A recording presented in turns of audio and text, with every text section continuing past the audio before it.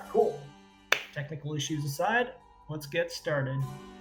All right, so last session, you guys got some needed rest at the palace after having a very long day of combating the Belladrakes in the palace throne room, searching out with Master Nantes, gathering some resources from After Krill, coming back to the palace where a strange ceremony using a similar material, some sort of planar material, was used to create a much more stable gate spell, and also sort of amplified with some other spell that was pushing through it, utilizing the shadow plane, essentially being used by the Imperial channeler to bring guards back from the ships more directly in a quicker manner. In the process of doing so, a set of demons were released by happenstance, from what it seems, unrelated to what the purpose of that spell was. They did not seem to care about you, only to be released into the material plane to carry out some sort of mission they have to recapture a escaped abyssal demon who has come to the material plane. Seeing that you all were outmatched, not outnumbered, but definitely in quality terms outnumbered, the Emperor and you all did release the demons to do what they were doing, and went back to the business at hand of stopping the Belladrakes. In this morning, after some rest and Max creating a couple of scrolls. Max, I don't think I actually added those scrolls to your playlist. I can do so when we have a moment today. Anyways, I'll cover that. You guys did venture out, mostly in search of Master Cleric Nantes, who did not return the night before after his own mission of seeking out assistance from the two other religious groups within the city, the Shrine of Habtha and the Temple of Corlon Larithian. You all did go to the Shrine of Habtha, where you find out that he did come there, and with 4 of the clerics, monks of Habtha, he went on to go to the Temple of Corlon Larithian. The temple, or the Shrine of Habtha leader, High Priest, did tell you that the evening was turbulent. There were all sorts of menaces in the streets, and he too was worried regarding his own monks and Master Cleric Nantes having reached safely. After this, you all decided to take a less direct path to the temple, going back through the wooded area behind the temple, behind the Planetdom, where you saw a group or persons hiding as well back there, and discovered Darius and Jameson, who escaped some sort of torture that was occurring between the Belladrakes within the Planetdom, of the Archmage and other persons of magical capabilities. The 2 of them were able to escape at the very last moment using Darius's staff of teleportation. They decide to now join up with you all, since the Planetdom appears to be entrapped within these sets of vines that are quickly closing up every available way to get in. And you all, at that point, had decided that you will be going on forward to the Temple of Corlon. So, with that, is there anything you guys want to do while you're still at the Planetdom?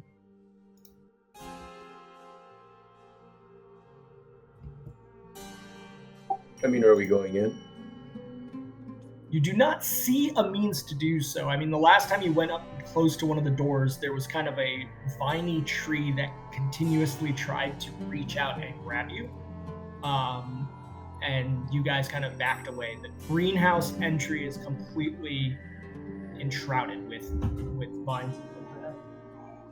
I think our original plan when we set out was to go to both temples to look for Nantes.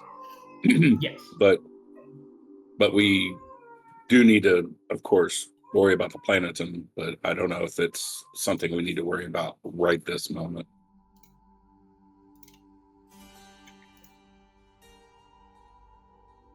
That's Medulfer's 2 cents. Yeah, the last thing you guys kind of agreed on in the end of last session was that you were going to continue on to the Temple of Corellon to find out about Master Nantes. Which, if that's a plan, we need to continue heading north out of this little area of trees. Oh, one thing I just point of order, a little bit meta. That little journal that tracks the resources of the Empire, I did remove 1 infantry from that since he did die. So there's 1 less infantry within the city currently.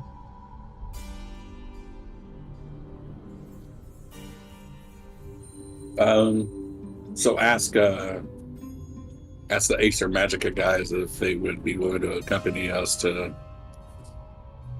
seek the whereabouts of Master Nantes, assuring them that, of course, we will tackle the issue of the planetum once we have a little more knowledge of what we have available.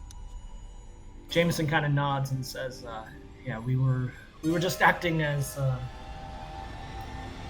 reconnaissance on it. I don't believe that after seeing what they did to the archmages in there, I don't believe we have the resources at this time to attempt to break in. Anyways, there's some sort of dark ward around the entirety of the planetum currently."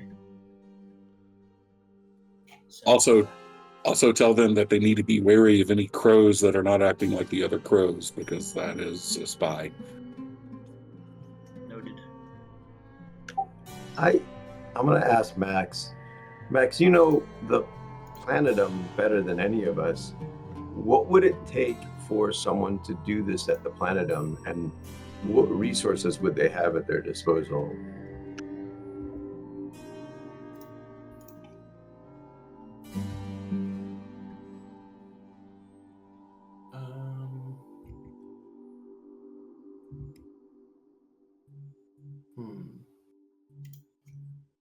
Do I have an answer for that? Yeah, I mean, I can GM kind of infill here. Max, you're aware that there are many wonders within the relic level items within the planetum that are held within the rooms of the various archmages. They themselves were adventurers at times. Some of them have gathered amazing things. I mean, the Archmage of Conjuration had that crystal ball that was creating an intricate demi-plane within the planetum that you guys encountered. So, I mean, there's definitely some resources for sure. The wands that Firadina had that were robbed of her, you know, so clearly somebody was seeking out resources within the planetum. Regarding this enshrouding, give me either a knowledge arcana or a knowledge religion, whichever you choose, Max. And by the way, just as a meta, I can't find the scrolls that you added manually in your inventory. So I'll have to back check which ones you actually were looking to add. I apologize for that. Yeah, I don't remember either. Okay. We rested, so I reset my spells and everything. Okay, yeah. I will look back at the transcripts. Sorry about that. With that check, scroll of wish, yes. With that check, you do know that there's no individual who could create a magic that looks like this. I mean, outside of something of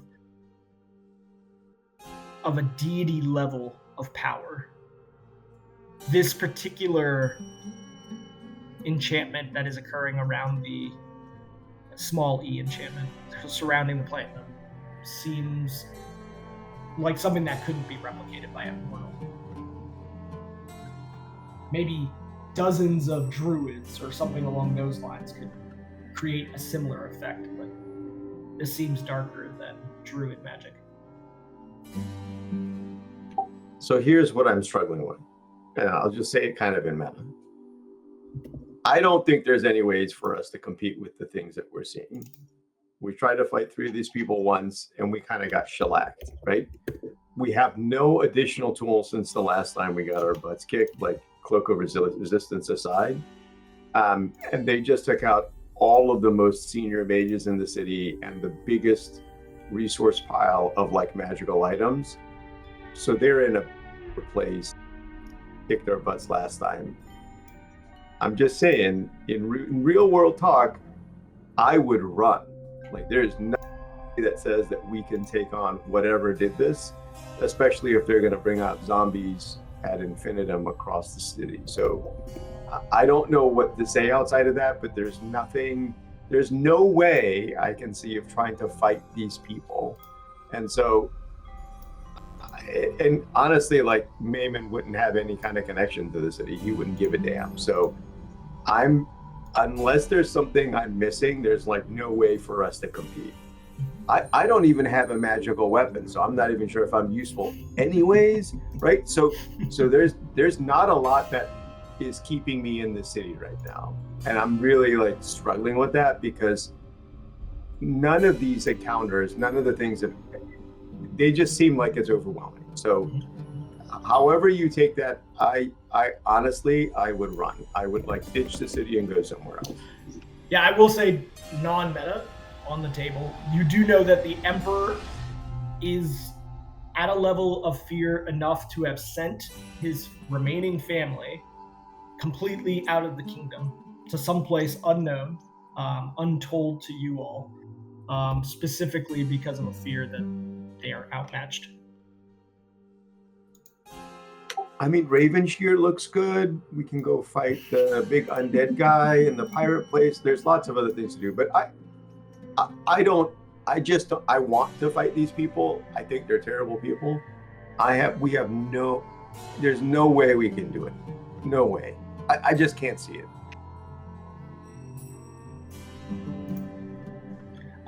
Max, I did add those 2 scrolls now to your, and I'm removing the several thousand GP of scribing materials from your consumables. Aw, why? Well, it can come back if you're back at the palace. Okay. Jameson, even though you said that behind the table, I guess, Jameson picks up on your... I do think we face an uphill battle. But if we can even gather allies, even if it is just to retreat, I think a person such as Master Cleric Nantes, perhaps Render Klein, these are people, if we can find a way to remain safe, perhaps there will be a better opportunity at a later point. Not to forget also that at some point the military will return to the city. I know that before we left the palace yesterday, the Emperor was seeking ways to return them.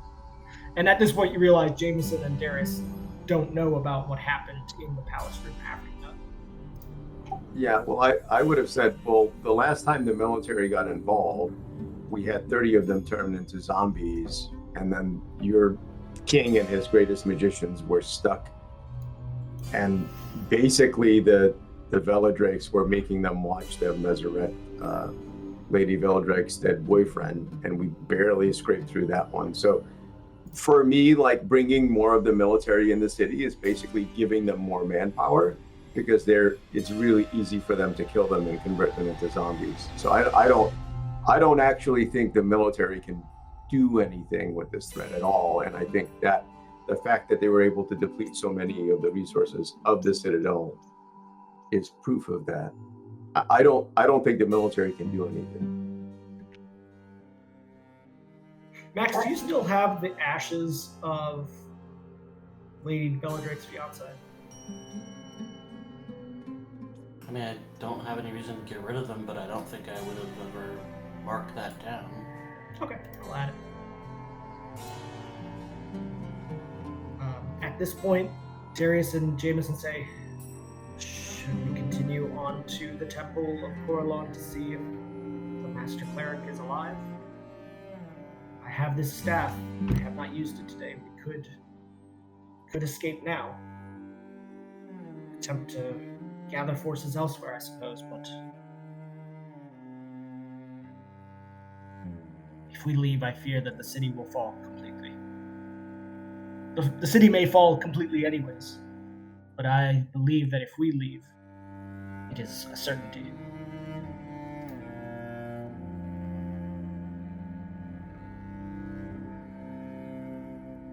So, what do you guys want to do?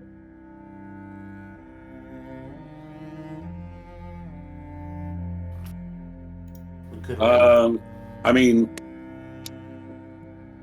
I agree with the fact that we do need to find more resources, be that people or, items, whatever.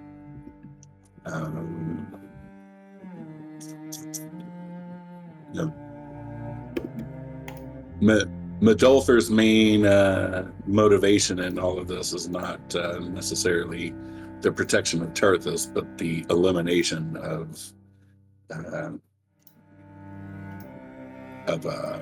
Lady Veladrake, because basically he's got a sour taste in his mouth from having been used, right? Which she used us to get the crystal in the first place. So that's his sole motivation here. I don't know. It doesn't make a lot of sense to, go around and see if there are other resources that can be tapped to come in. I don't know what kind of time table we have before the Veladrakes decide to amass like an all-out assault against the Empire, and what it is they want with Terthus has been largely unclear. What do they gain by this? In a manner of speaking, Terthus is pretty not necessarily directly center, but central to a lot of the lands around, and it's not connected to either by land as well. So I don't know. Strategically, if their plans are conquest of other land, the other lands, then Terthus makes a pretty strategically sound, base of operations, right? So.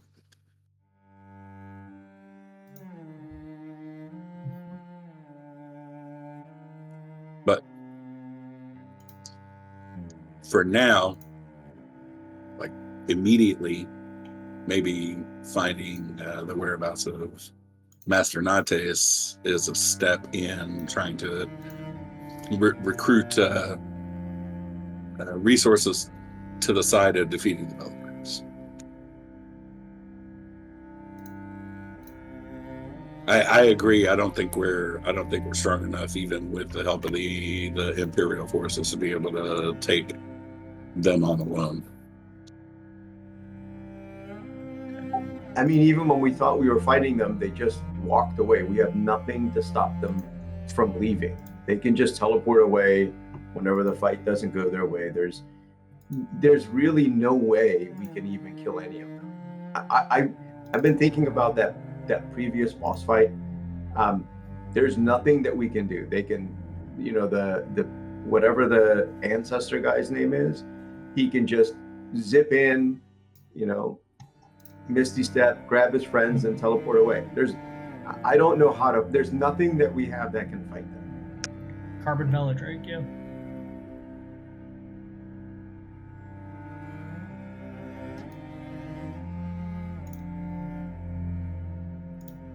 I mean, I may be misthinking, my character doesn't know a lot about magic, but I haven't seen any magic that any of us can do that can hold a candle to these dudes.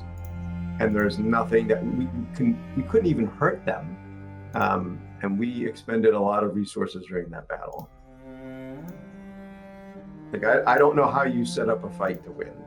There's just no way. Yeah, I would agree. I think we would not fare well. So we probably need to either go find some additional resources somewhere or basically, we just plan on coming back and having a fight to get back in the city.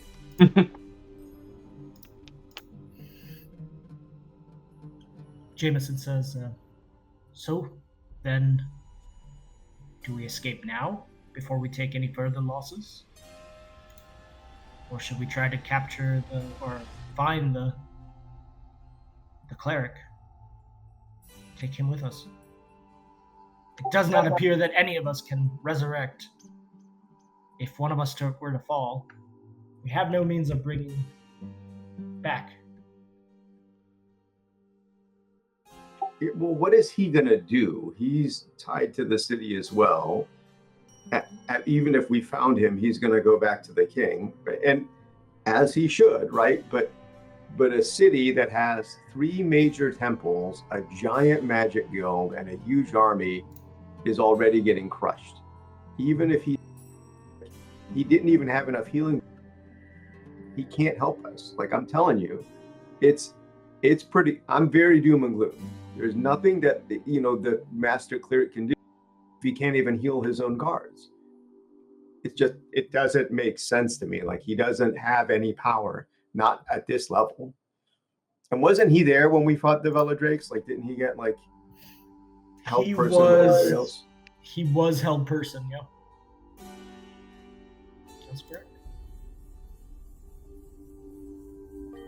All right, decisions. If you like the dude, maybe we can go save him and send him on our way to the king. But I don't think there's anyone in this city that can help us, like, actually do something against the Veladrakes. And it's crazy, right? Because it's a whole city, right? In the whole city, no one has been able to tackle these people. But, like, and I hate to be doom and gloom, which is why, like, I'm a little bit torn about this. But there's no, I approaching this fight, there's no way I can take this fight. I don't understand how we would even attempt to do it. It'd be like a squirrel trying to fight a falcon, right? It's like they're not here, they'll leave. Like, what am I gonna do, right? I mean, I fully agree. When I saw even just the ancestor guy, Gordon, by himself is That's a lich. Yeah, that's can't. So, especially when I saw the spells he was casting, like, even in character, Max would be like, "Oh, I theoretically know what that is. Okay, you know." Jameson speaks up. I concur with everything that you all are saying. The cleric most likely will not wish to leave the city unless forced to. I suppose the question is he important enough for wherever we are headed to take away that choice from him?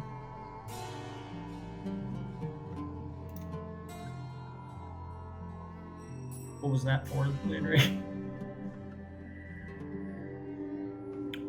Sorry? Accidental button press? Oh, yeah. Yeah, no worries. I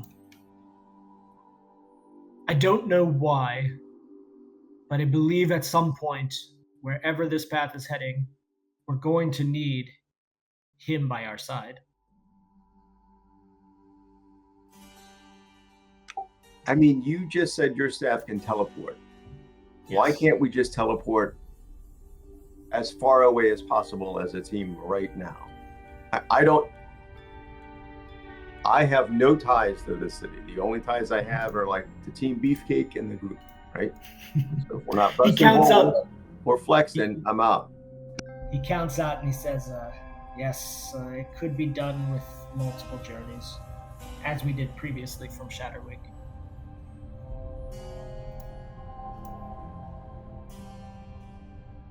We could escape, live our lives, follow whatever the path is that is ahead of us, not look back to this place. Anyhow, it's kind of not up to me because I'm, like, the new guy, but I, I just wanted to put that out there because it's been bugging me for at least the last session in this. Yeah. No, at this point you're like, hey, does that take me back to the Shadowblade? I get it. Well, what about the Acer Magica guys? Do they know? Do they have allies around the world that they could maybe tap in for knowledge or for assistance for anything here? Like, We do. There is a consortium of us free magic folk who are not beholden to the established arcana. Throughout Adbara and Dorithia, we have capable allies. We could journey to them, gather them, but at that point, what would we even be returning to? It is not a simple snap of the finger to gather those persons. Some of them have scattered, much like we did, to secluded spaces away from major kingdoms. But yes, we could. I just fear that this city and its resources, more importantly, the Empire as a whole, may fall into the hands of true evil ambition. Not sure we It can escape already that. has, right? And unless you're a full nation, I don't know how you fight this. They have proven they have legions of undead. There is nothing the king and his greatest magicians and clerics could do when they attacked him directly. There is no tool this country has to fight. I mean, I'm just telling you, every single encounter, every step of the way, everything that we've done, they have, was it that corpse snatcher, that giant centipede undead guy that we fought? That was one of the things that they just unleashed in the army. We can't even, in this city today, we can't even go to find someone without wading through undead. The best thing anyone living here can do is leave. The kingdom has fallen, and unless you're another kingdom, there's nothing in this town, right? There's nothing in this empire. There's nothing. It's just, I feel real strongly I want to be wrong, but there's nothing anyone could do to fight this threat, right? Jameson looks to Max. Max, you have the closest ties to the city other than us, who have been part of this kingdom before. What of the 100,000 persons who live within the city walls? Are they to be left as ammo for such a dark army? Eventually, with such undead forces at their hands, an unlimited amount of tappable energy, would they not escape these shores and come after those who they see as enemies? Yes, but what can we do about it? We don't have the resources to mount an evacuation of that many people. We could take a few that, if we get a ship, maybe we can get hundreds out, but that's a fraction of a fraction. Should we attempt to steal a ship? No, I'm saying there's hundreds of thousands here. If we save anybody, it's just to make ourselves feel better. It would be loved ones or people we happen to see. But it's not like we can actually save the population in any meaningful way. And he kind of looks around. He's like, we're out in the forest somewhere. Where are we right now? You guys are in the city map, back into the wooded hills with a lot of thick underbrush between the castle and the Planetum. Okay, so pointing out, I say, so you said there's 100,000 people here? The total population of the city, is around 100,000. That is a lot. It is a lot. What's the size? You said that they had on the order of hundreds of guardsmen for 100,000 person population. They have 800 total that have left Terthus specifically. They've got another 100 plus, 200 plus that are sort of part of the island itself, but their main focus is in colonies. Max and others from the plane know that Terthus has several major colonies around the world, where they also have sort of this military might. Namely, the Apton Islands is where they but like, have that. where is the 100,000? Is it on the island, in the city? What are we talking about? Overall on this island, and then throughout the Empire there are more, but within this island, between Gregans, some of the small encampments and mines, and then also the city itself. I mean, there's not much we can do, right? Like I said, we could find survivors here, maybe get on a ship and save them, right? That's literally the most we could do. One thing you've noticed on your walk down here, other than that corpse that was on fire outside of the walls of the Citadel, it's been very quiet within the city. You noticed a lot of boarded up houses, shutters closed, nailed. You do not see roving like last night you fought those ogres, the undead ogres, but this morning on your walk at this point you haven't seen any signs of stirring at all.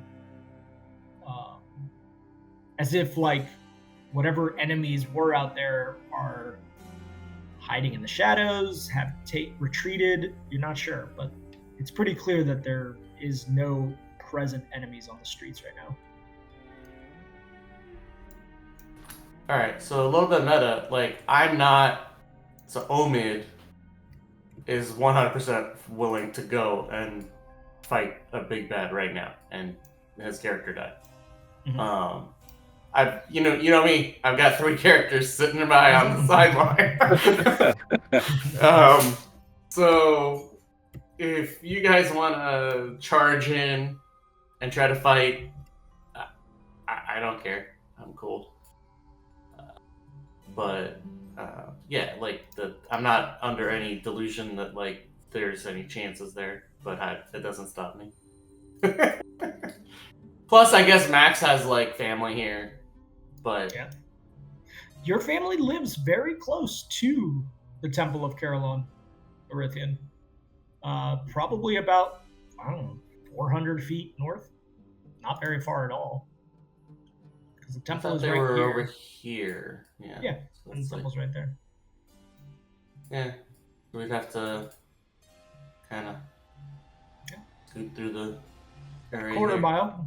I mean, at a fast pace, you guys could get there in like 3 or 4 minutes. At a slower pace, take your time hiding 10 minutes. But thus far, you're not really hiding from anything that you can see thus far. So do you wish to continue on to the temple to observe? Make decisions there? Do you want to bamf out right now? I mean, Darius and Jameson are looking to you guys and saying, look, we have the resources. I do have this staff. If we need to go anywhere else, we can cut ties. They do agree that approaching this triumvirate directly is not in any way beneficial. There's no point to doing that. Plus, if everything here is going to be theirs, then if we can take as much with us, then that's less resources for them. I mean, even if it's a drop in the bucket. An undead master cleric is a scary thought. I mean, the archmages alone, who, as you were told, were being tortured rather than killed, so not clear why. But yeah, any of these beings turned into a commanded servant is a dangerous asset. Yeah, but they also overcame all of the archmages. The archmages weren't like subdued beforehand.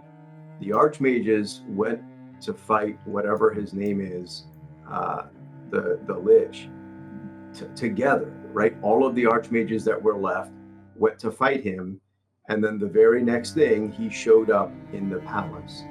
So if he alone can take out all of those archmages, which were the greatest magicians in the city. Like there's Yep. The way that Jameson and Darius explained part of that is that Carbon is very familiar with the Archmages. He knew exactly where the defenses of the Planetum are, he worked within the Planetum as one of the Archmages, the Archmage of Necromancy. Being that insider allowed him to skirt and surprise the Archmages to the point where they were not ready to do anything in defense. It was pretty quick how quickly they fell. But remember, we were there. We went to the Planetum. We defeated a lot of his people. The Archmages showed up. The Archmages knew he was an enemy, and the Archmages went to tackle him. Like they made the decision to fight Corbin directly, knowing all that. It wasn't like it was a surprise at that point. It was clear as day that he was the ringleader. They didn't know he was a Velendrake. We didn't know that. No, yeah, at the time, just for clarification, at the time after you guys kind of escaped the Planetum the first time, right? Carbon Velendrake was not known. The necromancy teacher was suspected. It was not known he was Carbon Velendrake until he appeared in the palace, and you guys were separated from the Planetum at that point. Just as a clarification. But yes, the Archmage of Necromancy was believed to have been in conspiracy to do whatever they were doing in there. Yeah, but I mean, like, the point stands, right? Mm-hmm. Like, yep. I'm not as GM, I am not disagreeing at all. So take that for whatever it's worth. The only question I have is, are you going to try to seek out whatever resources are left here, like Max said, in the city, or are you bamfing out? I mean, if you want to go get your family, Max, I think that's good. If you want to tell the people to get the hell out, I think that's fine.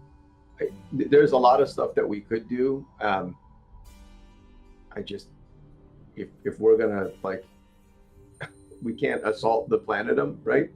We can't protect the king. Like, outside of that, there's a lot of stuff we could do in the city before we think. So are you we hear going Jameson into kind of warfare mode? You when you mentioned the Emperor, Jameson just kind of under his breath goes, "Fuck the Emperor." Eat the rich. Yeah. Clearly, Jameson Darius not doing this for the Empire. I mean, Modal Fear, you told them not to use that stupid dust. They did it anyways, and they unleashed a bunch of demons. So I also don't have a lot of love for the Emperor at this point, or the city, because if that's the kind of stuff that they're into. They had a weird guy that attacked us that was like apparently friends of the Empire, and they're like, oh, it's okay if you keep all these crazy beasts and like jump through dimensions to do it because you're like you've done some things for the Empire in the past.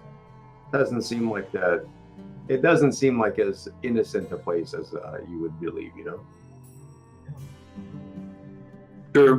It did support your plane jumping as well, so there's definitely a little history of, if it helps out the Empire, they're willing to look the other way on certain. I mean, I don't know that. Maybe that's true. All right, so just to keep the session on focus, though, you do need to make a decision about whether or not you are going to, like you said, guerrilla through the city to where is important, and then, or if you're leaving right now as a retreat. So as a group, take a vote now so that we can just sort of have a resolution of that.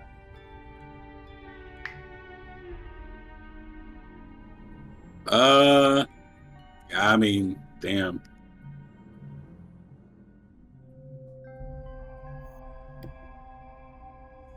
It makes a lot of sense to get somewhere else right now. Yeah, and I'm not really sure how effective guerrilla through the city would be, just given its size, you know. I mean, I don't know. It's hard. Max?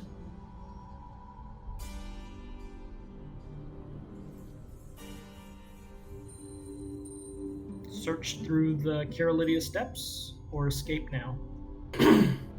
So there's no ships here, right? The Emperor sent every ship out because There are he was merchant trying ships. to attack. There are merchant ships, including, by the way, the last you saw, Jado Bundafel's flagship is still here. Where was it when we saw it? At number 6, yeah. Valor Pier. Yeah. Yep.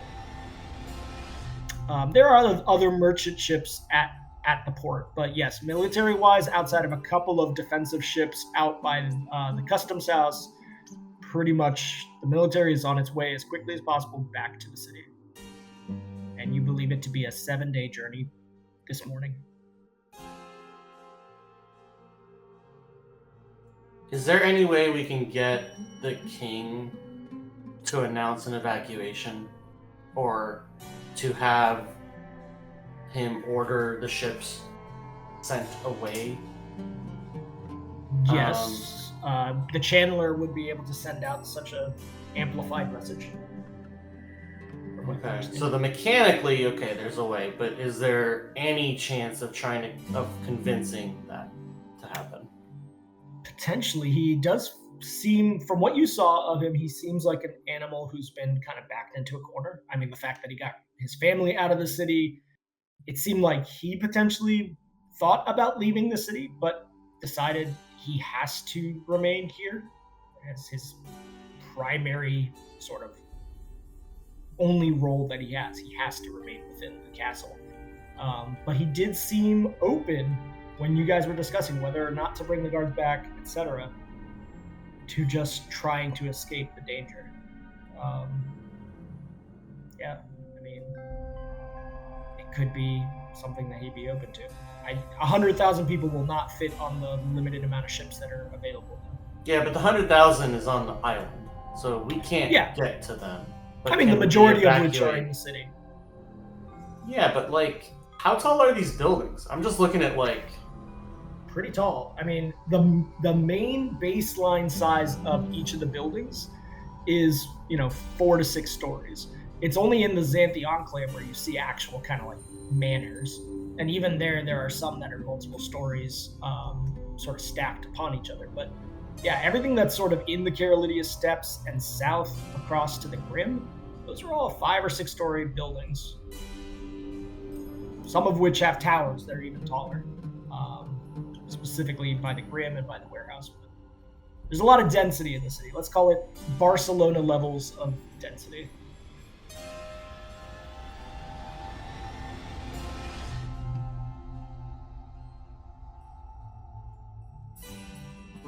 I don't know. Maybe we go back to the Emperor and say, "Hey, new plan. Let's GTF." Yeah, I think that's the best we can do is go back to the Citadel, and then get whatever resources we can out of the city. Yeah, you do have a message scroll, by the way. You have the sending stone that you gave to Course, so you don't actually have to physically go back to the Citadel. Oh, they're back there. Yeah, Course is not with you. Render and Course remained at directing the guards, etc. Okay.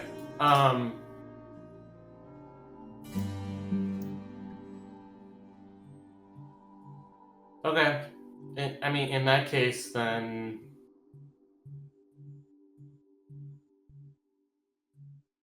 Yeah, I could... I'm telling everybody, I could tell them to start that process. And then we could try to go around the city and find survivors and tell them that there's a ship at the pier, at Valor Pier.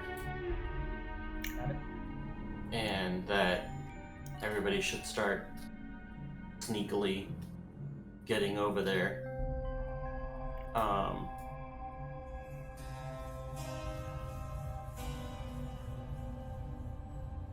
Okay. Is there any resources in the city that we should try to capture before we leave? Yeah, there's whatever the Grim Ward has. There's tons of magic shops there. There are obviously the temples have a pretty high amount of divine resources. One of the reasons that you sent Master Cleric out is to gather those. various rich families could also have not just monetary values, but also, capable defensive things for themselves that they stockpiled in such worries. Yeah, can we start a phone tree? Okay. And You just wanna be send like, everybody needs to get out of the city and to Gregan's. Like, there needs to be a mass. Yeah, I mean, I like Neiman's suggestion of just being like the 100,000 need to leave the city. Because, like, Gregan's is not currently taken over by undead. Okay. Right? Like, Well, we know that. We yeah, were yeah. there a while ago, and it seems like these guys are focusing their attention here at the Palos. As you look out through the trees, you notice their attention, other than the Planetdome being a bastion of defense, clearly, you do not see their fingerprints anywhere else in the city this morning. Okay, yeah. Now, you do know that they expended a lot of resources in whatever the heck that thing in the palace throne room was the prior day. So whether this new day brings them something, why they are not out wreaking havoc in the city this morning, you can guess.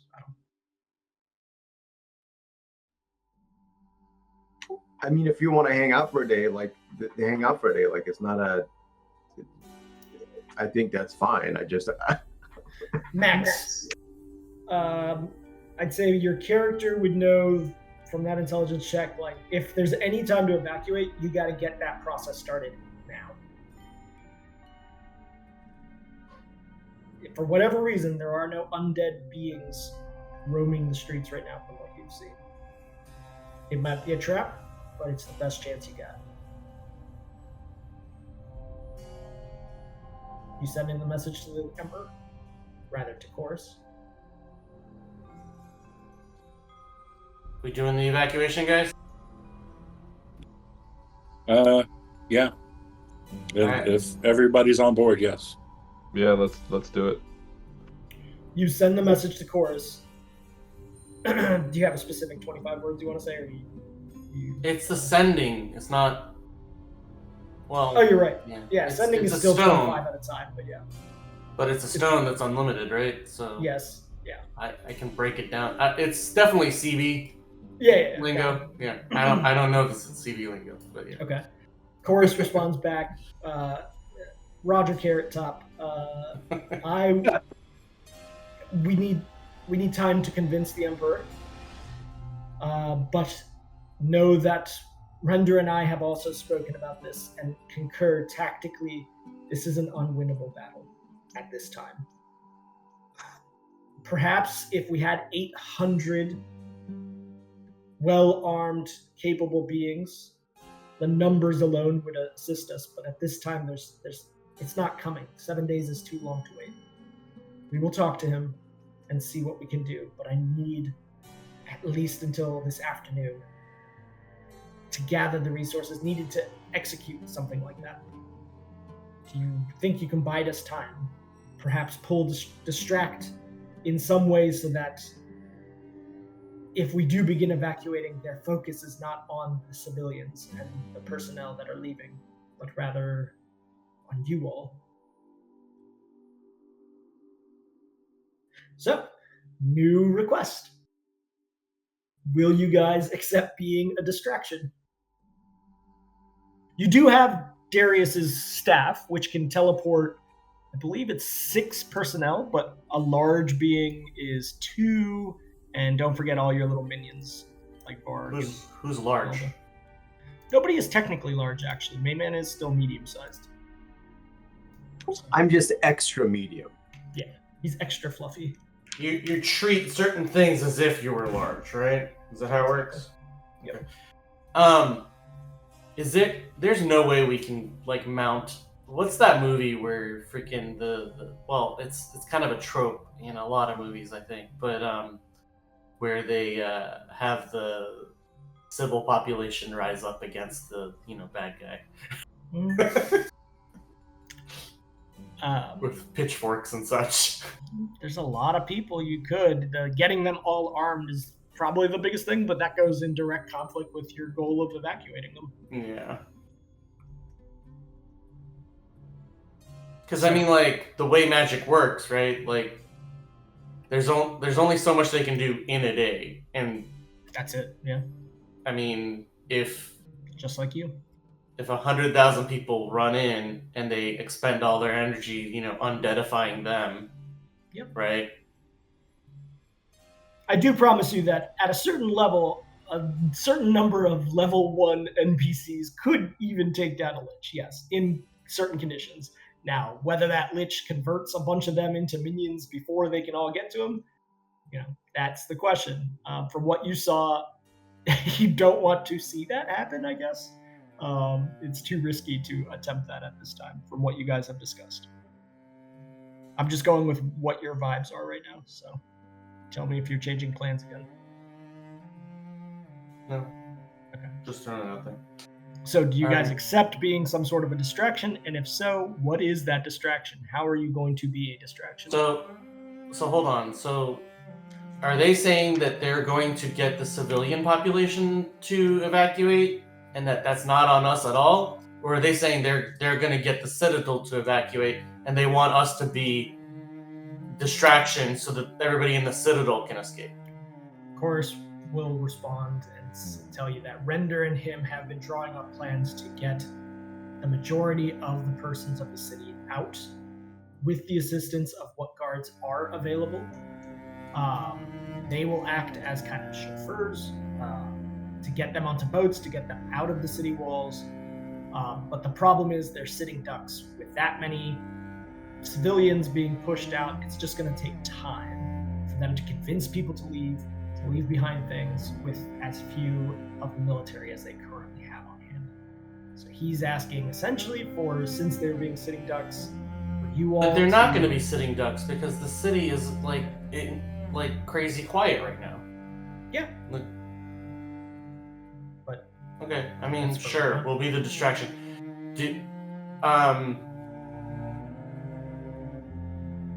I asked, of course, in character over the stone, do you think staging a fake battle at the Planetdom, which is where it seems like all the bad guys are, is the right way for us to keep them distracted? Like,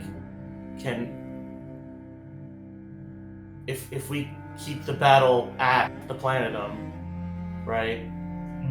Even if it's not a battle we intend to legitimately finish. He basically responds to you, I don't know, Max. I can't see the future, but whatever distraction you can provide, attempt it. Okay. So I put the stone. All right. Get started. What are you doing? So I tell him to get started. Okay. And he responds that he will begin. When you hear an explosion, that's the signal that the distraction has started. Understood. I'll look for your flare. All right. So I've got. Let's see here. I've got. Where are my explosives? Yeah, you do got a bunch of explosives. I'm trying to find them in my freaking. Might be in the bag of holding. I've got 5 of those explosive devices. Yeah. Although I'm not even counting what's in the bag of hold. Yeah, what's in the bag of holding? 8. Finn had a bunch on him as well. I don't know if you picked those up. Those were picked up. That's what's counting the ones in the bag of holding. So we got 13 of those. Yep. I have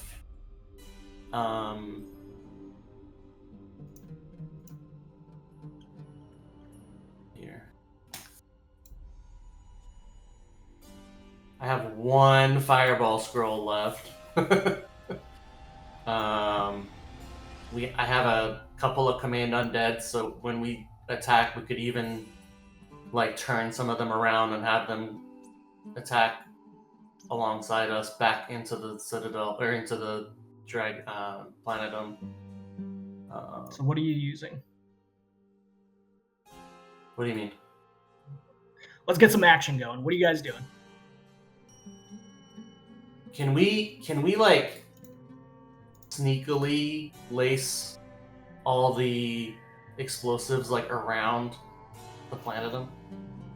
There's a limit, right? So what you were able to do before is essentially ignite a bunch of them dangerously and run away. But like you don't have the stuff to like create like a time detonation, right? Of all of them all at the exact same sort of moment. How many people do we have? Can you just like, we can blow a hole in the side of the planet, right? Mhm. And Yeah. you could just like lay a couple of them on the ground, and then one of us can chuck the last one. And even if they explode close to them, they'll all go off, right? So that's, Yeah. you could do like 4 or 5. That's how it worked last time. Is exactly how that worked last time. Main entrance. You want to do it It's at like- the main entrance? No, I'm just asking, where is it over here? There's two. There's one that goes to sort of the college itself, and the other one goes to kind of the dormitories and library. Okay. Do you think that there's like a place they would keep prisoners? Can we do like a prison break situation if we're trying to be sneaky? Jameson and Darius faced that themselves. It was within the chambers of the archmages that occurred, and they were able to escape. That is deep within the planetum. In some cases, through various magical ward doors, things that keep random people from entering the archmage chambers. Max, you're aware of that. So, like, yeah, you could, but it was deep within there that they were. That would be a quagmire. Torture, yeah. Is there a place where there's stuff that we would want to take from the planetum that's closer that we could break in and grab it and go? The library is probably the closest thing that has some value to it. Old spellbook, spells, things like that. Magic items, mostly held within that same zone of the Archmage chambers. That's kind of where they have like a, let's call it a room of holding. You know, it's where they keep artifacts and things like that they research, etc. And we can't like sneak in any way, can we? Every entrance appears to have this dangerous vine-like thing that reaches out for you. Vines, they don't look natural. Tentacle things almost. You could attempt to with explosives. Yeah, I mean, I'm gonna blow them up too. So GM, Yeah. I minor in necromancy, right? Yes, you do. So I know how it works, right? You definitely do. Okay. So when a creature is killed and then raised as an undead, they don't maintain their classes, right? No, through that manner, they do not. They retain some of their physical capabilities. They do not retain their intelligence necessarily, or the knowledge that they had necessarily. It's not as simple as, okay, now you're an undead template of your previous NPC self. So, I mean, it's not like he can raise a cleric and have an undead cleric, right? Not through that means, no. It wouldn't suddenly just be like, now you are my cleric. This is not a undead dragon Game of Thrones situation. So trying to save the prisoners is really a question of, do we expend extra effort in order to save some rich folks that have been captured, right? Yeah, I mean, Jameson and Darius only brought up recapturing the cleric because of his ability to resurrect you all, if revivify one of you all if you die. You guys are going into difficult things without any way of reviving. That was the only reason they brought him up. It's if we're a distraction, the only question is, will it be annoying enough for them to pay attention? And so for me, I don't know why they have these prisoners, but the fact that they took them means taking them back would be annoying, right? Like you're just trying to be a pest. I don't, other than that, there's nothing in here. I think that, like even blowing a hole in the wall, I think it's going to have to be more than that for it to really be annoying enough for them to pay attention. Jameson and Darius kind of concur with our observations within. Their focus was primarily on whatever the ritual they were casting on. I would not be surprised if they are continuing that process right now, and that is why the streets are so quiet. I did not see Hildy within there. We only saw Carbon and Lady Belladrake performing whatever that was. And then they kind of just disparaged the Platinum as a general, like, I'm sorry, Max. I know that you were a member there, but I could care less about the Platinum, other than the potential dangers that it risks in the wrong hands. Didn't I kill Hildy? You did not kill Hildy. Oh. No, they all left. I don't even think anyone got damaged out of the three of them. Hildy might have gotten some damage. Hildy was pretty bad. I did ridiculous amounts of damage. Yeah. But To the point where, like, it seemed unnatural she was still standing. But yeah. Okay. Well, my idea is to blow a hole, but, you know, I don't know if that makes sense in character for Max to say, given that he knows that there's not any good chance of finding our way deep into where these people are. And keep in mind the explosives that you guys have, like, there's a concussive force to it. The most that you ever did with them, you put 12 within that cave with the Sildebrin. It caused a lot of damage to the Sildebrin, but the Sildebrin did not immediately die, and the cave itself did not, like, collapse. So, like, you know, temper expectations on how much explosive power 13 of these would have. It would not, like, cause a crater situation. I mean, we've got to bust a hole. I mean, there's no other option for this team, right? Like, we've got to bust a hole. But after we do it, can we, like, run in and, like, do some, like, annoying stuff? I don't know, like, I honestly don't know. Something that would annoy them and then leave? Like a raid situation? You can certainly try. Like Raid Shadow Legends, like and subscribe. I mean, we can narrate the whole session if you guys want, but it'd be fun if something were to happen here. Damn, I mean, I'm here for you guys. What do you guys want to do? We're just whining.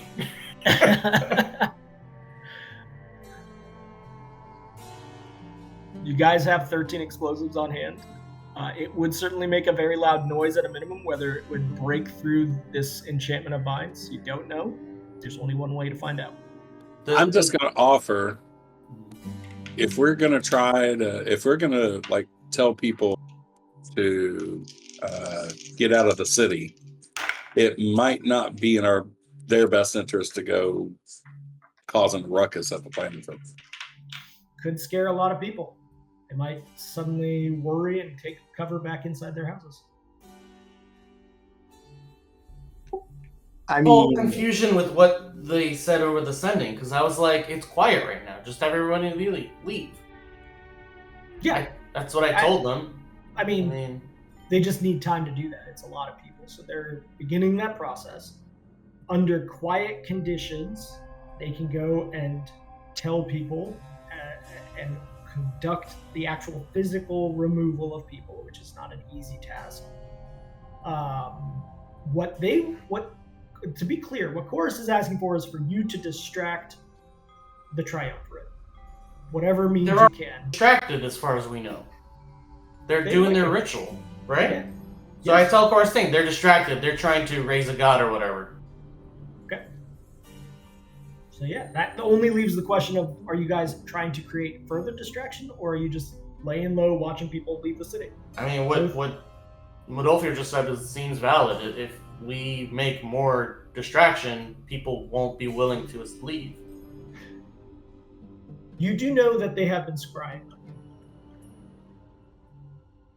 They can't scry and do their ritual at the same time. That's like... Alright, I don't know. Whatever. Well, yeah, they're scrying on us. I don't know. There are 3 of them. To remind you, 2 of them have been seen within the planet. Yeah. There's nothing we can do. You guys just want to bamf out? Let's just go. let's not overthink it. Let's just bust. All right, balls, Max. go in Max there, is gonna raise some Naruto stuff. to the front door. I like Mayman's thoughts of not overthinking it. All right, Max is gonna Naruto run to the front door. To the front door out here. Yeah, Okay. What is a Naruto run? Sorry, I don't. it's just stupid running. Oh, okay. With the And you arms run- behind the back. Yeah, Sure. Okay. he's As he's, you run- he's kamikazing at this point. Like he As doesn't you take care. off to run, Like- who is going with him? I like this, by the way. I mean, all I want is action. So, what are you guys doing as you see Max take off with the explosives? Following suit? Yeah, Max didn't sure. do anything to you guys. I just started Okay. running. Okay, great. You guys take off for the front door. Max, you are at the front door. Nothing occurred to you of harm. You do see the viney tentacles trying to reach out to you, but you are obviously standing far away enough from it that it cannot reach you. So, what are you doing? The explosives are like if I pile them all on top of each other, if one of them goes off, it should cause a chain reaction, right? Yes, if they are piled within 15 feet of each other, the force of one going off will force all the rest to fire off. All right, I throw all but one of them untriggered towards the door, and then I light the second one and throw it. Okay. Max, why don't we just throw one and see what it does? Like we're throwing it at the tentacle, right? Yes. Everything is tentacle at this point, as in front of the openings of the. I mean, other than the stonework of the building. You want to just see what one does, and then GM, I am doing a suicide run. Just so you know. That's what's Okay. happening right now. Sounds good. Okay. All right. What are you guys doing? You need to help me. Are you throwing the Let's explosive? go with device? Max's thing. Let's throw them all. Let's go. Excellent. I love it. 8 So, explosive devices. 12 or sorry, 12 a explosive dozen- devices. A dozen are thrown unlit, and then the last one is I'm lighting it and throwing it. Okay, I am removing these from your inventory so that it is clear. You guys no longer have magical explosive devices. Max, where is that in your inventory? I will take care of it. Okay. Okay. And you light that last one? Yeah, I throw it. Okay. Please roll me. That is 13 times 3. Roll me 39d6, please. Jesus Christ. As you toss that, I didn't make you do a throw check, but I think you can get it within 15 feet from where you're standing. As you throw it, it explodes. I assume you guys step back far enough. Yeah. Okay. It explodes. It does 132 points of damage. The vines in front of the main door are destroyed. They attempt to grow back slowly, but there is clearly an opening that would allow you to enter the door if you wish. Yeah, go in. Okay. I go into. Yeah, And- follow him in. Okay. As you go through the doors, you get a sense that the vines are attempting to close back up outside of you with every minute that you are within here. You look down the hall of the main Planetum chambers, not the dormitory, but the main building chambers. The hall of abjuration, etc. There's no one guarding this space. It is empty. Okay, noted, Mayman. Keep going. Okay, you're gonna just wander the halls of the planet. As I you mean, walk, we have intel about where people are. yeah, So Jameson that's where I'm going. Jameson and Darius in the back of the group kind of go, I have my staff ready, but I haven't done the count if we need to vamp out of this, but yes, we can continue. And they lead you through the Planetum to the entry of the Archmage's chambers. Max, you know that there's typically a ward on this that can be removed by just presenting your spell book to the door that leads to the Archmage chambers. Do you do so? When It's you kinda say like a- when you say it's like a fob. presenting, what do you mean? It's like a fob. You like scan it in front of the door, and it's like, oh, okay, it's Max Xanthi, and then it allows you through. I mean, I don't necessarily think they would have had enough time to freaking change the keys. Change the locks, sure. I mean, it is the first thing you do when you move into a house. It's proper practice, but okay. Yeah, but their priorities are on other things right now. Yeah. They're trying to raise a god, you know. I mean, They are. or whatever. I don't know. So, do you present the book? Yeah. Okay. You present the book, and the door does open. A little light flashes as it opens in the hallway it's behind it that leads to the various schools of magic, the Archmage's chambers. The light kind of is like a glowing hum. It's just kind of like pulsing like a light bulb that's slowly dying. It's kind of just like... and it flickers at times. That's unusual. You have never seen that before when you've done this same thing, going to visit one of your Archmage teachers. I'm sorry, I don't really understand what you're trying to communicate there. There is usually the light in the hallway is consistent and normal when you entered here. This is more like something's up. There's something up with the lighting in here. It's different than the last time that you came into the chambers of the Archmage. But the door is open. They have the UV lights on because they're goth. I got you. Yes. Yeah, it's a black light situation, sure. Okay, alright. Hey guys, just like keep your mouths closed because otherwise they'll be able to see you because your teeth will glow. Okay. Proceeding down the halls, whose chambers do you wish to go to? You have any of the Archmage chambers available to you? Are we near the section where the wand? I forget her name. That was in wand. the students' areas or the dormitories. That's the other side of the building, the other entrance. This is closer to the Archmage chambers themselves. So. Whatever we're going to be doing, we're going to be doing it fast. Okay.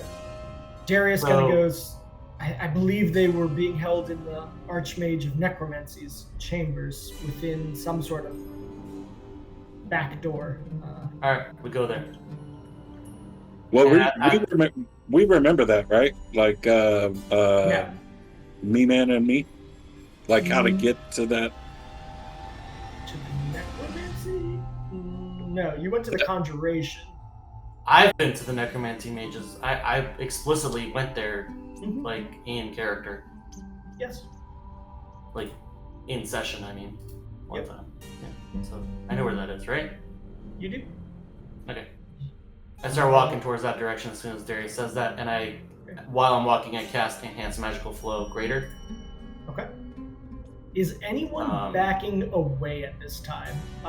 Jameson and Darius, their demeanor continues to get more antsy the deeper you guys go in. You face the door heading into the Necromancy chambers, and Jameson just speaks up. I know that we are to be a distraction here, but wasn't the goal for us to actually survive the encounter? Are we really going and facing the liches directly? This is where the prisoners are, right? Yes. The prisoners that we escaped from last night. Okay.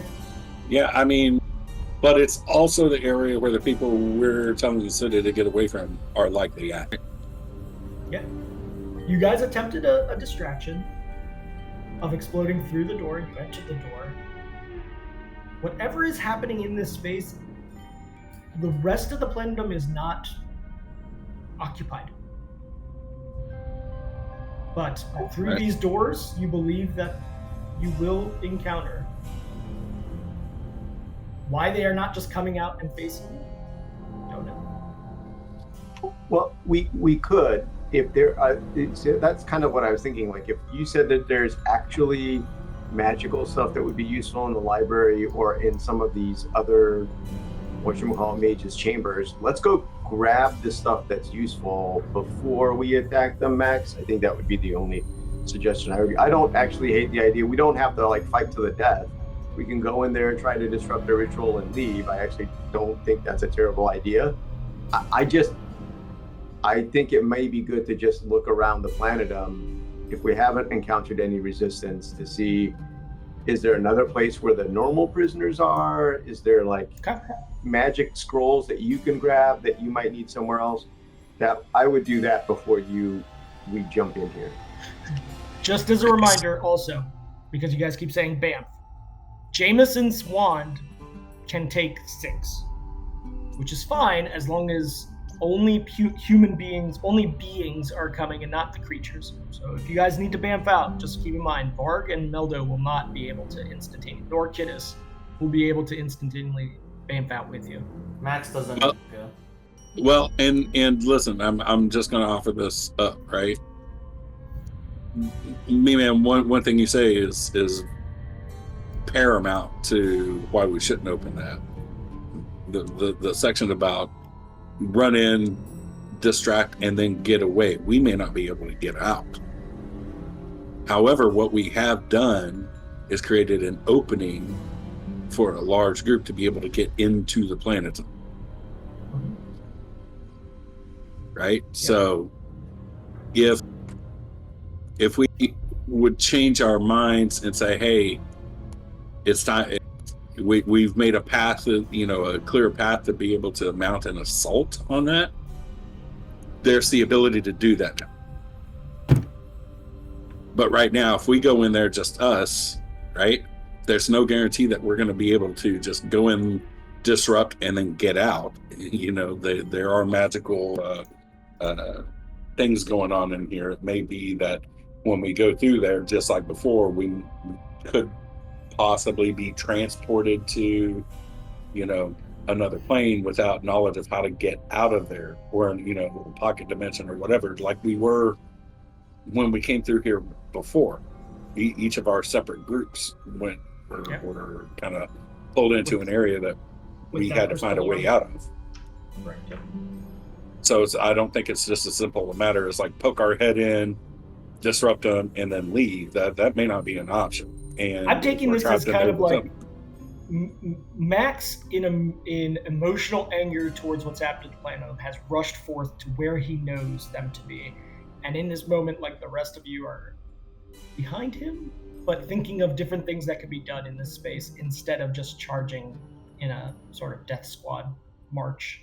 Well, that's what I'm saying. If we're going to do a last stand moment, let's go get everybody that can put a sword in their hand, bring them in here, and then at least we have a large force going in there instead of the hole just that we 6 of us. busted. The hole that we busted isn't gonna last long.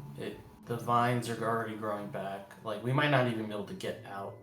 Like, you'd estimate that based on the time that it took for that to occur, it's a couple hours maybe until they start becoming an issue that you're gonna have to cut through again to get through. Like, it's now, right? We if we're gonna do this, we do it now. But we light the fires of Gondor. This is the moment, right? You do have the sending stone. Yeah, I mean, I don't know who else we would bring in here. Even if you want to talk about like what Master Cleric Nantes or whoever, I don't know who else we would take in here if we're just looking to make a distraction. I think we can send the animals out. I think that would be a fair thing to do, is to send the animals out to wait for us, because then we can Banff if we need to with the staff.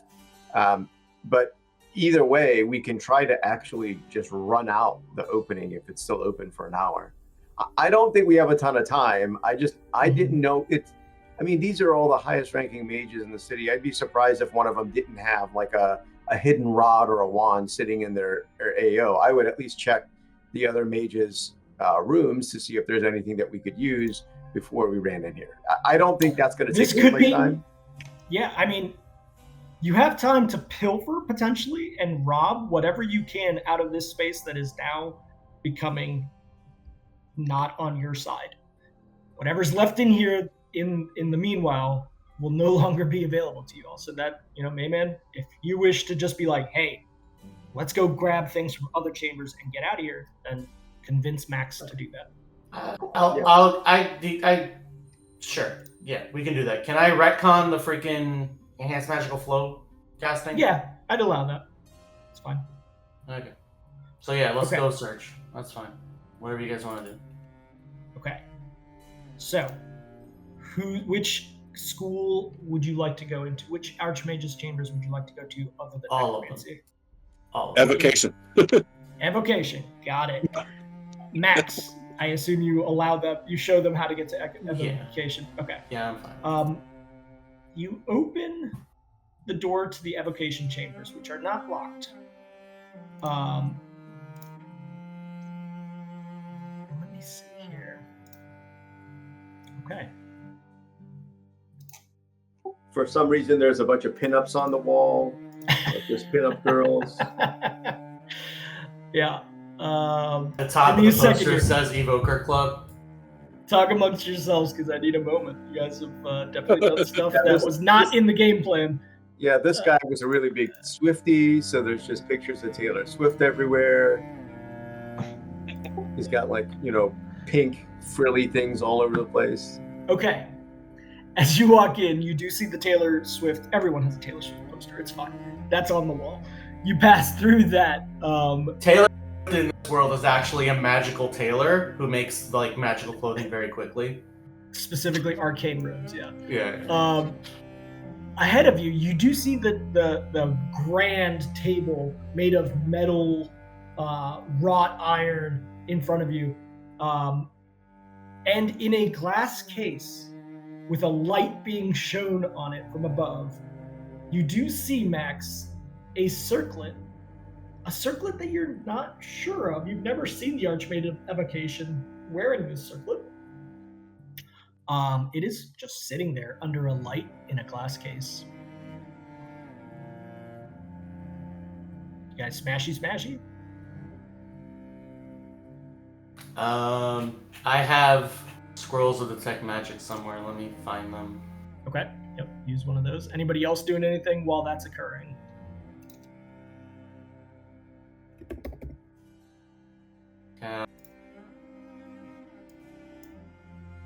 Okay. So I'm just pointing. I'm basically going to point at everything with an aura and be like, there's something. There is definitely evocation magic. It is the primary thing coming out of the case. It is powerful. I'm talking the highest level of strength that can be detected. This object is created at a caster level that is beyond your understanding. Yeah, so I basically pick up everything that has aura on it. Okay. There are other magics happening, but this aura is power, and specifically at the case, that aura is the most powerful that you detect. Okay. I put it on. Okay. So you're approaching the glass case. You're going to have to break the glass case. So are you smashing it with something? I mean, is the case itself magical? The way that detect magic happens, I believe you do get the sense that there are multiple auras, but the aura that you are picking up is a strong evocation from the circlet. I don't believe you can tell because of the strength of that. I'm reading through it. Number of magical auras. You sense 3 magical auras within the room, 2 of which are coming directly from this case. The strength of the only piece of it. So hold on. So number of different auras and the power of the most potent aura. So I know the power of the most potent. I don't know the power of the other ones, but I know they're there. Like I don't. You're right. Yes. Give me a spell DC 15. What is this? A cast spellcraft check, please. It's basically automatic for me. Let me see. Plus 24 on spellcraft. So that would be a 9th level. Okay. And this is spell level. So yeah, that does cover everything. I apologize. You are picking up not only the strong evocation, you are also picking up an abjuration from this case. There might be some sort of ward on this case. Well, I can't dispel it. I'm just going to try to open it. I need you to make... Do you have any spell resistance?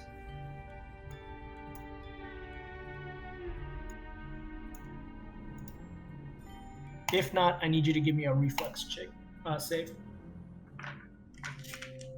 That's a 20. Okay.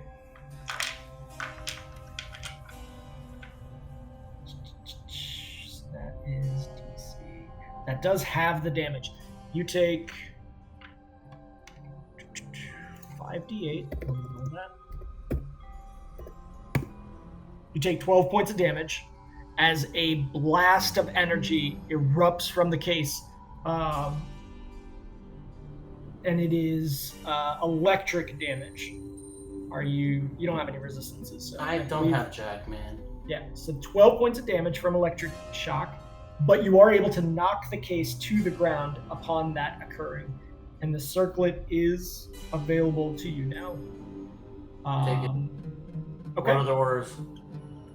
You sense around and you do notice a scroll of some sort. As you approach it, you see a scroll, some form of evocation magic.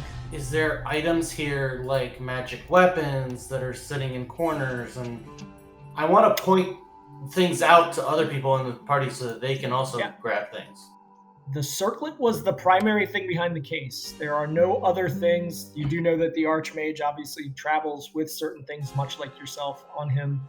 But you do sense that there is a scroll that is giving off magical aura.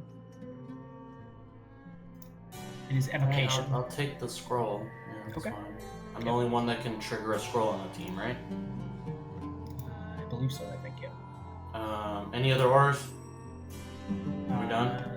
There are no other auras in here. So I will make note of that. Okay, hold on one second. I'm trying to keep up with you guys. So we found two things here. Yeah. Well, I'm already wearing a headband of intelligence, so the circlet I can't put on. So who wants this? What is it a circlet of? It's evocation, right? Yes. So a circlet of evocation. I'm trying to figure out like what kind of a spell that would even be. Yep. Do you have identify ready? No, of course not. I never do that. Okay. Well, then you're gonna have to wait. There's no way for you to figure it out otherwise, unless you just want to attempt to just use it. I don't think anyone else can use it. I don't think you can, damn it. I mean, unless it's a scroll activated, which is weird for an actual item. This is with your spellcraft check. I will say that you did identify that this would be an on-command magic item. But we don't know the command. No. You would have to actually study and try to figure that out. All right, whatever. I throw it in the bag of holding then. Okay. Next. Next, what school do you wish to go to next? I will say that in this process, about 5 minutes has run in just this location. What's next? Name a school. Magic. Enchantment. Let's go to enchantment. Let's do that. Yeah, okay, enchantment. Max, you know the enchantment archmage quite well. It's a woman. Okay. As you enter her room, you still have your detect magic going. You detect magic coming from underneath the floors, underneath her table, as well as underneath her bed. What are you doing? I mean, it seems rude to look underneath a lady's bed, but dire times. Don't chicken out now, Max. All right. Do I see any abjuration auras in this room? Abjuration? No. Okay, I go and grab everything then and inspect it. Okay. Actually, no, I'm just going to hand it to people for other people to inspect it, because I can't figure out what these things are anyway. Yep. Okay. Okay. You're in an arcane place. So a lot of the stuff is gonna be arcane objects that require use magic device. You do find a ring. Rings don't require use magic device, do they? Yeah, that's fair. Ring does not, if it's continuous, for sure. Okay. Yeah, it is giving off a what's level 3 spell going to give off? Whatever. I think that's faint. Yeah. Bear with me. You guys threw me for a loop today. Yeah, it's faint. 3 or lower. Yeah. So you're On a picking up faint. 5 or lower is a faint on a magic item. Okay, so you are picking up a faint aura from the ring of enchantment. That was underneath the bed that you sort of pulled up a rug and grabbed at this object. In the flooring, you're gonna have to bust through the flooring to get through to whatever this thing is. I point to the floor. I point to the floor and tell Mayman there's something under there. Okay. Oh, I'm here to bust holes. There I go. Okay. Okay. You find a scroll. Once again, it is giving off a moderate aura. Okay. You grabbing that as well? Yeah. Okay. So write that down. I'm keeping notes, just FYI. Okay. If you wanna, I'll send you the Sure. word. All right. You are not detecting anything else in this room. The chambers, as you could expect, other than artifacts that are lighter used, are not full of magical items right now. Whose else are you going to? Because you had to bust through that, it did take you a little bit extra time. I'm going to go ahead and call that 10 minutes. So you guys have been in here for a total of 15 minutes, just as your clock keeper. Okay. I don't think it would take me 10 minutes to bust through that.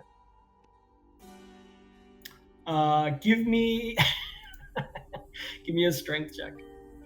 If it's above a DC, if you beat a DC 20, it's a first strike situation. So Otherwise, hold on. So a strength check has no bonuses on it except for raw strength. that's a good point. Give me a weapon attack. So I'll add that since it's basically melee attack without the. It's like Well, usually whatever my BAB is, 7, so it just adds 7. It's like a 25. Okay, I'll say that you are able, with all the pent-up energy that you have, to use your flail and smash through the ground, finding a cavity there that the stone gives way to. So yeah, you do it quickly, within a couple minutes, I'll say, instead of 10. So the next place is gonna be all right. So it's not gonna be abjuration. It's not gonna be conjuration because Max couldn't give a shit about any of those. Sure. I mean, the rest of them might, but yeah. Yeah, but Max doesn't. So Max would point and be like, "The transmutation is over there." But I don't know if anybody else wants to tell me to go to a different place. That's fine with me. Anybody? Transmutation. Yeah, I mean, let's. Okay. We're here, right? Might as well. Like, no one has come to stop us, so we're just gonna go through every single one that we can go through. Right? Okay. This door is locked. How do you wish to deal with that? It is an iron door. Or at least it appears to be. Transmutation. Whether it was... would you like to touch the door? Max has 5 vials of acid. Okay. Touch the butt. Am I smart enough to know that? Can I do an alchemy check to see if acid's gonna mess with the lock enough to let us open this? You believe that over time it would. You might have to wait around a little bit for it to work. Or the hinges, if you can see the hinges. If the hinges are exposed, if the hinges are on the other side, then just stick it in the lock. But you all should just see the wonderful images I'm putting in the lobby. I'm looking now. Oh, Busters. That's amazing. I love it. Taylor Swift is amazing also. You're just sitting there. Oh man, you're just sitting there with AI. Okay, I gotcha. So Max, are you pouring the acid on the hinges and waiting around?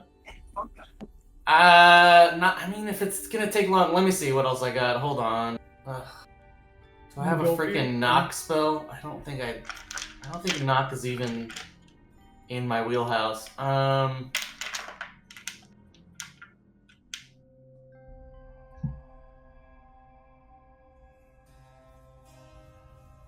What kind of are you talking about here?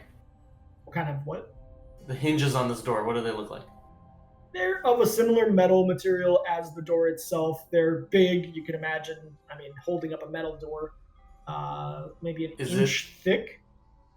Yeah, but is it like the kind where there's a rod down the middle of the hinge holding it in place? Yep. Definitely metal, and exactly as you just described. But a big one, like an inch diameter one.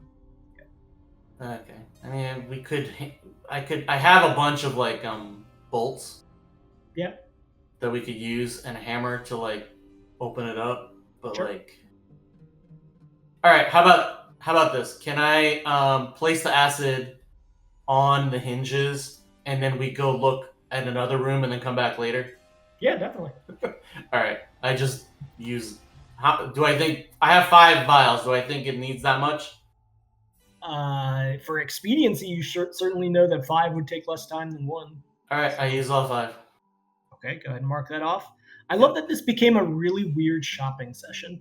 All right. Yeah, instead of exchanging gold for items, we're exchanging items for other items, effectively. Yeah, essentially. Okay, you pour the acid. What the rest of you kind of look around. Which place do you go into while transmutation is being worked on? I guess we go to abjuration in case I can get some sort of equipment for these other guys. Okay. As you walk up to the door of abjuration, as one would expect, there is an abjuration. I would say you're still going with your detect magic held concentration, so you would still see this. Yeah, there is a strong abjuration aura coming off of this. Any ideas, guys? Does anybody have the spell magic? Yeah, no, Medolfair absolutely does not have Dispel Magic. He has Dispel Door. We have the Acer Magica guys on this, mine. Yeah. Acer Magica guys. The Acer Magica guys are like in a stupor, like, oh man, the times I've wished that I was in these halls to take these riches. Yeah, they can attempt. Let me see. Dispel Magic. Do either of them have it? I do have actual character sheets for them, so let me see. It's a 3rd level wizard spell. The Darius does not. Jameson does not. He does have nothing. Nothing that would help in this situation. All right, Max looks at the door and says, "Open sesame." It doesn't do anything. I speak. Hold on. I speak Elven, so I say friend in Elven. Stop. Yeah, that's exactly what I was gonna say. As you both blurt out "friend" in Elven, nothing happens. I look at it suspiciously, and then I say "friend" in Dwarven.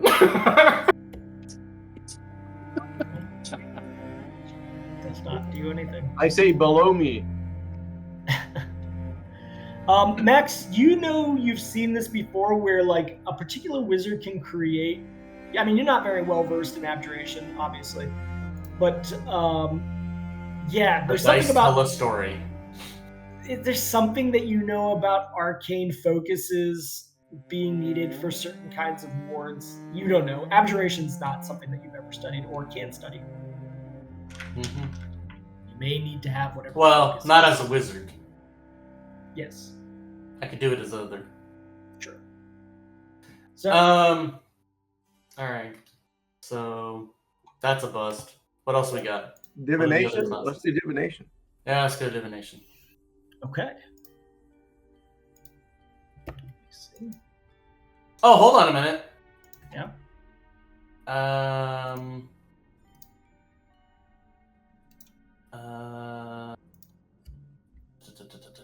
Hold on a second. Mm-hmm.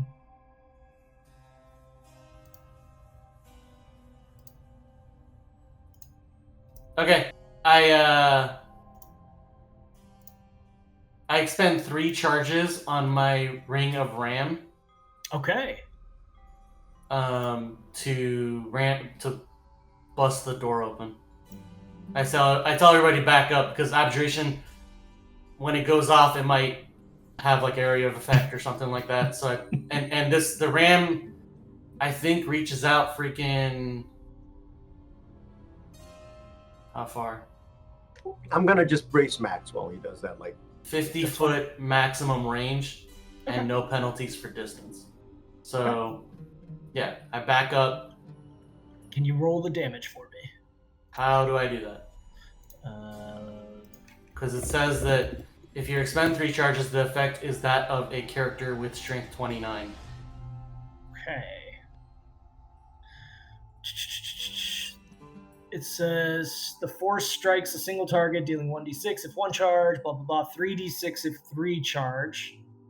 I'm looking at the 3rd paragraph. The force of the blow is considerable. Okay, so it's damage, but then it's also breaking and entering potential. So it's both will happen at the exact same moment. Let's see. Roll me the 3d6 just to see if the damage itself overcomes anything. And then I'm looking up the breaking and entering for that. So 3d6 plus strength, though, right? Is it plus strength? Hold on. I don't understand what the point of the... I don't know. You tell me. I have no idea. Give me the 3d6 to start with. 16. Okay. I mean, that's really, actually that's 2 really 5s good and a 6. Yeah, That's, that's a good roll. if that doesn't do it, then it's a move, right? And then it's treated as a strength of 29, you said, right? 27. That's what that 3rd... 29. 3rd 3 charges Yep. I'm using. Okay, so with the strength of 29, go ahead and give me I think it's just a strength check. Yep, strength check, but just do a 1d20 plus, what's that? 9. Temporarily change my strength to 29 and hit a strength check and then put it back. Sure. Okay. Entering. Oh, okay. I will say the Ring of Force does not care about whatever the abjuration magic is. That abjuration magic almost is like a shockwave into the door itself. The DC for breaking down a strong door is 23. I'm going to give it to you. The abjuration magic is still on the door, but the door comes off the hinges and is now laying on the chambers in front of you. You have successfully broken into the abjuration chambers. Max says, I said, open sesame. Okay. You all searching through here? Let's see. Okay. This did take more time, though. You guys had to come up with a plan of how to open it. Okay, as you walk in, you feel a force holding you from proceeding any further, almost like an orb at the center of the room, repulsing you away.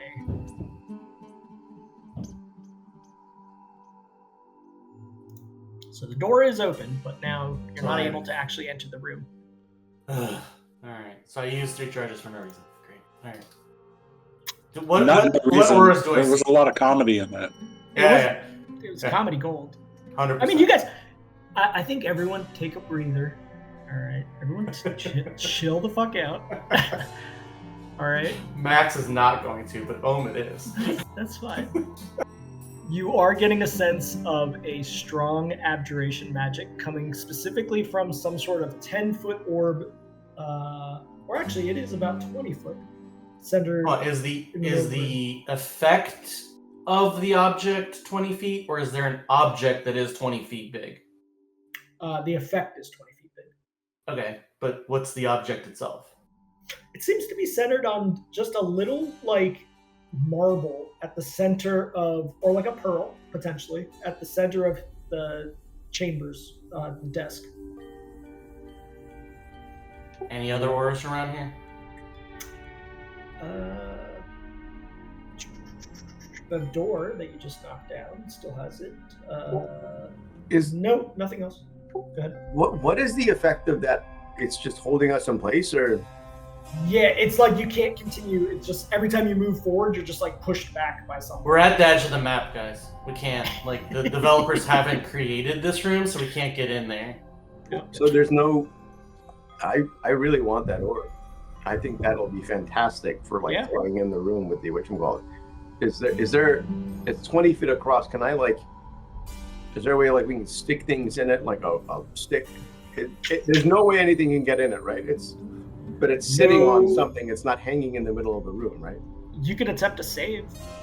If anybody wishes to try to enter it, I would need a will save. It is very powerful. Okay. I have the lowest will save. Okay. But I always seem to make them, so that's the weird thing. Okay. Anybody else? Max got a plus 12 to will, man. That's fantastic. Yeah, because I'm a wizard. That's everything else is garbage. That's true. Max, as you are pressed away from it originally, you do fight through and are able to move through the orb. You are within it now. You wish Can to I pick up approach the marble? Yeah. Okay. You do so. You notice now that it is sitting on a pair of iron bars, almost like presenting it. And at the edge of each bar, It's like a baseball. It's like a signed baseball. Yeah, and it's like two little like dog statuettes, white and black, holding it. But you are able to pick up the.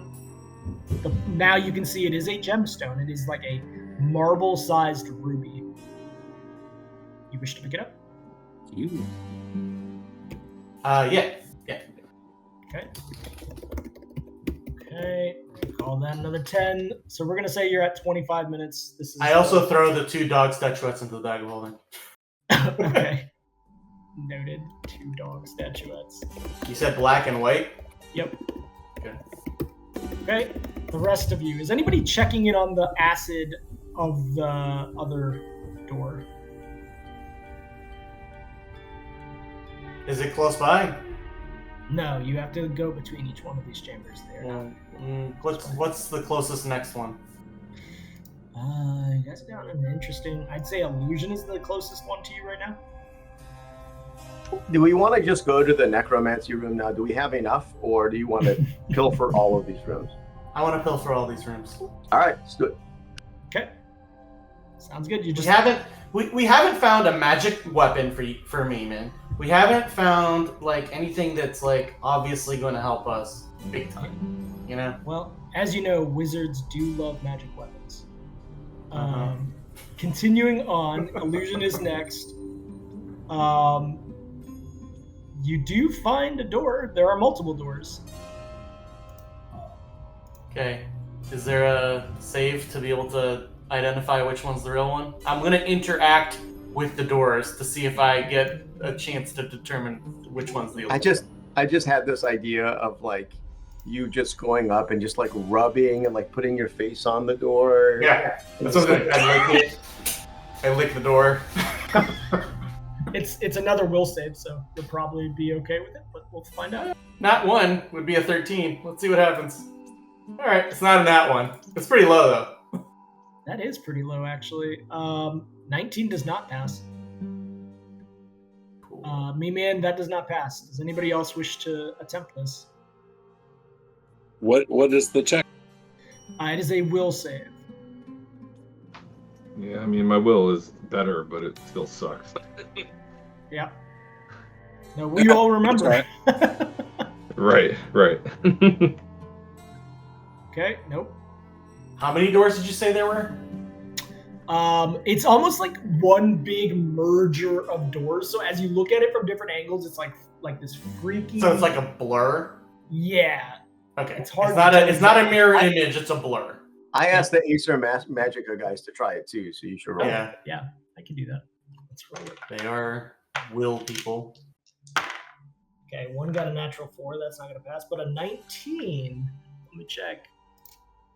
19 should do it on Jameson. Yes, that's a 26 total. Jameson, as he sees you all flailing about, is like, Okay, I'll try, and just like still looking nervous as hell, puts his hand on the wall, and then suddenly he's like shifts it to the left, and he's like, it's this one. And he presses forward, and now you see sort of an opening to the wall. The rest of the wall is still kind of blurry to the rest of you, but you see Jameson walk through at that location. And can I follow his steps. Okay. You do so. Okay. Within here, Max, how long does your Detect Magic last? Let me see. It should be minutes, so it's probably running out at this point. It is 9 minutes. Yeah, so at this point it had run out. Are you casting another one? Yeah, but this time I have to do it from my actual spells instead of from a thing. I will cast it this time. I got one. Oh, Alright, Okay. go for it. I will detect the magics. excellent. Now, the unfortunate thing is the person who's detecting the magic does the spellcraft checks. But... I will tell that it is magical to Max, who can then spellcraft it. I mean, I'm pretty sure everything in here is gonna be illusion, so... Hey, you also arcane spell failure on that. Yay!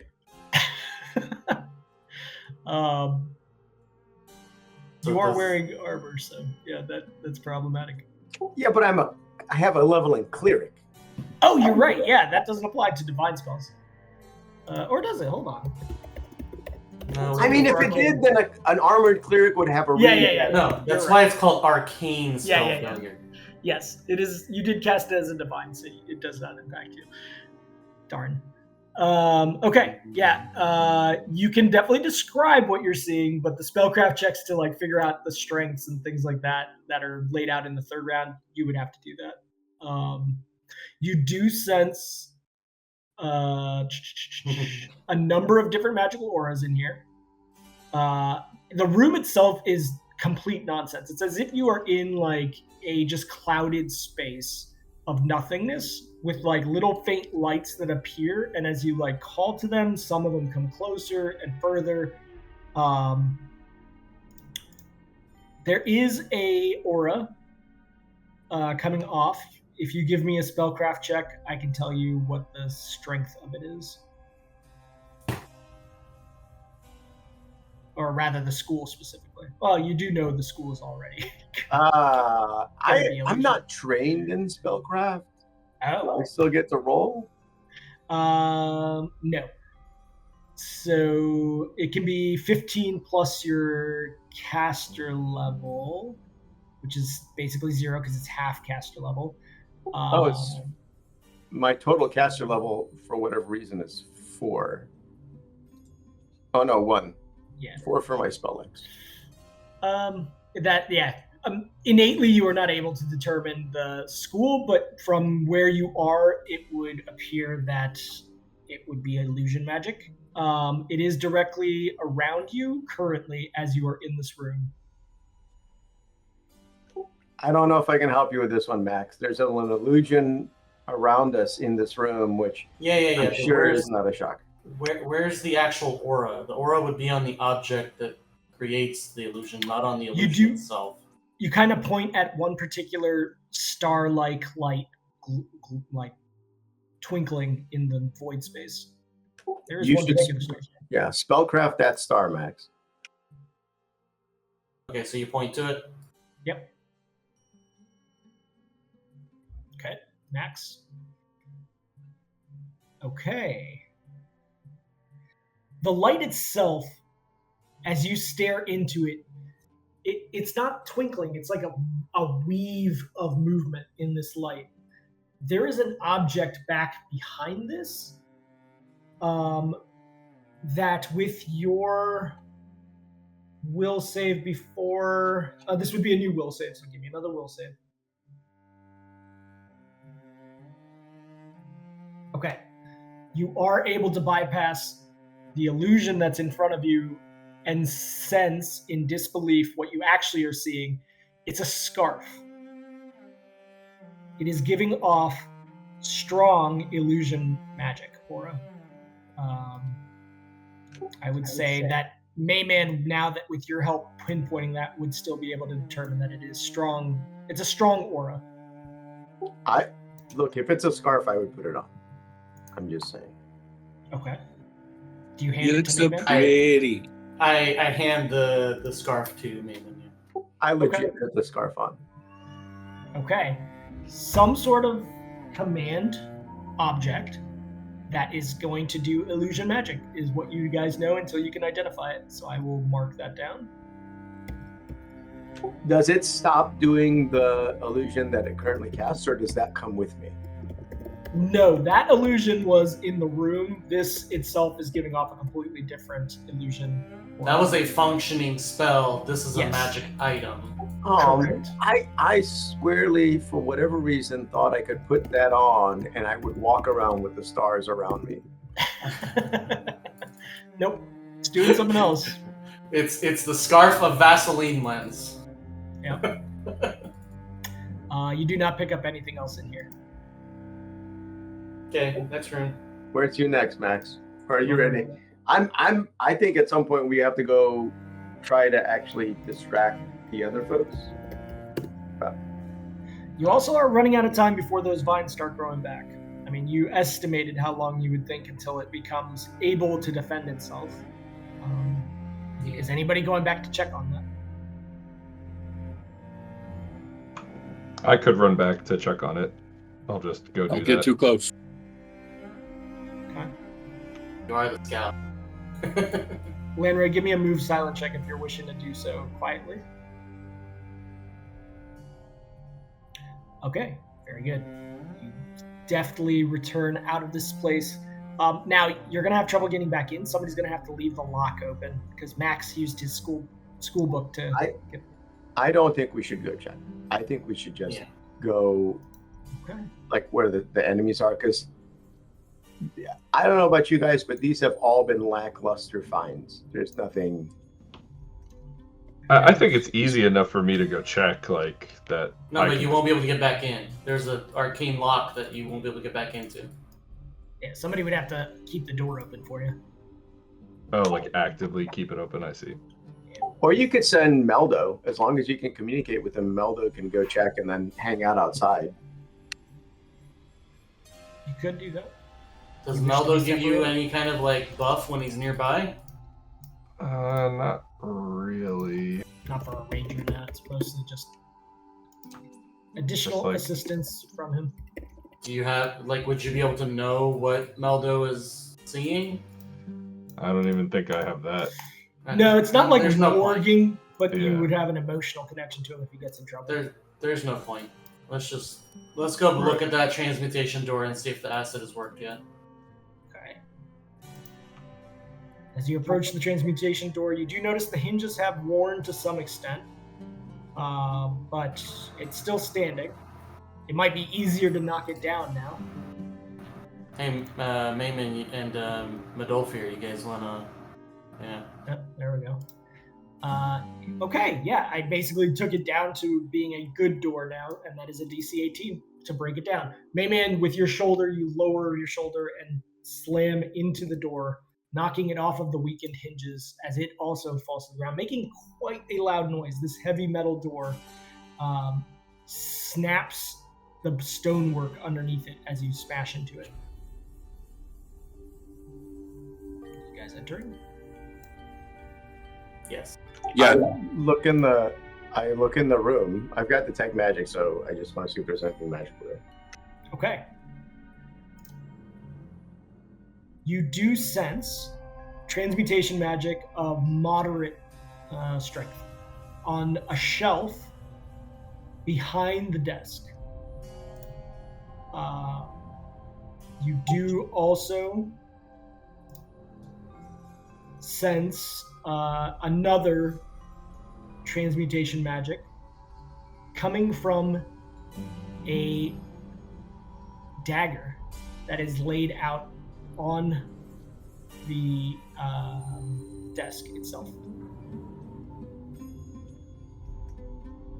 Okay.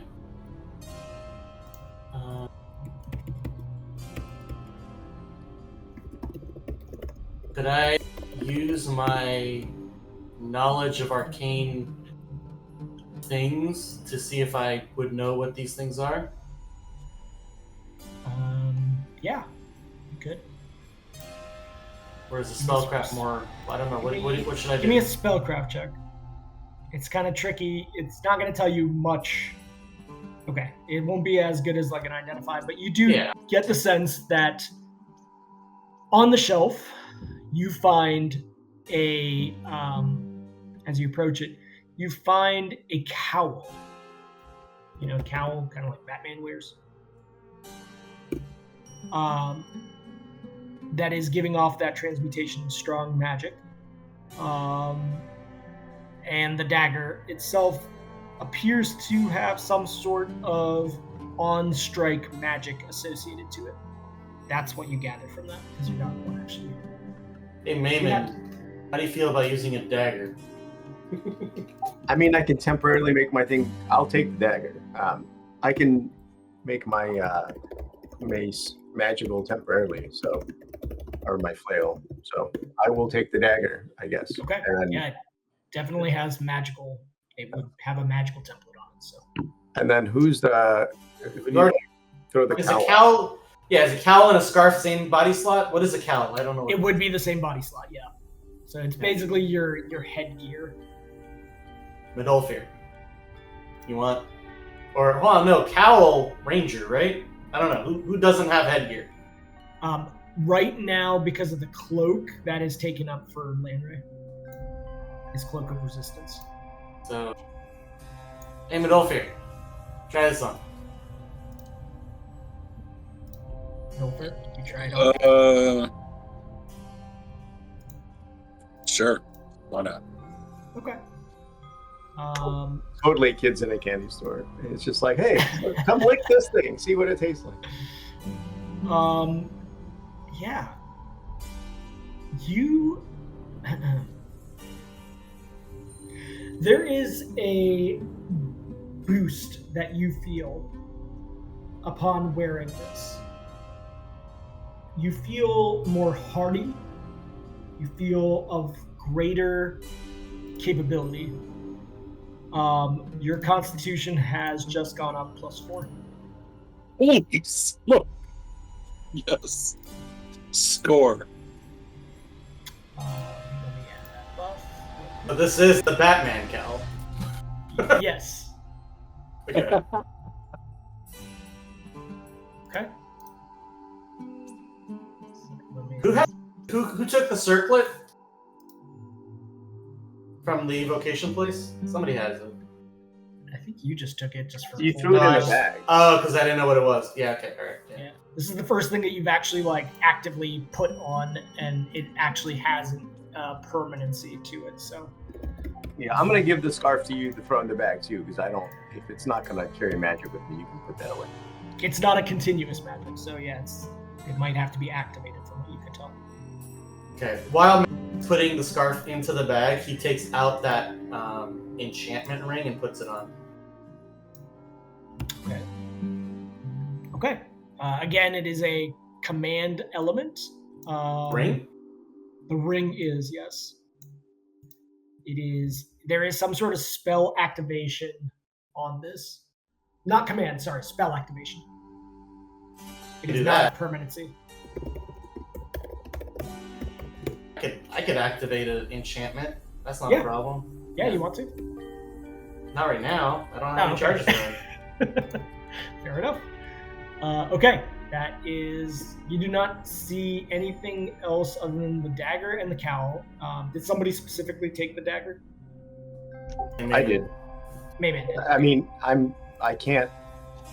I just have very low use for a dagger right now, so I would still. And then, are we going to go to the necromancy place now? As you bring up that subject, Jameson and Darius speak up. I do not believe we will serve the future of this world by committing suicide, by going into that room now. So if you all are going, we have to separate ways. Well, if we're not going in, then might as well go to another room. Like, What? Yeah. Like, basically, okay, so here's the thing. We're here to distract. Yep. They're already distracted. So Yep. the outside is fine. If they get undistracted, we'll know because we're here. And then we'll mess with them, right? Yeah, we should do the whole ram thing to that room door and then run away. And then like put like a flaming bag of dog poo. Hey, we do have a wolf, so Yep. There are other schools. I think you're missing a couple. Hold on, let me. There's Conjuration. Yep. There's Universal. I don't know if that counts There's for you. there's no universal school. Here. Okay, so 1, 2, 3, 4, 5. That's one. You didn't. Necromancy. Conjuration and divination, I think, are the ones that are left, right? We did illusion, evocation, necromancy is bad. Yeah. Transmutation. Yeah, so Conjuration and Divination are the only ones left, I think. Yes. Let's go back. I've been to the conjuration one with Modal Fear, so You were. let's do that one next. Whatever's the Conjuration. closest one, but I'm assuming we're walking down the line. I don't Yes. think we'd be like, okay, that's fine. I would say Conjuration would be nearby. As you open the door to Conjuration, which is not locked at all, you do not sense any, and now your magic is actually ended too. Your detect magic is ended because you only have one level. So innately, nothing happens to you guys. Is anybody casting detect magic? I don't have any more, Max. It's you. Yeah, I'll cast it. That's Okay. fine. The one thing that you do notice, by the way, is that the crystal orb that you guys previously saw, Mayman and Medolfir in the Buff Boys competition here, you no longer see that orb in this room.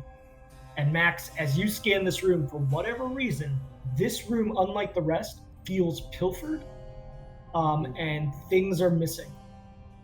There- Okay, but no auras? No auras. Alright, quickly go to the Divination. Okay. And as Mayman said, if this divination archmage didn't see this coming, then how good are they actually? Yeah. You follow the path that leads you into that room that shows like a column of energy coming out of your chest, leading you to where you need to go. It does lead to the divination room. It is not locked. It is just an open room that you walk into. With your detect magic still going, you do get a sense that in this room there is a strong divination aura all around you, as if something is just So that's emanating from every wall. So that's the functioning spell. That is functioning, and everybody else, you experience this as like you get the sense that there are just like beings watching you in this room. Max kind of speaks to the room. Okay. What do you say to the room? I say, we're here for the good of the planetum. Okay. And then I look around to see what else there is. So give me fortitude saves, everybody in the room. Oh, cool. I'll do it for Jameson and Darius. Can I add that Constitution bonus to my character sheet before I make that Fortitude save? It already should be, I believe. I added it as. I rolled a 4, for the love of God. Yeah, your Constitution's already 22 right now. But don't fear. Oh, I was looking at my base score. Okay. No worries. Okay. Max, as you speak out, some of you get the sense, those of you that passed, that there is something probing into your minds. Wow, Medolfir, 33. That's going to be problematic in the future. And Lanray. Both Medolfir and Lanray, you both feel like someone is toying with your thoughts in this moment. Mayman and Max and both of the Acer Magica, you do not get that sense. And as that's happening, a voice comes to both you, Medolfir, and Lanray, nobody else. Interlopers entering my space. I see you. I agree with your path, however. I understand that you are on a righteous path. So Tell Max Max. didn't hear that? Now, tell Max. You may have what you find in this room. I am no longer at the Planetdom. I have made it to safety, attempting to find the Conjuration Archmage. May the path lead you all to where you need to go. And the voice stops. Relay what I heard. Yeah, Okay. immediately So relay who that. Mayman and Landry. Or sorry, Medolfir and Landry only heard that. Okay, so a high fortitude lets them communicate. Okay, all right. Yes. Max says, okay. Tricky old dog. You know who that is? In the back of your minds, there is something stuck, like an earworm of a song almost, and it just is like, Spider-Man does whatever a spider can. For some reason, that song is stuck in your head. You don't even know what the hell it means. Spider-Man is meaningless in this world.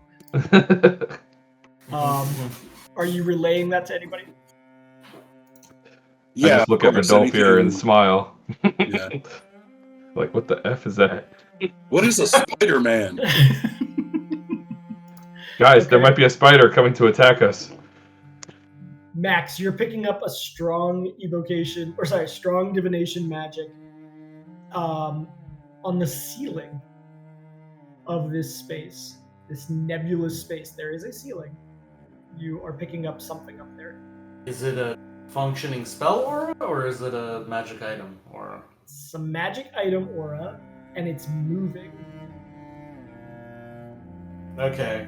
All right. Okay. Okay. Who's... Alright.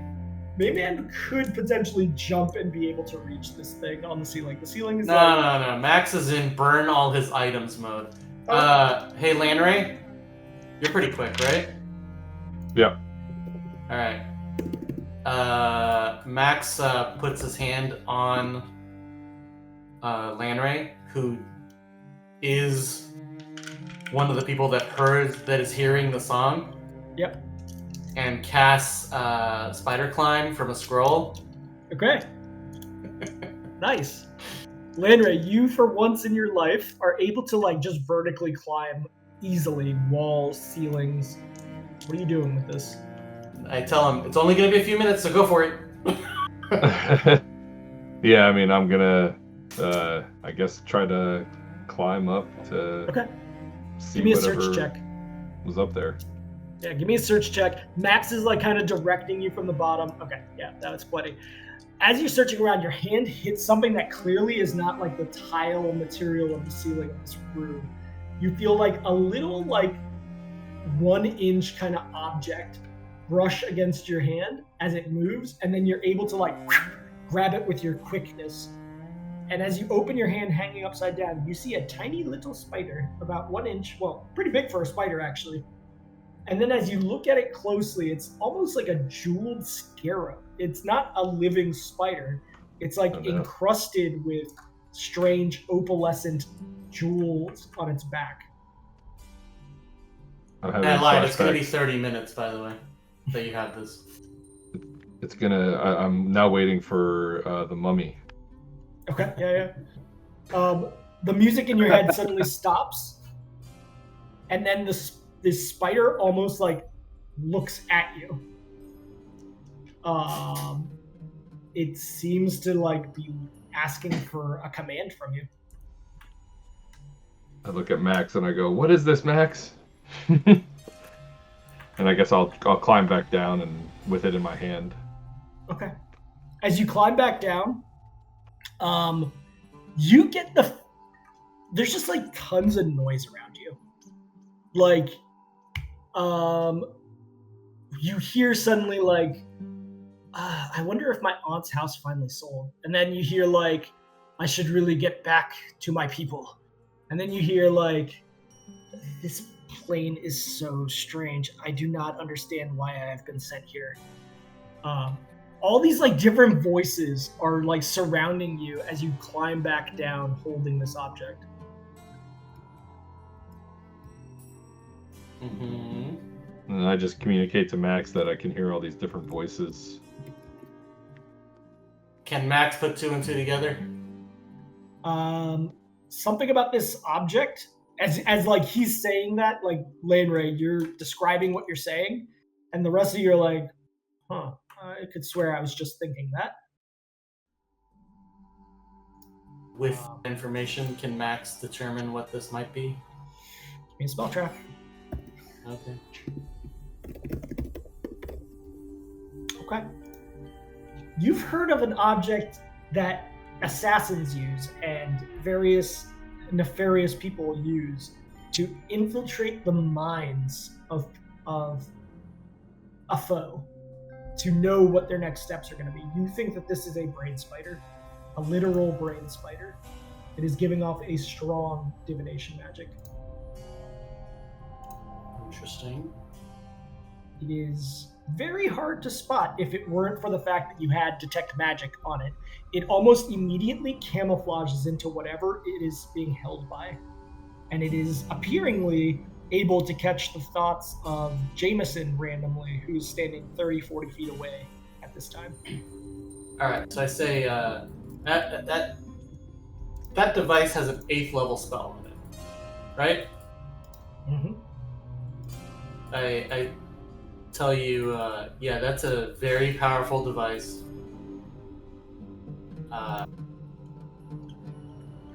You should probably keep it, unless somebody else wants it. But yeah, you're basically going to be able to. If we ever run into those doppelgangers again, that's going to be very useful.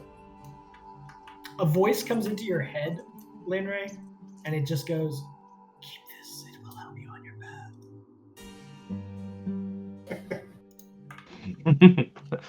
Totally not cursed, guys. Yeah, I kind of look around. I'm like, okay. All right. You gonna keep it? So I'll pocket it. Yeah. Okay. You guys have successfully broken into every chamber, generally finding things in here. I will say that at this point, 40 minutes has passed. You do see the necromancy door ahead of you. Each minute that has passed, you notice that Jameson and Darius have gotten more nervous. Now with like straight up cold sweats forming. As they seem to be like counting the moments. Let's bust down that necromancy door, throw some crap in there, and run away. Okay. I don't crap, but I imagine like maybe Max needs to go to the bathroom. Sure. You gonna take a literal pee on the door? Can we? Is there a way to like?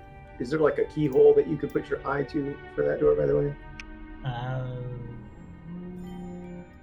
No, I don't think there'd be a lock on this one.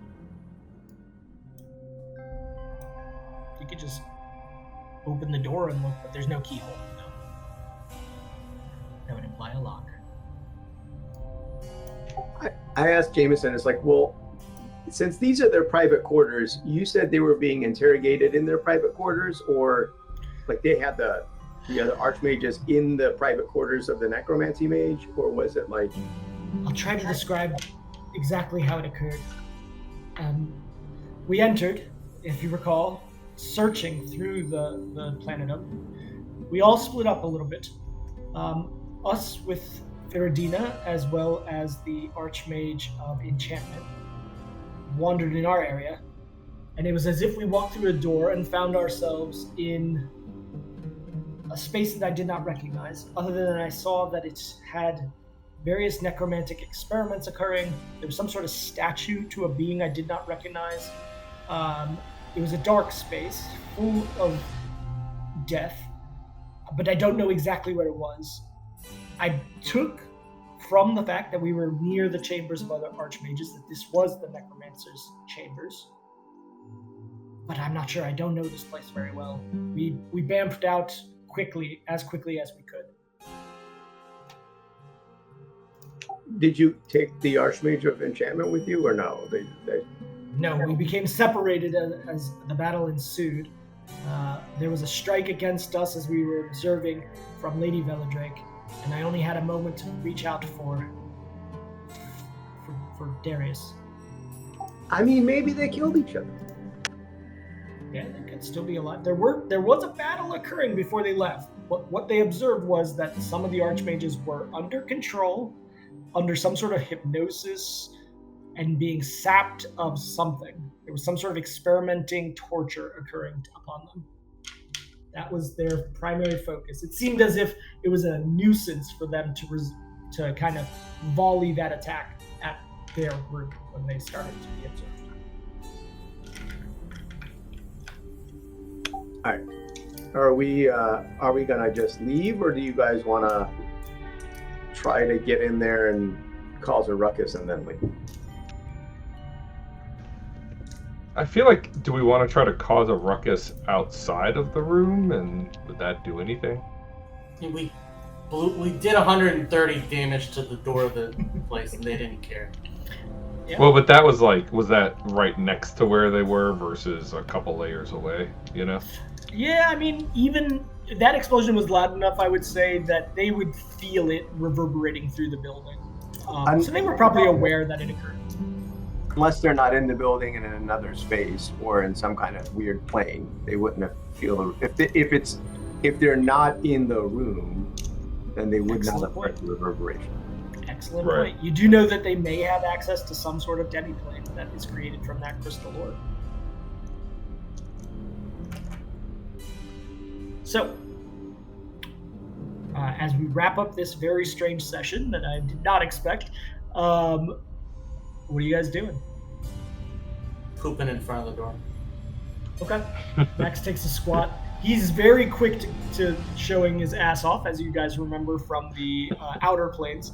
Robes, it's easy, you know. Yeah, it's very easy. Okay, you do so. Cool. Watch out for the poop, guys. It's beginning to smell in this particular space. All right. Do you guys want to open the door? Yeah. Well, so do we want to open the door, or do we want to send a message and tell to the Citadel and tell them the time is now? Send everybody. They already started because there was a massive explosion already, and that was the signal. That was the Well, signal, yeah. And do we want to? Is this a open the door and then turn and run, or open the door and then go inside? Like, I feel like it might be turn and run, but also I'm not sure.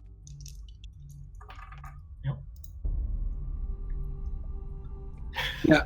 Now I know there was a massive explosion, but that doesn't mean they know like what to do, right? I'm saying send a message, tell them, come in through the hole, watch for the vines, make a left, go straight, make a right, to come to where you're saying the doors you're are. saying to get them to come here.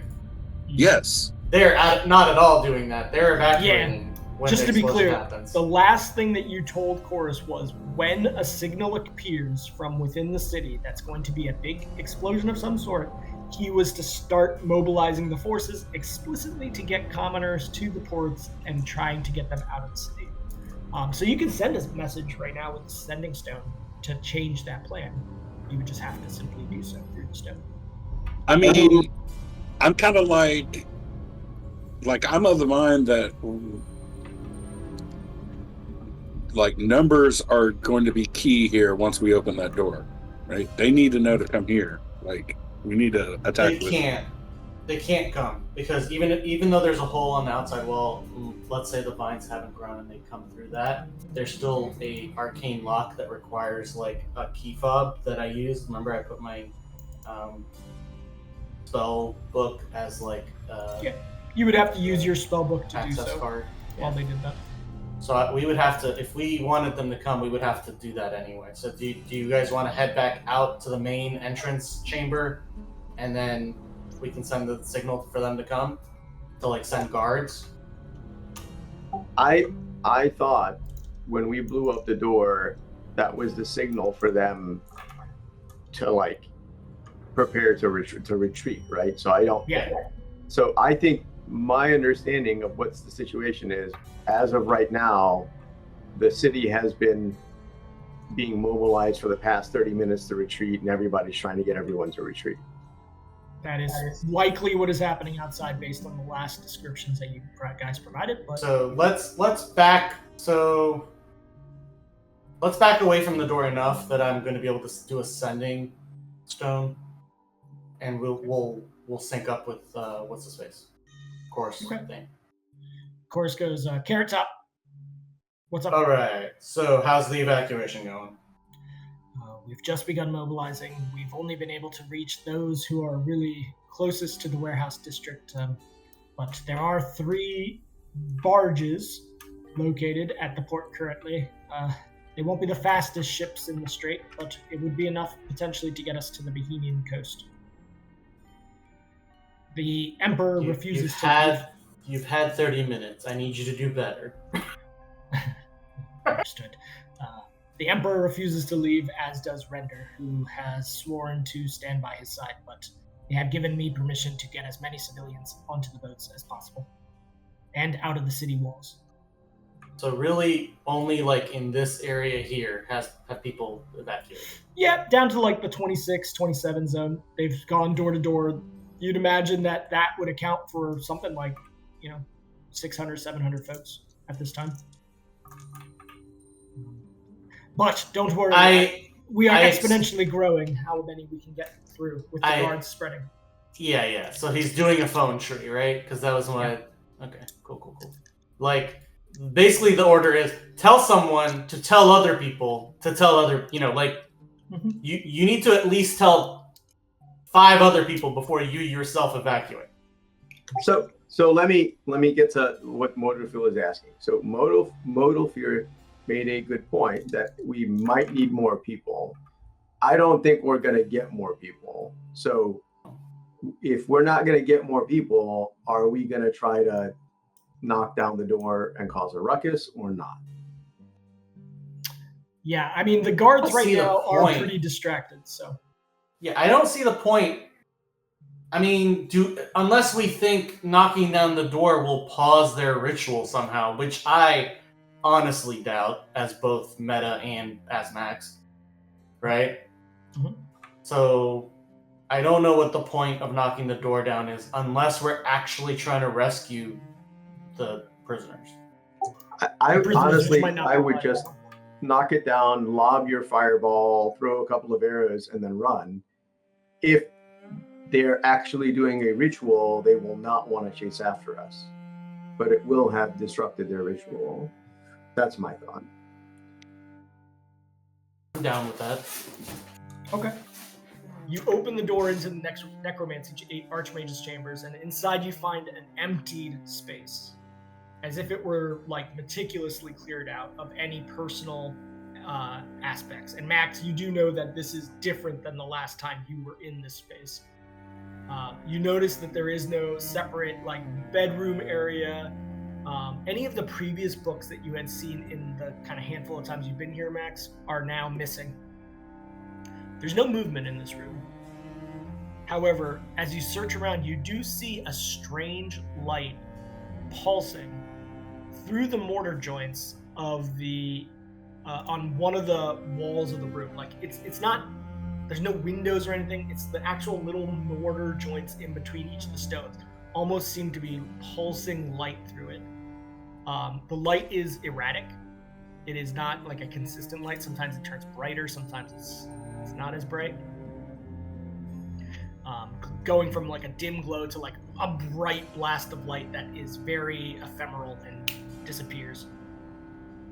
At this point, Lanray starts hearing a voice. And it's as if the walls themselves are speaking to you. And now the rest of you kind of pick it up as Lanray mentions it. You hear, "What's going wrong? I can't hold this! Return to this side!" And then a scream, "Ah! Try to affect it!" The walls are just kind of making this strange conversation. And you look around and you do not see anyone. Do the voices sound familiar? The voices do not sound familiar to you guys. You hear like a woman's voice, a gruff kind of deeper voice. The woman's voice is not Daria Bellatrix, whose voice you know very well. Yeah, these are not voices you're familiar with.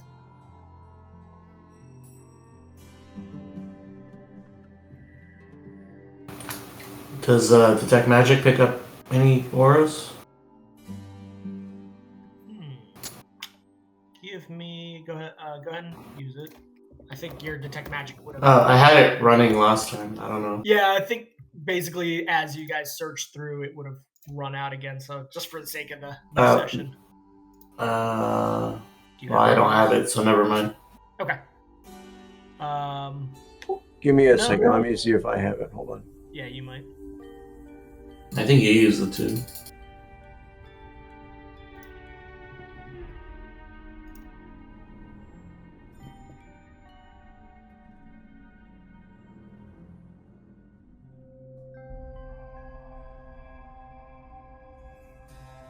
I had one.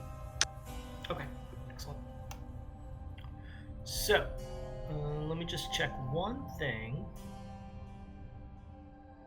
In this room, you scan around. With these voices talking, by the way, in the background, the light continues to pulse. The light itself, as you scan, you kind of focus it over there. And for like a moment, you think it's giving off an aura, but it's like static. It's not giving off any kind of arcane anything.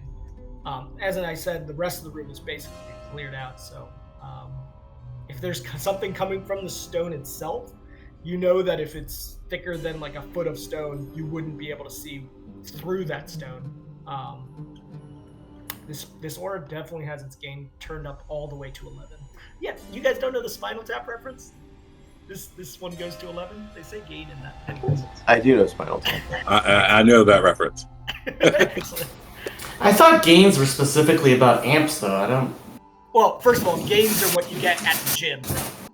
Okay. I wouldn't know. Never been. Alright. Max, you're still hot micing like crazy. I don't know what that was. That's alright. Alright, moving on. Yeah, so you scan around the room, Mayman, and there is no aura being picked up in this room.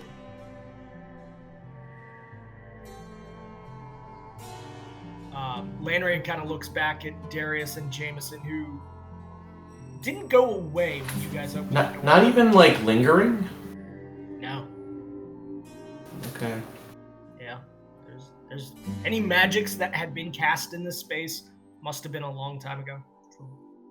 At least, if it was a strong magic. Lanray kind of looks back at Darius and Jameson, who are inching their way into this room, almost like you can see on their face, like, they know this is dangerous. But the intrigue of there being nothing on this side of the room and this strange pulsing light's almost too much for someone of an arcane background not to, like, be puzzled by.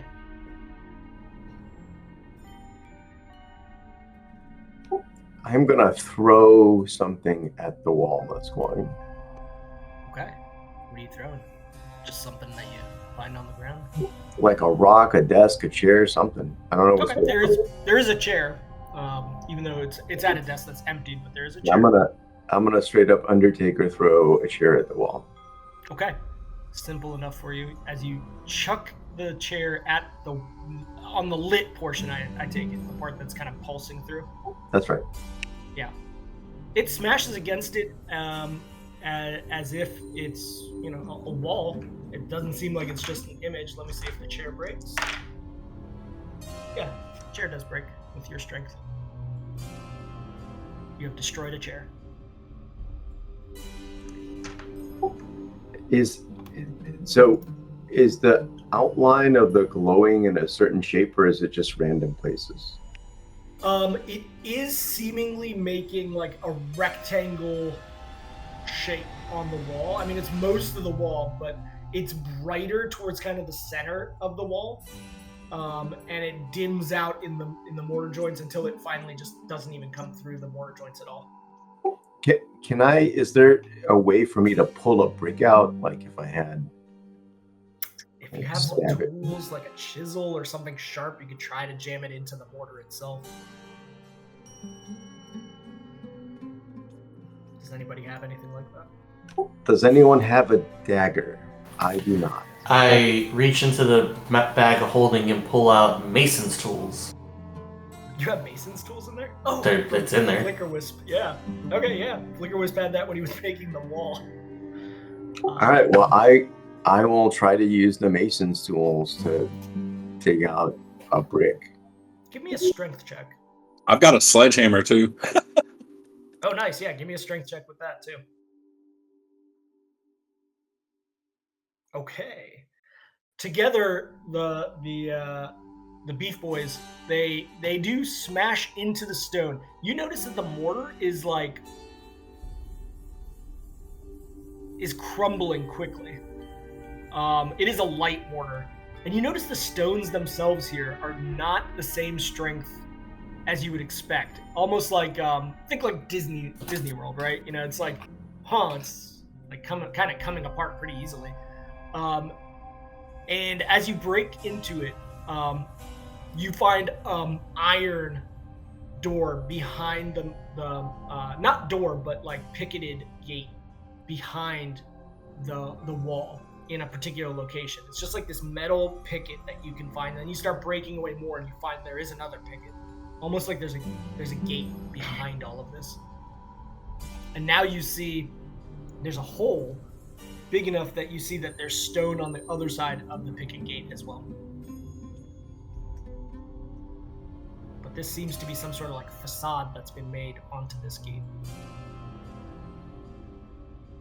And Jameson kind of yells out to, perhaps there's a lever or something that opens it.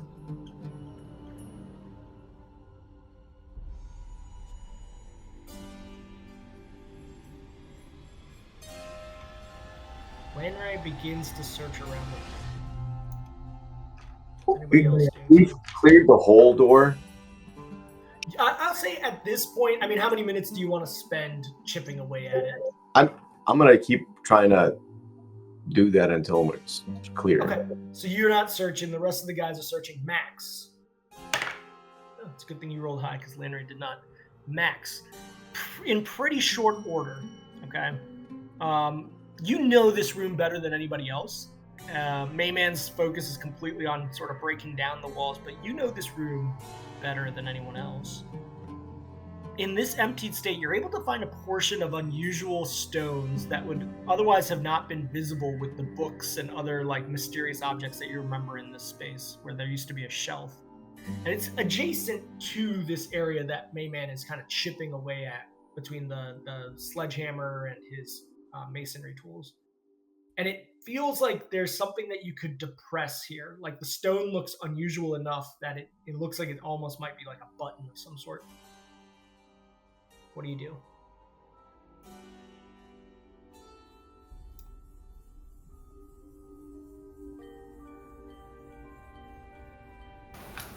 I show the button to everybody.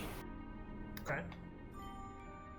Jameson and Darius now are fully within this room, and they begin to approach.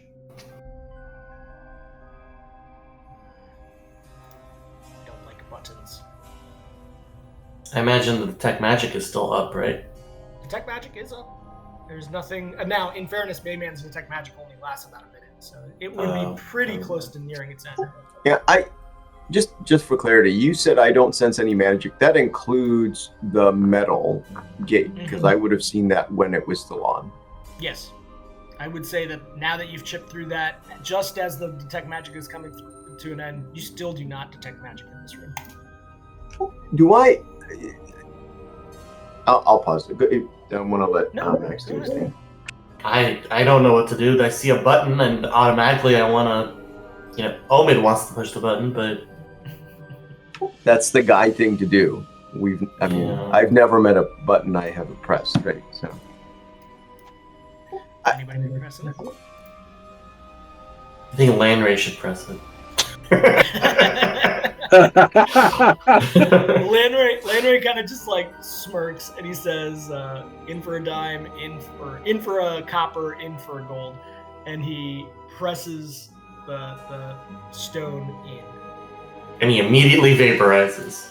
Yeah. the planetdom explodes. No. But Mayman, as you are standing next to the wall, perhaps not even aware necessarily in your focus of chipping away at the wall, it begins to move. And now you can see as it starts to move, there's a recess that's available between the stones, like a void space that allows the gate to withdraw into it. It does not appear to be occurring by magical means because you can hear a kind of mechanism cranking away as it starts to move. I stopped chipping away because I don't want to get my fingers bitten off. Okay, you pull the masonry tools away as it starts moving, and eventually, where there was a wall, you now see an opening into what can only be described as a dark, foreboding dungeon-like space. But that arcing light now, far more obvious. It's not just coming through mortar joints. It's appearing like a flash of bright light. It's messing almost with Medolfir's vision because it's so bright. Like your dark vision keeps dilating your eyes and undilating, and this arc of light just kind of pulses quickly and then disappears. There's a hallway ahead of you. Fluorescent light from a horror movie. Yes, but like the dimness is like that, but then when it's bright, it's almost like somebody's turning floodlights on you suddenly and turning them off. There's a hallway ahead of you, and Darius and Jameson go. With each step we continue down, we're getting farther from the exit. Are you sure you want to do this? I've encountered this before. We'll all be okay unless any one of us has fooled around in the last 24 hours. Darius and Jameson kind of look at each other and they go, nope. Max hands a $5 bill to Neiman.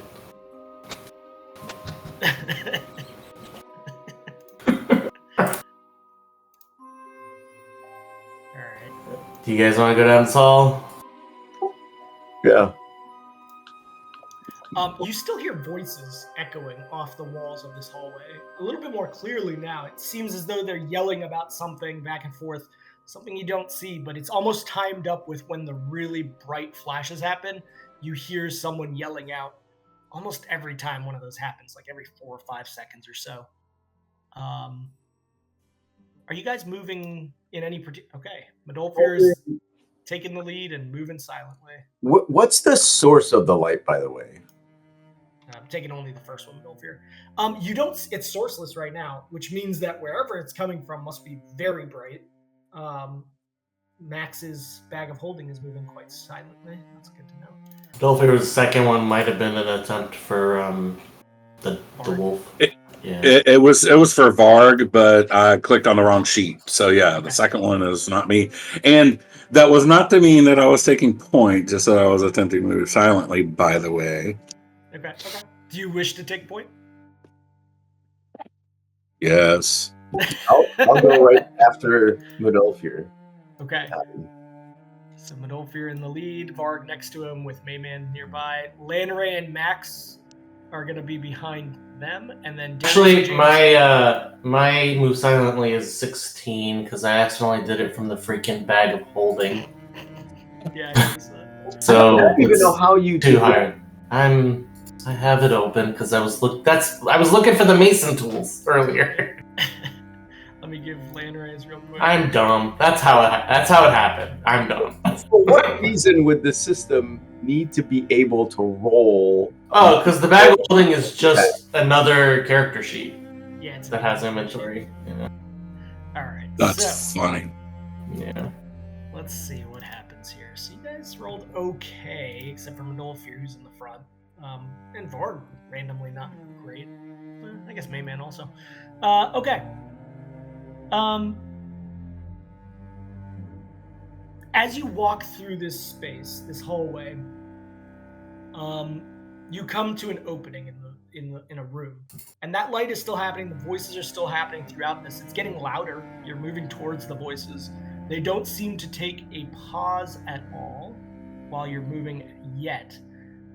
You notice the ground itself in a couple spots appears to glow like a sword has been pulled from a forge. Like imagine that kind of glow that initially happens on a heated up iron sword, and you feel almost like the draw on all of your hairs on like the back of your neck. Not quite like a Spencer's Gift shock ball, but you know you visibly can see Max's fro kind of really fraying out at the edges. And there's a clear energy that pulses even at the precipice of entering this space.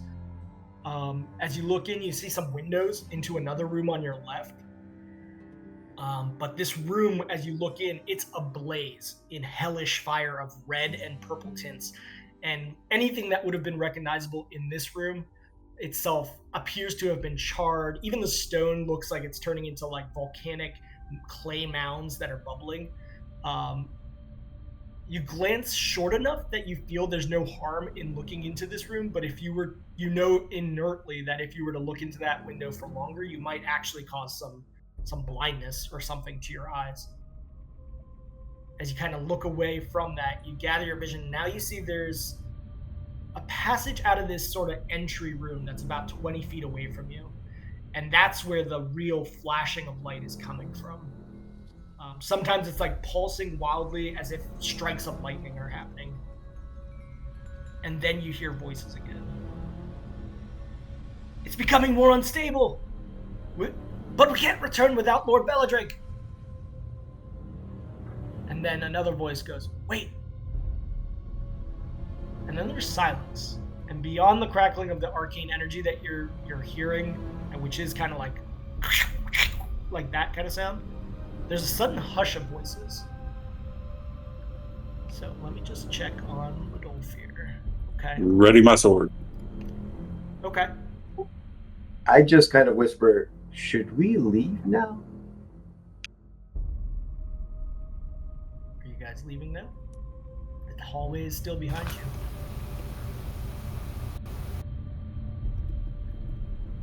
Someone needs to make a call. I'm either rushing forward or we're going back. Do I have any... can I do a knowledge check of some sort to, you know, be smart about this and not go forward if it's not a smart thing to do? We heard, the words that we heard were somebody asking for Lord Belladrake to come back, right? Yes. They said specifically, we cannot return without Lord Belladrake. That means they're baddies. That also means they're trying to get to Lord Belladrake. And it also means that Lord Belladrake's not there right now if we interrupt them.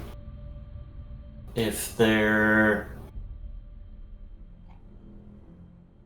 separated using some sort of a gate thing, then... Right?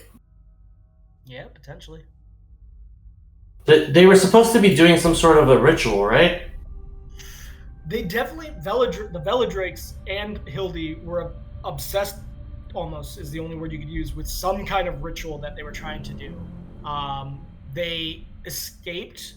They evidently took harbor into the Planetdom, as it appears from these vines and what Darius and Jameson said. And they were trying to do some sort of ritual still based on Jameson and Darius by using the archmages in some fashion. Neither Darius Are the voices of the archmages?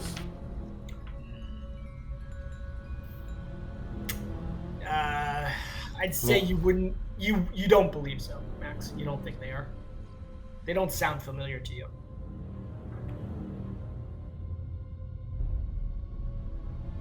And they have. Does chronomancy exist in this campaign setting? Chronomancy, huh? I mean, there are things that can adjust time, but chronomancy as a school, no. Is there any magic that creates time travel at a large scale enough to either bring individuals from the past into the future? No, like, you don't believe so. All right. There's like time stop and things, and you know that planets kind of work with weird time, but no. Yeah. No time travel. I mean, you don't know everything, but you don't believe so. I mean, I'm saying to my character's knowledge, yeah. Yep. Right. There's a hush in this room, and all you hear is the cracking of this weird energy and the lights. You can now see there's kind of a set of stairs that lead into a bigger space. That's where that cracking light is coming from clearly now. Up or down? Yeah, I mean, Goes Max, down. do you want to go? Go where? In or out? Yes, in or out. Max is kind of in that state where he's just going along with the party at this point. He doesn't know. Okay, so Medolfir, his intuition is telling him, based on what they said, they're trying to get to Lord Veladrake, and they're having difficulty in doing so. Getting to Veladrake is probably not a good thing. Medolfir's of the mind that we need to interrupt whatever's going on here. Okay. You're in the However, we have lost the element of surprise, obviously. So When Let's do it. when we were walking down the hallway, could Max have cast some spells on the way in? I would say at this moment, yes. There wasn't a lot of walk down the hallway, and I would say not in the hallway. But right now, you could attempt to. It could have repercussions. No, I won't. Okay. Medolfir, I just you kind of wish like to- point in and give you a thumbs up, Adolfir. Do you say anything to Bard?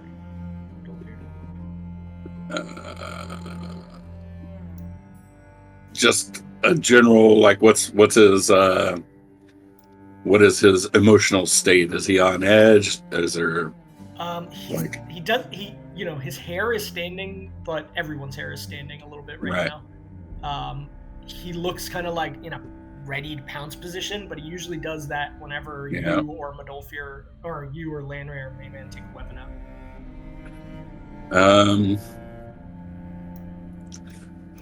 I'm damn guys. I'm gonna follow Landray's lead. In for a copper, in for a gold here, and I'm gonna charge down the stairs.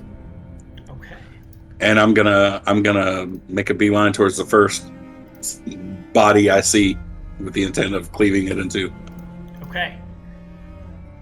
All right. Let's see how this plays out. As you go towards the stairs, your feet make a loud scuff noise. You make it to the top of the stairs, and then you hear, "There, at the stairs!" And at that moment, I'll say everybody's kind of like sort of tracking at pace behind from the sound of it. Everyone was kind of following suit inward. So Max, let me just drag you up a little bit. Okay. And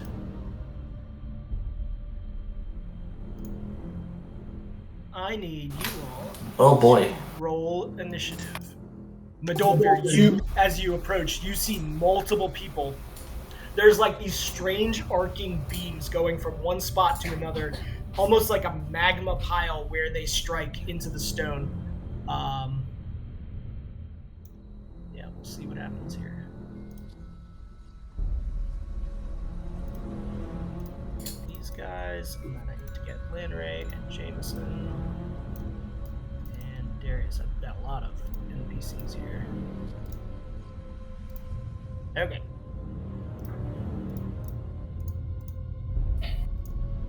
And okay, Medolfir, you are not first to act.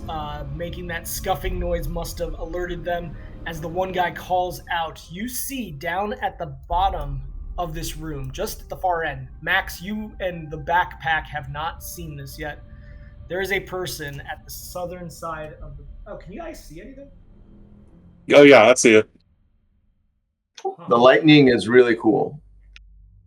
That's weird. For some reason, the group token... Oh, group token's not on here. That's why. Give me a second. The camera is dark right now. Group token. There we go. Thank you. The lightning is pretty Yeah. Yes. That's excellent. Alright, so let's just off to the side. Okay.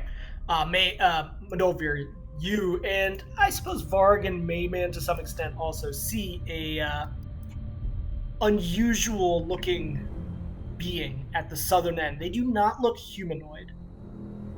Mayman, in this moment, I will give you a chance to do a knowledge. Are you ranked in any knowledges, Mayman? The only knowledge I have is religion. Give me a knowledge religion check.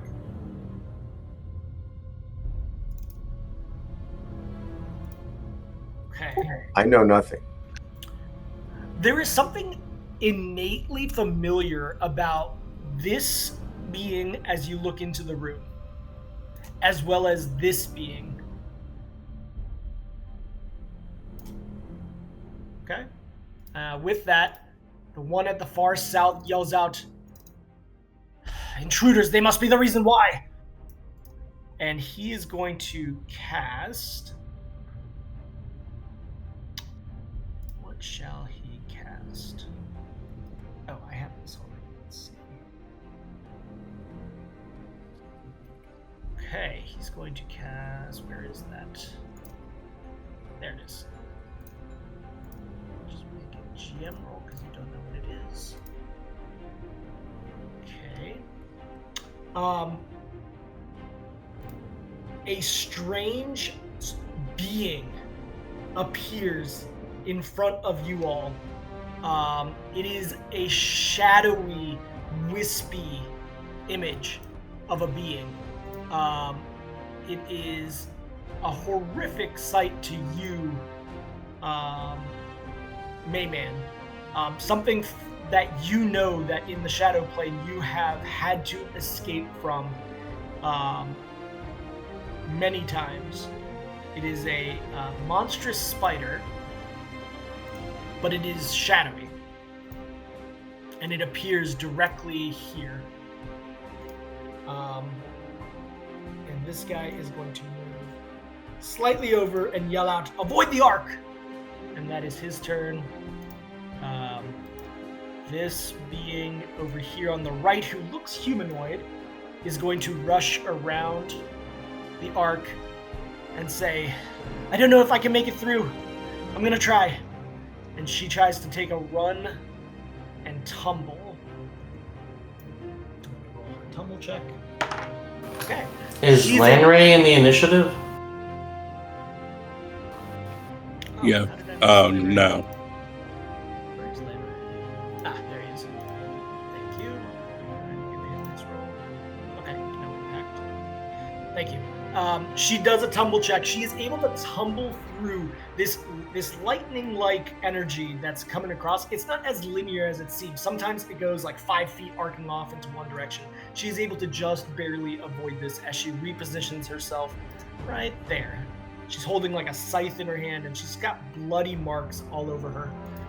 The one right next to her that just approached is going to go ahead and rush towards Madolfir and say, "Interloper, you shall not stop us!" He's going to attempt to strike you, Madolfir. That's going to be okay. I'll just handle that. So that is a 25 to hit. Does that hit? Yeah. Oh yeah. I'm AC 16. And then a 16 to hit. So both of those do hit. Doing 2d4. So that's 7. You take the first one is 13 points of damage, reduced down to 11. And the second one is also 13 points of damage, reduced down to 11, as he strikes you with this enormous flail that he swings across towards you as you're coming down the stone stairs. This one in the back corner also is going to rush forward, but he's going to take cover, and you don't see him. There is a wall dividing you from him right there. So you don't know where he went after that. The other one that Mayman seems familiar to you, but you're not sure why. He is going to He's right here. He's going to cast a spell on. Hey, GM. Yeah. Hold on a second. I rolled initiative, but it's not showing. What's going on?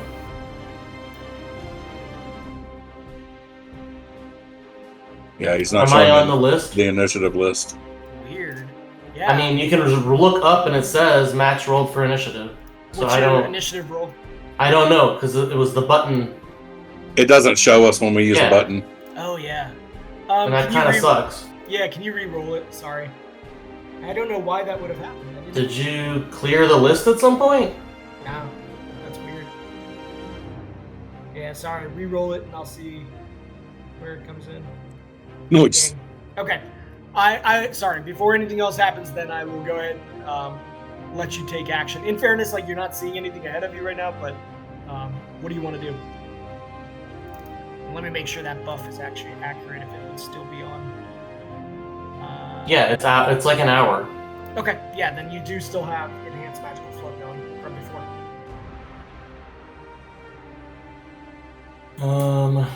All right. So the only people further back than Meeman and Lanray are the mages. Yes.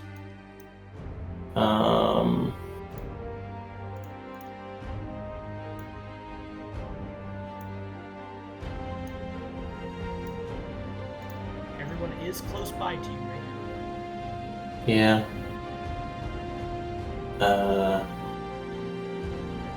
Can I see any of these guys around? Like, can I? I would say, from your vantage point, you can see that Midolfir is in combat right now, but there's a lot of walls in your way. You would have to, like, scoot past in some way, or otherwise Midolfir has to push through.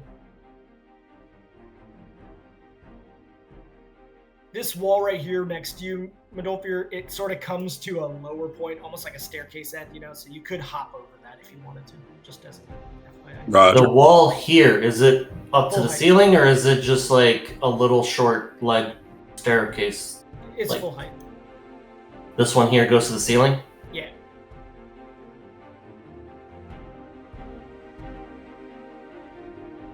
So what are you doing? Next. I'm just gonna do elation then, because like Okay. everybody hears me then. Yep. So I'll do elation, and then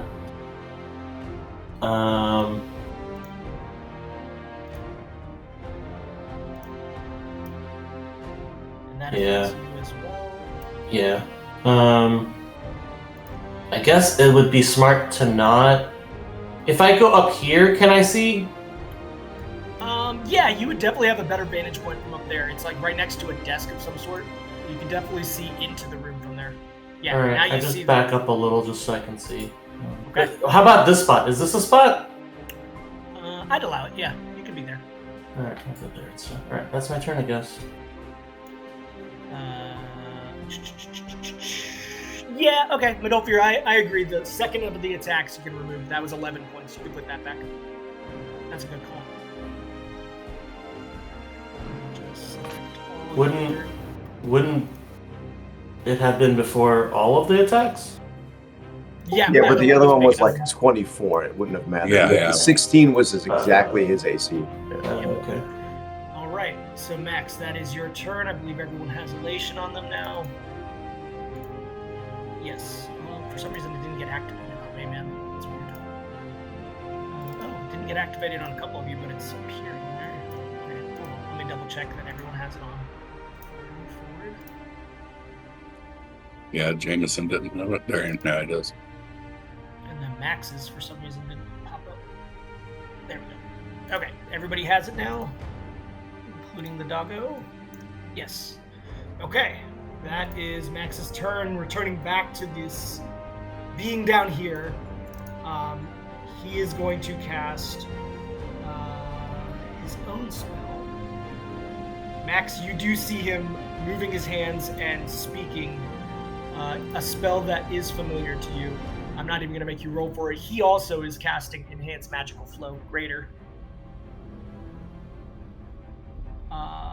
That is going to give him... Okay. enhancement bonus. You know that he is now getting an enhancement bonus on his spells. He's going to reposition forward away from the arcing energy as well.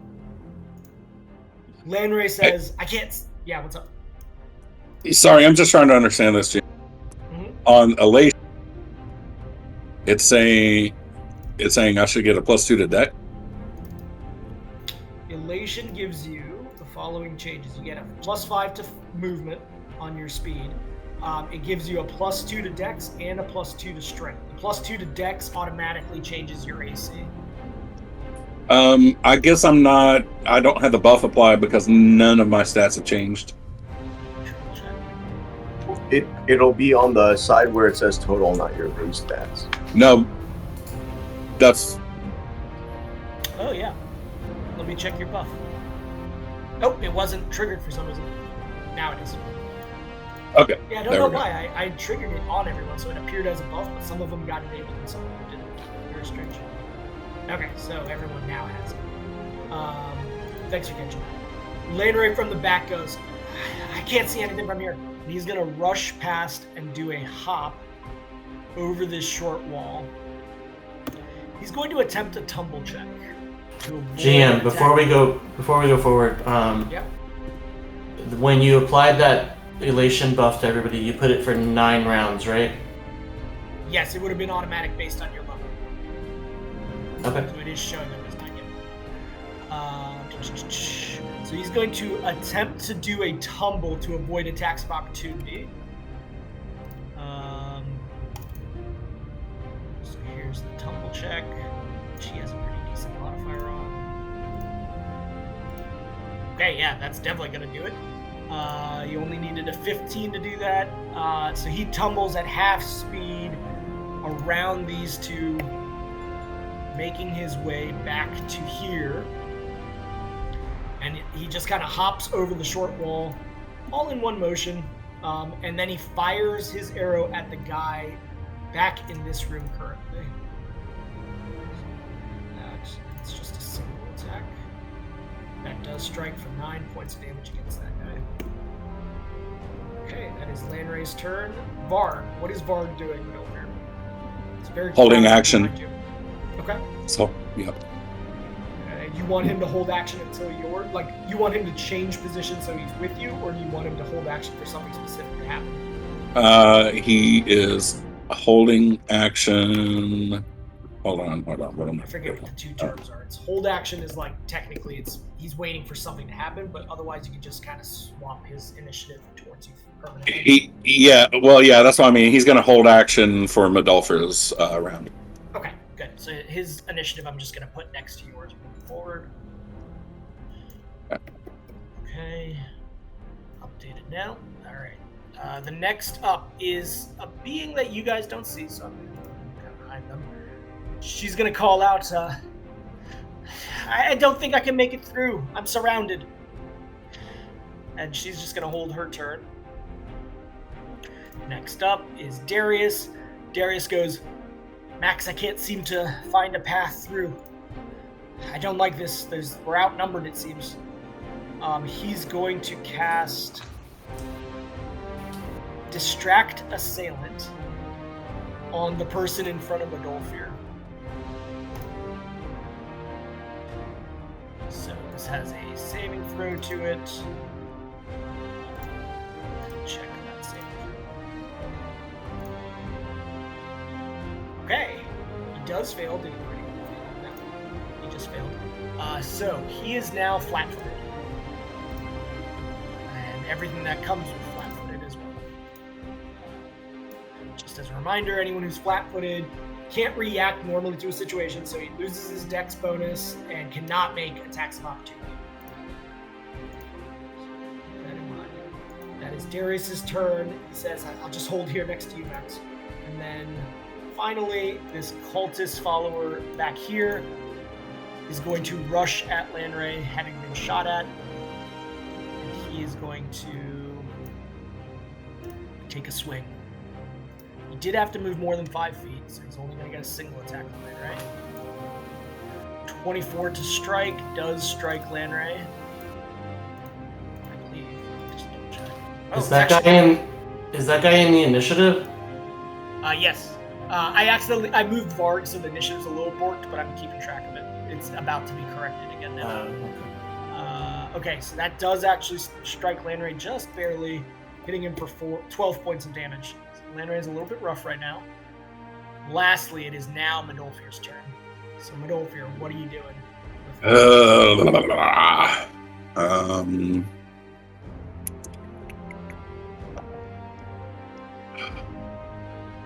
Where do we put Varg's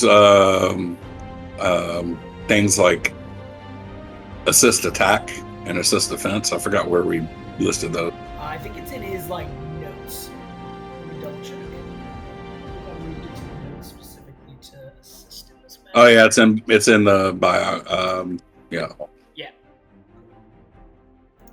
No, those are skills under note. Biography. Assist. Okay.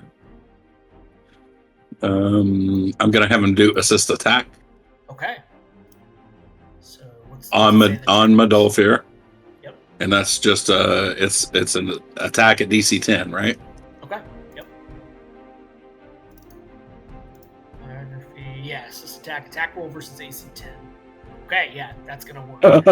So he's giving you a +2 bonus, and as we've discussed before, he's kind of doing that thing like an attack dog between the legs. So he's just kind of there, like assisting to gather somebody. Okay, so that is his readied ability now, and I think it takes him a standard action to do that for this round. Yep. So in future rounds, he can also attack when he's in that stance now. So Medolfir is gonna side leap over the wall. Okay. To there. You re-encounter this person who is not enabled to do an attack of opportunity, but because you hopped over and he had no reach on you before, it's fine. He had no ability to attack you in your prior position. All right. I'm gonna attack the guy to my token south. Okay. It's currently that was just a 5-foot movement, so I get full attacks, right? Yes.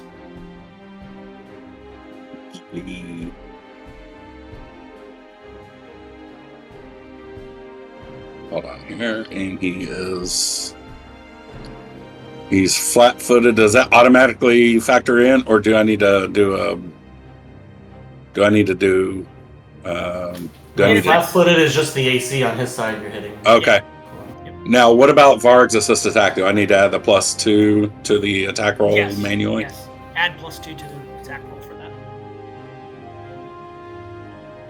Got it. And I'm going to pump a few into power attack, not full on. And here we go. Okay. Nice. Those are good. Okay. You strike with both of those strikes. You do a total of 49 damage as you hit this guy. He is cut deep across his chest, and he kind of grins at you, and he goes, you just bring me one step closer to what I want. Okay, he has taken serious damage. He looks near death at this point. That is your turn. You know what? I should have done this before I attacked him. That's stupid on me, but I want a free action rage. Okay, I'll allow it after the fact, but not before. Okay. Max, what are you deftly listening for? What the guy just said, but I got a -1, so I didn't hear it, right? Okay, so you're in the back, you look over to Darius, and you're just kind of like, what did that guy just say? Okay. That is both your turns. Mayman, it is now your turn. Max, you're going to be the next person coming up after a couple of NPCs, so keep that in mind. Mayman. I am going to bull rush this spider. Okay. You do so. As you approach it, it's almost as if it had been waiting for you specifically to come at it. It will instantaneously, in a poof of arcane shadow, it's going to unerringly touch you. I need you to give me a will save. Will save is going to have this.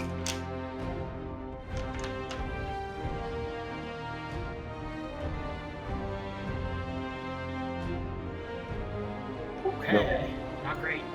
So this is going to be 1d6 plus 2 wisdom damage. Oh, that's rough, dude. I rolled a 5. You take 7 points of wisdom damage. I will apply that to you. That is very bad. That's just damage.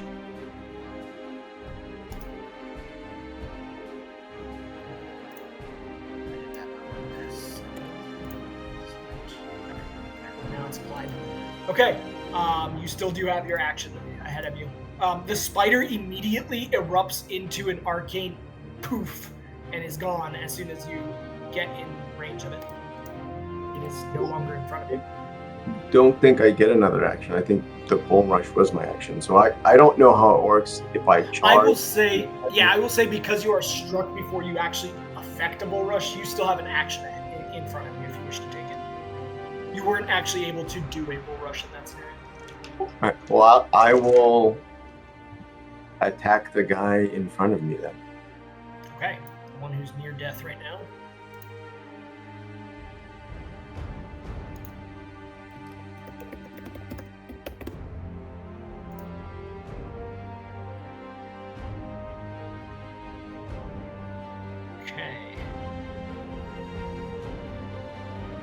Okay. That strike is more than double his health that's remaining. But something strange happens. As you strike him down... Well, actually, with this rule, let's see... No, it won't affect him. Yeah, you do massive damage on this guy. Interesting. You swing forth your flail, and as it strikes him, he seems almost like he's, able to withstand what would normally kill someone in the first place. Or at least disable them or make them unconscious. But instead, as he's, holding strong, your mace strikes him, and his entire midsection just cracks at the force of your flail, and he is dead. He is no more. Mark him as dead. Okay. He is no longer in the initiative now. You have quick actions available to you if you want to do anything. Okay. Yeah, I'll just get in this stone. It doesn't do anything unless there's anything larger than me, but regardless, it's fine. Okay.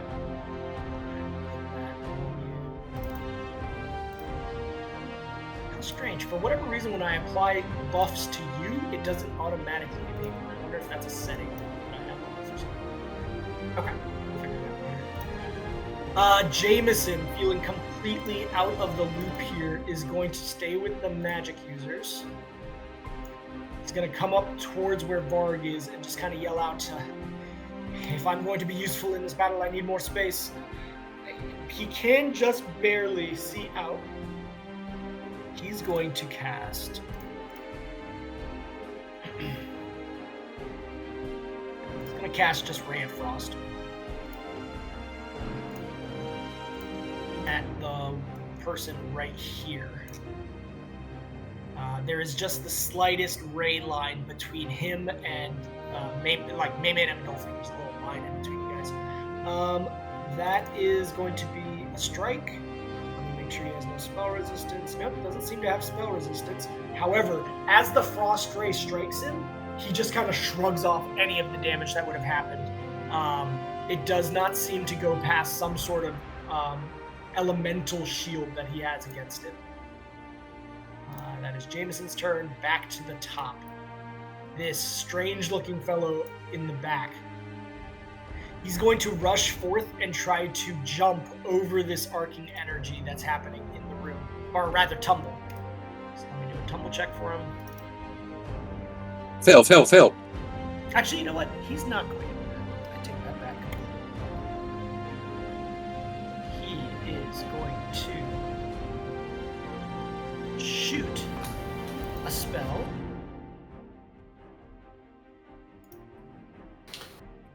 So this guy here has some sort of resistance to cold damage? Yes, that is what you gathered from that. Okay. Okay. An arrow shoots off towards Mayman.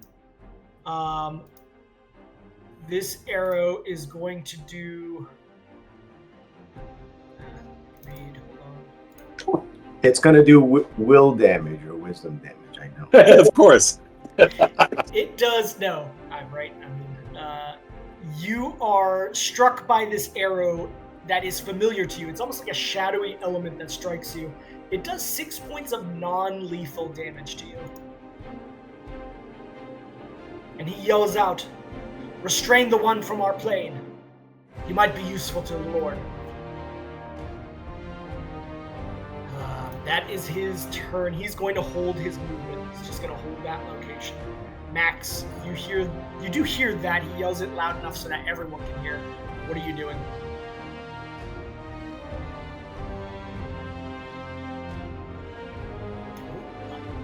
Yes. Okay. Erupting a fireball. As the fireball erupts, it's going to cause some interesting things to the arced magic, but let's see before that. Also, if that spider still somehow exists, Understood. you know. Okay, so these guys need to roll their saving throws, reflex saves. First one fails, second one fails, third one fails. They all fail. You have erupted this And fireball. my DC is actually 21, but yeah, Noted. Okay. it doesn't do anything. I just wanted to brag. Max is definitely taking over for Flicker Wisp in the fireball department. It's just like, yeah, we're gonna go ahead and shoot this. Okay. As you shoot the fireball, it does strike. Also, this guy's body is also in there.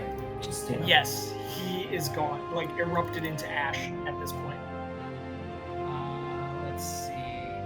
Just checking resistances. Okay, the one in the front who resisted some of the cold damage also resists part of the fireball damage, but not nearly all of it. I mean, he takes a lot of the damage. He's going to resist 10 points of it. So that is those two. And it also struck this one down here, right? Yeah. So let me check his. He reduces a little bit less. He only reduces 5 points of damage from that. So he's going to take 38. He is disabled at the southern side. This person is going to be badly harmed. The one with the scythe is just like struck by the fireball. Like skin is completely singed up. Let me just check one thing in their feeds. Okay, yep. And then finally, the one that resisted the cold damage completely last time is going to take 33 points of damage. Check. Yep, okay. That is your turn unless you want to take a move.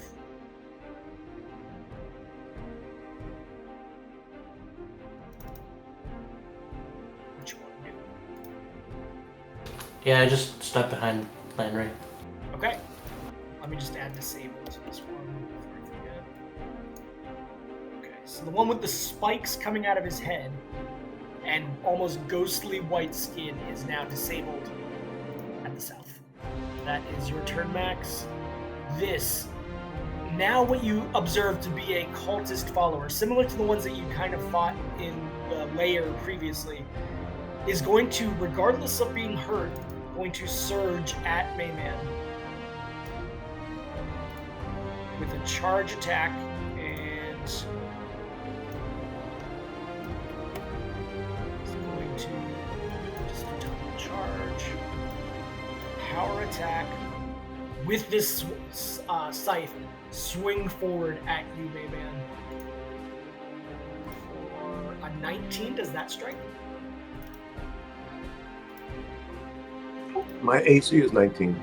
Okay, and I do see that your buff is toggled, so that is the correct number.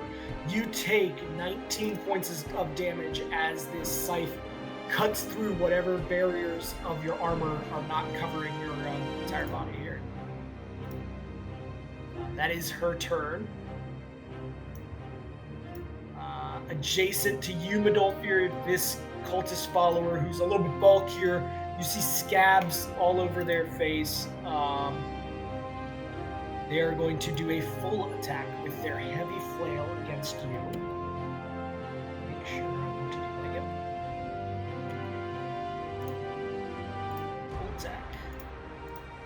Both hit because raging drops my dex, so my AC is currently 15. Dagger. Okay, both of those do strike. You take 9 points and 8 points of damage. Adjusted. And he is going to just shift slightly to be able to attack both you and Lenray if needed. 8, 17. Oh, I took too much. Okay, interesting. 6. That's 8. Yeah, I took. This odd-looking, somewhat shadowy humanoid is going to take. Let's see. Okay, yes. He's going to cast. It's not like a casting, Max, as you're watching this. He's almost like unlocking some strange forces of the universe as he does this, what seems to be a casting. Okay. You know this to be a being,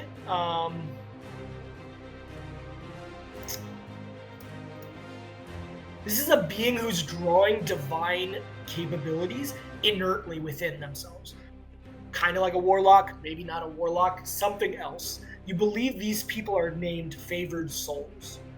And they have a patron that sort of channels energy into them, even if they are or aren't capable of that. Okay, so he is going to attempt,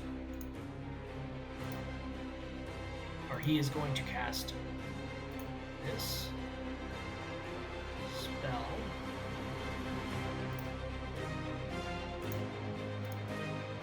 Max, I will say that you do know that he is casting a sadism spell because you have divine knowledge as well now.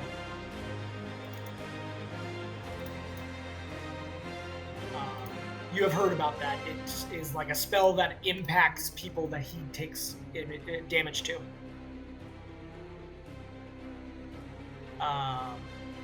Thank you, Dolfir. Okay, that is that guy's turn, although he is going to retreat back now a little bit. He's going to come around to this corner and just kind of hug the corner. Still able to be struck if needed, but he is there. Lanray, being faced by... So, my understanding of this spell is that... Okay. So, like, damage that he strikes out to people is going to is going to give him health. Okay.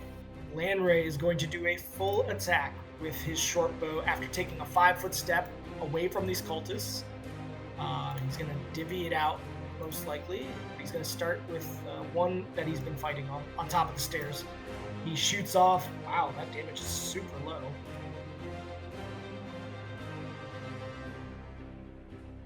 Weird.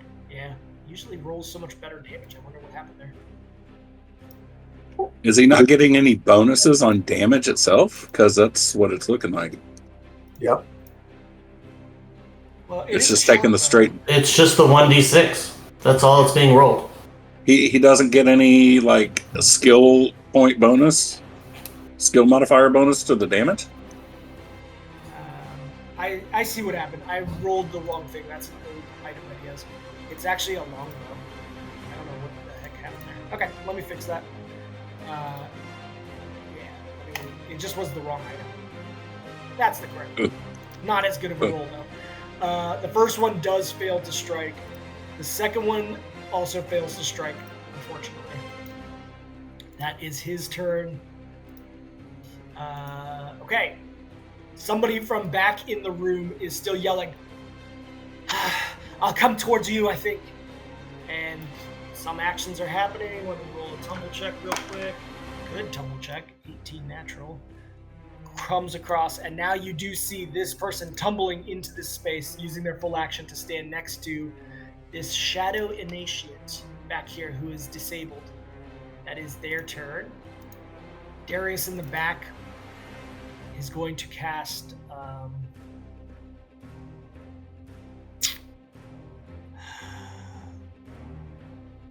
Fireball? Fire. It's Doesn't gotta have, be fire. doesn't have fireball. It's gonna cast disarm. Yeah, close range. So disarm on the one that is holding the scythe that did all the damage previously.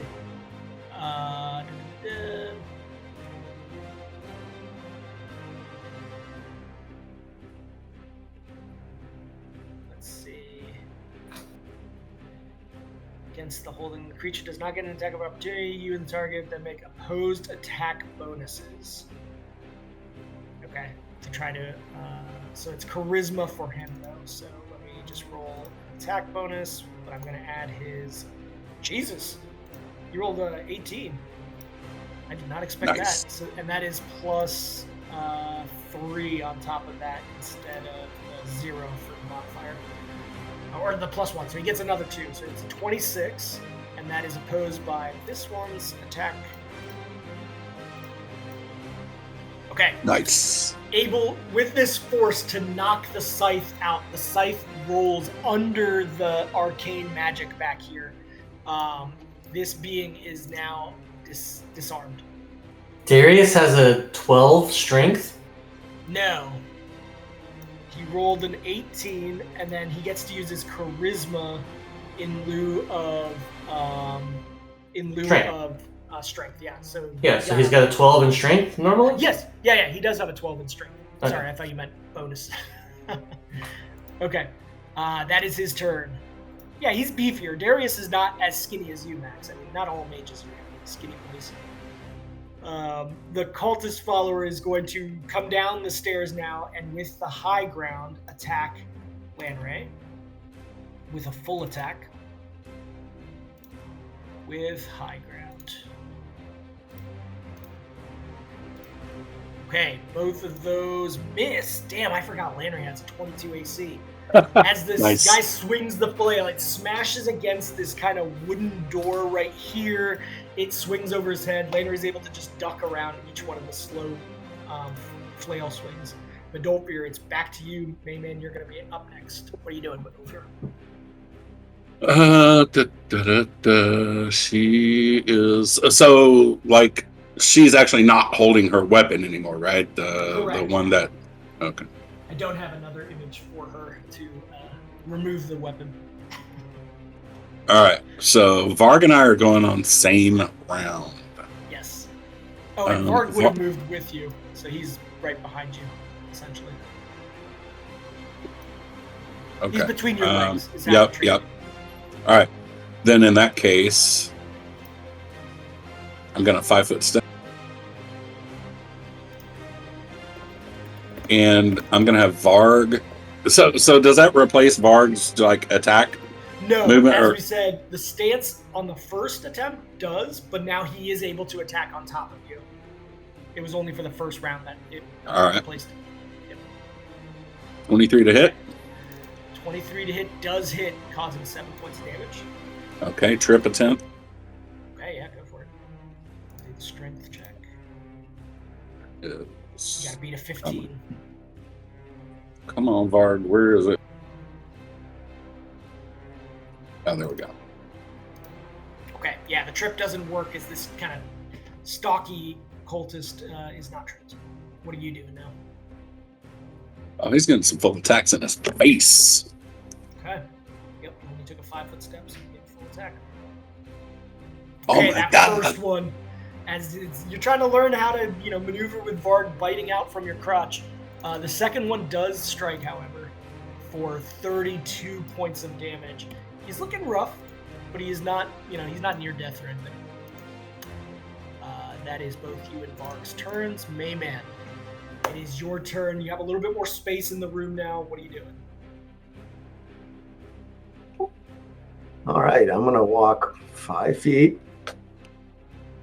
I'm gonna full attack old girl here. And hold on.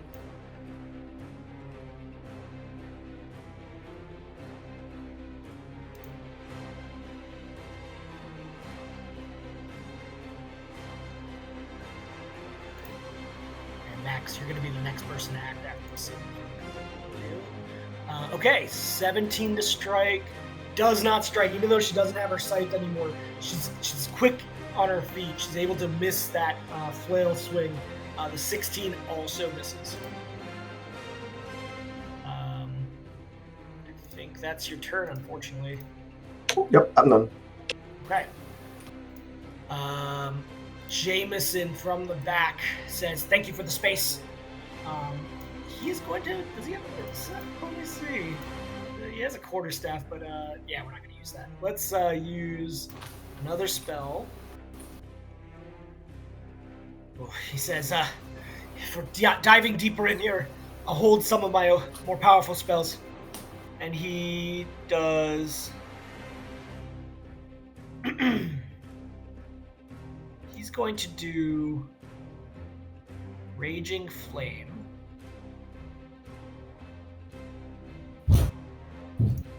No, never mind. That doesn't work. Man, he's not an offensive type.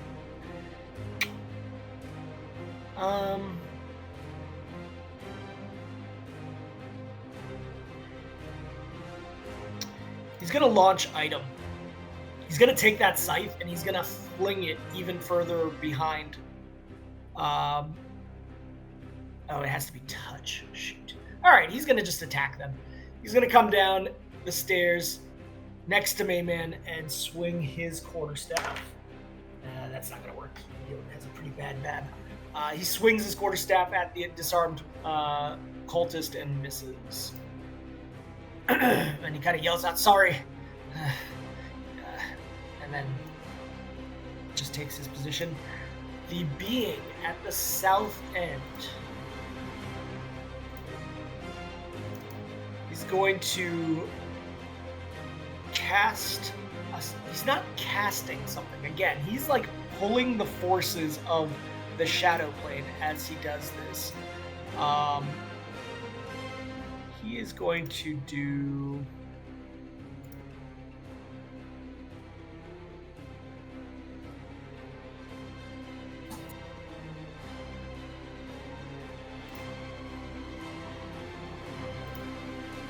Lots of time for you, Max, to think this over. Yeah, I mean, it's still, mechanically speaking, it's still a spell casting, right? Yes. Mechanically speaking.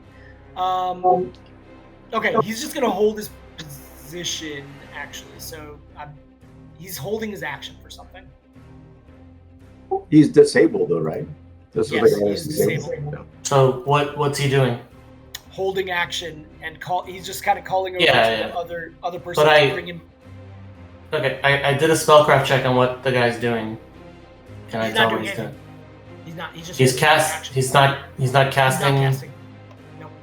Oh, okay. He's I just thought you said calling he was over. casting. Nope. He's calling over just for a potion. I changed my mind since he's Okay, disabled. alright. That's why I rolled it. So never mind. Yep. I'll It delete is that. your turn now, though. Okay. Last round I did a 42 spellcraft. Yeah. Like 30 or higher lets me understand a strange or unique magical effect, such as the effects of a magical stream. Yes. Is Yeah, anything like that happening here? Yes. You see a recognition in this strain arcane energy. It reminds you of when you were on Mechanus and you guys came across a flowing energy river of just like pure planar energy. This is like an energy that is somehow seeped out of another plane and is erupted into almost chaotic force in this space. It is arcing and firing in all directions chaotically.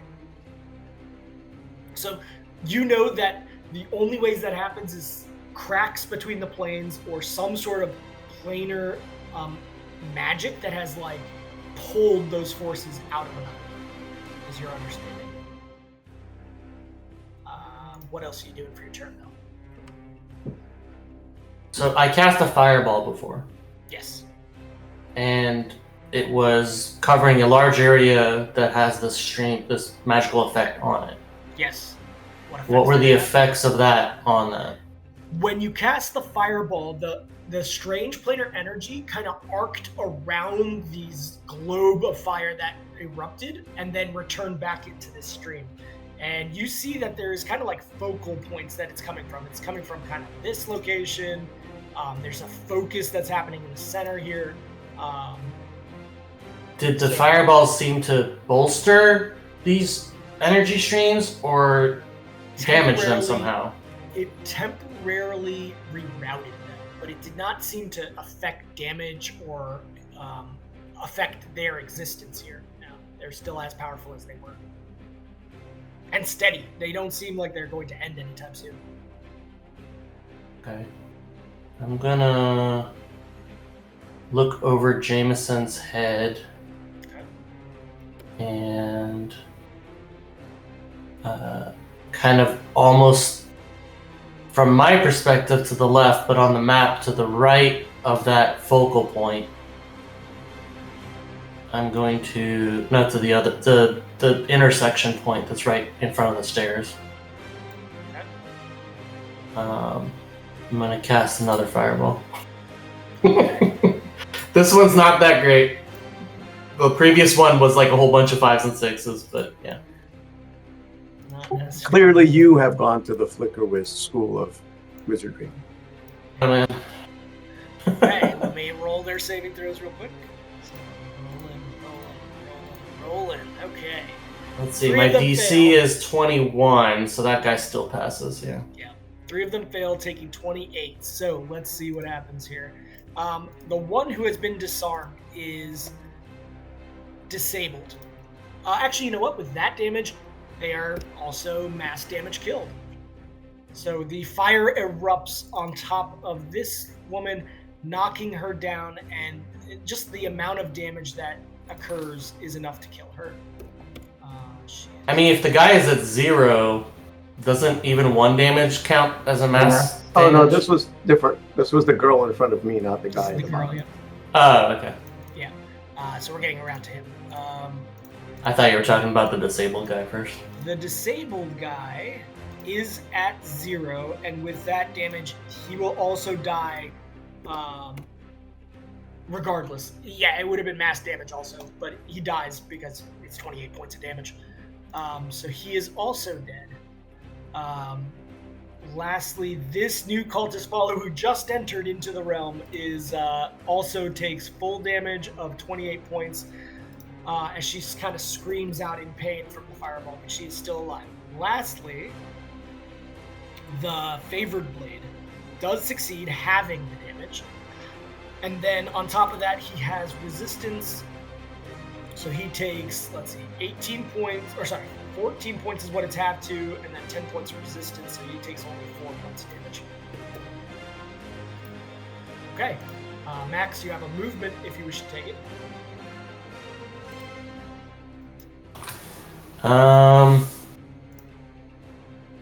So I cannot see these two guys because right here is a full height wall. You do right? not have line of, yeah, you don't have Yeah. And I know that this guy is basically spinning up to try to do damage and gain luck bonuses. Or something like that. Some bonuses, yeah.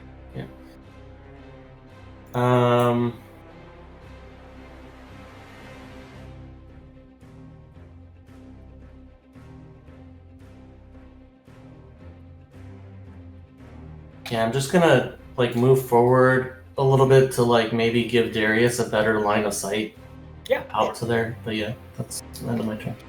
Okay, that's the end of your turn. The cultist follower behind you, Midolfir, is going to strike out with a full attack as he just kind of yells out, "You can kill us, but you can't take down the Dark Lord, the Whisper One." And then fights with his dying breaths, basically. Crit.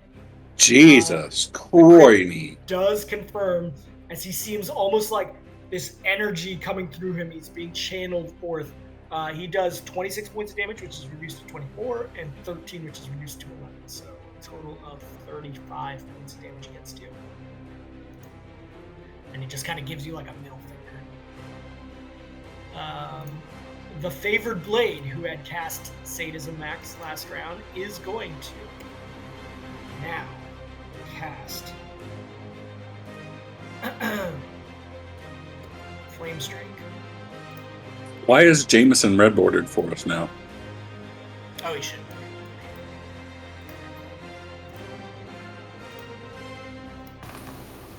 Same with Darius, but Yeah. doesn't matter. Friendlies. Okay.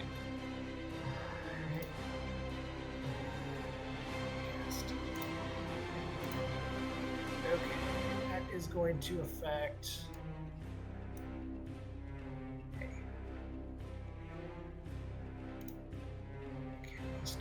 Who is this going to affect? This is going to affect. Oof. He can keep them up. Okay, so this is going to impact all of these people. I need reflex saves from everyone affected, including Varg. I will do Jameson's. And if you have spell resistance, I don't think you do. Okay, Jameson. Sorry, reflex? Yes, reflex save. Mayman, you failed. Jameson fails. Varg passes. And this is +2, actually. So, actually, Varg still just barely passes with the 20, since it's enhanced magical flow. And Medolfir, you fail. So, Varg does pass, only taking half of that damage. So, he takes 21 points of damage. Varg's looking rough.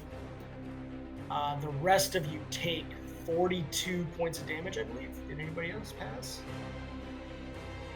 No, nobody else passed. So each of you take 42 points of fucking damage, and this guy is about to just gain back all his health, I believe.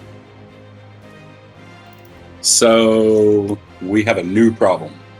Yeah. Just make sure I'm reading this right. 10 points of damage. Isn't a given round. Gains up. Okay, no, this one No, doesn't. he doesn't get health. He just gets luck. Yeah. So that is a lot of damage, however. So that's 3 people that took 42. Am I counting that right? No, 4 people who took 42. So 168 points, and then 21, so 180. Is Jameson dead? Jameson is disabled. He just yelps out "Ah!" as this fiery burst strikes him. Yeah, this guy's gonna have a 18 luck bonus on their next attack roll, saving throw, and skill on any of their attack roll, saving throws, and skill checks within the round until their next turn, basically.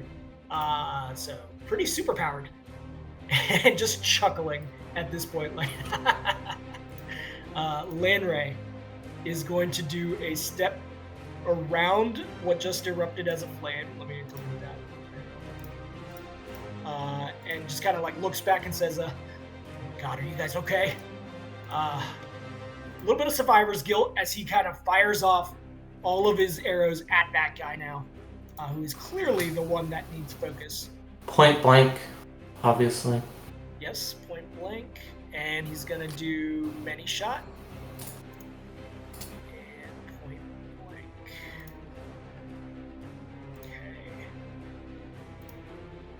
Okay. Now let me just double check. Does that affect his...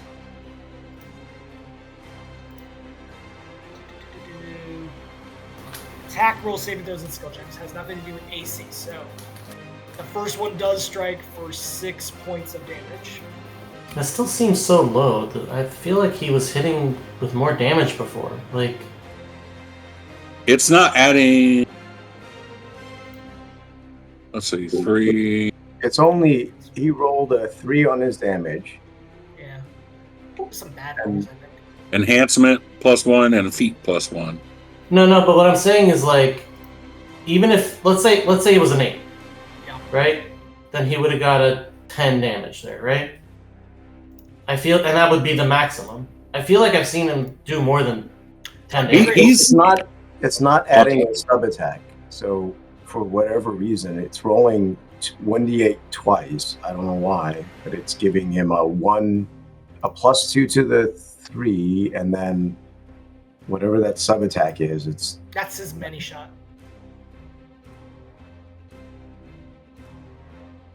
So is that like on the first attack? Is that 5 and 6 combined? Yes, it's 5 and 6 combined. Okay, so that's 11 plus you're right. 15. Okay, so yeah. Okay. It's 5 plus 6, but the first one, the second one doesn't strike, so only the first one does 11 points of damage.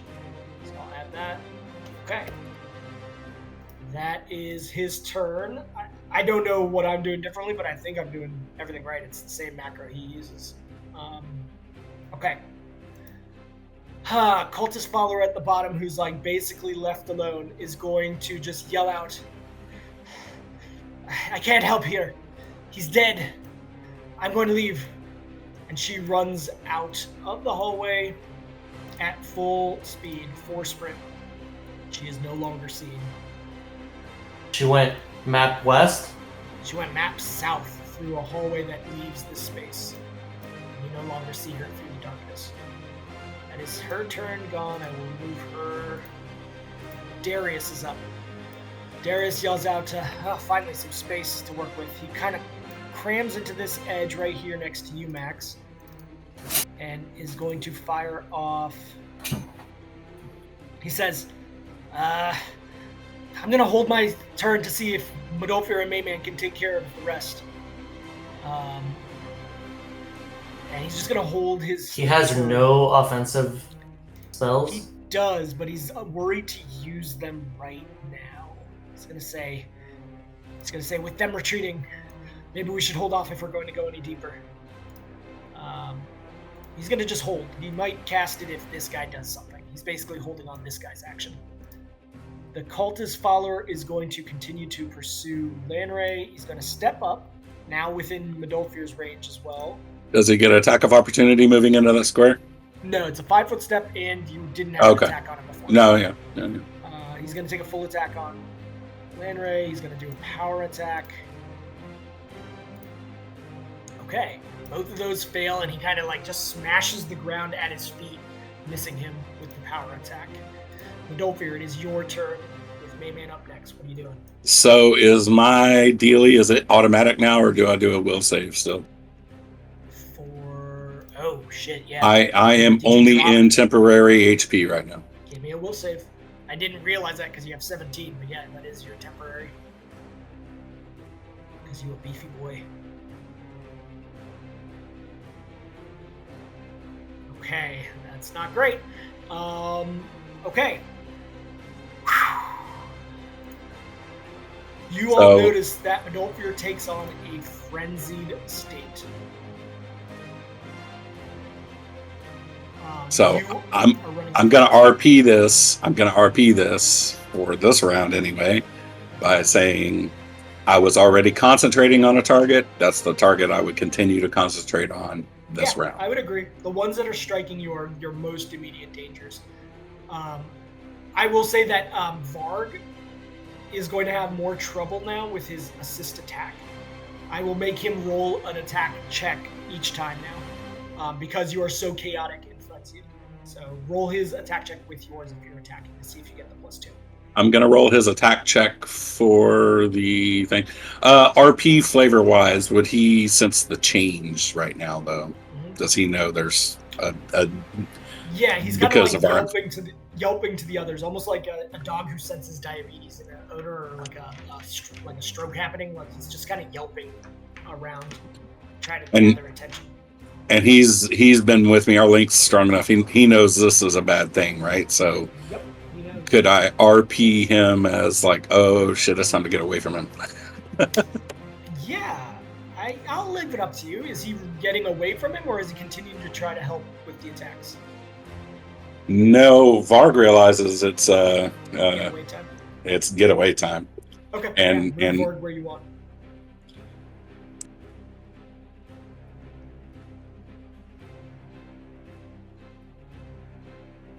Yeah, that works. He's just gonna scamper through them. Game's paused for some reason, by the way. Oh, okay. There you go. Okay. So basically, he's going to start yelping, and that's really the only way I can RP any kind of indication to everybody in the party right now. So this guy's probably about to be punished if I fail these. Or if I don't fail these, yeah. Okay, yeah. The first one strikes him with Bengrafil, and that second strike with all of your just frenzied fumes of energy within you. You do kill this guy instantly with that strike. He is dead. Now, based on position of where people are on the next round, I've got to randomize. Like, I just got to roll a die to see what my target's going to be. So, I would say still this guy most likely. No, he's never struck you. So yes, you would have to roll your dice. Correct. You have that correct. right, Right. Either anyone that struck me or the closest target is the way that reads. So, Mayman, you sense a change immediately in Midolfir. You don't even need to do a sense motive. He looks like a feral caged animal right now. All right. I'm oblivious, because I'm dumb. Okay. I can move through a space occupied by a friendly, correct? Yes. Okay, Midolfir, I need you to roll me a 1d2. If it's a 2, you're going to take an attack of opportunity against me,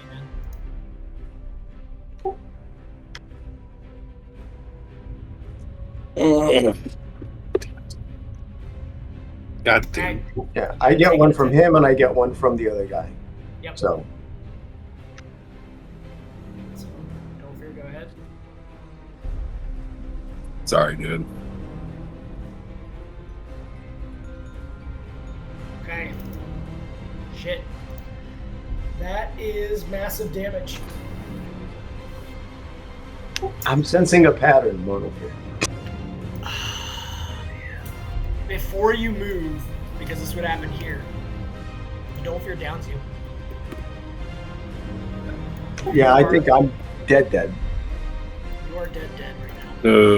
Only able to be revived by magics that would revive you. Shit. Okay. That's what happens in the frenzied state. I'm sorry, Mayman. The rest of you watch as Mayman falls. Jameson yells out, "Are we losing this battle? I don't even know. I cannot stand without harming myself. I think Mayman's dead." And he's going to call out for assistance from Darius.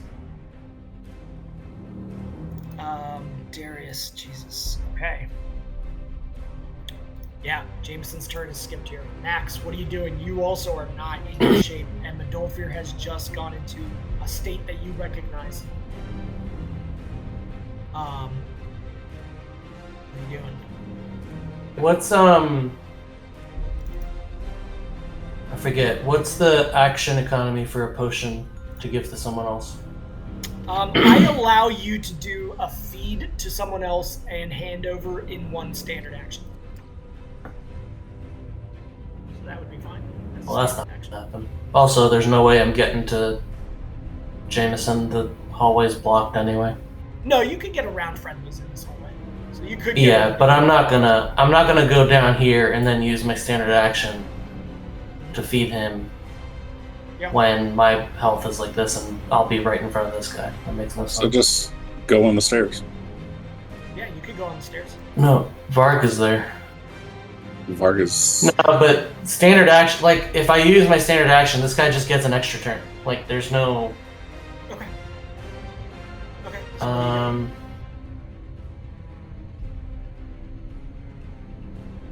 I am up higher, right?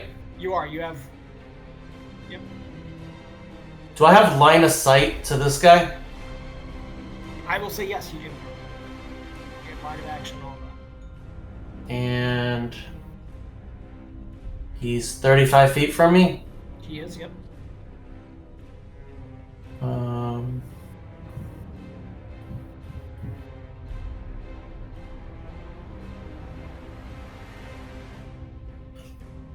I mean, the guy's gonna get a freaking plus 18 on a saving throw, so That's going to be useless.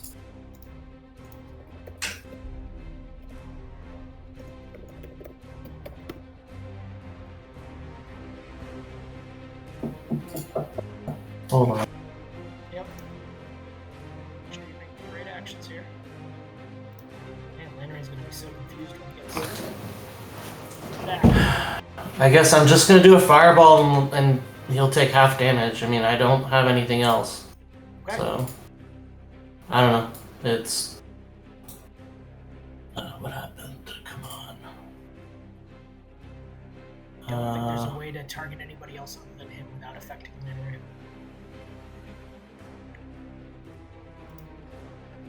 Right there. Okay, yeah, you're right. Yep. You cast it sort of exploding behind. Okay, so that is 37.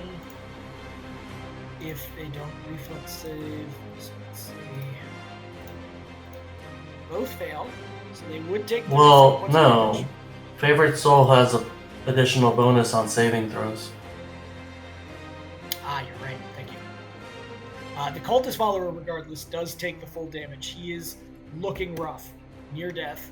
The favored blade does get a bonus of plus. Let's see, it was 180. 18. So yeah, he does pass. So that's halved plus his resistance. That's 18. So he reduces it down to 8 points of damage. Okay. Max, how did we get in here? Because I don't see a hallway behind us that we theoretically came through. You all crawled through this space to get in here. Right here. Okay. I step back. I need to step away from the computer, so that's my turn. But yeah. Okay, noted. Okay. The favored soul is going to now lose his bonus. Although no, it's all the way through this round, so he does get it until the end of his turn currently. He is going to...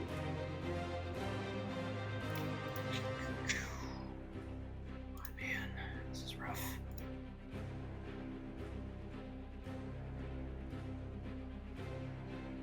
He's going to do a fiery burst.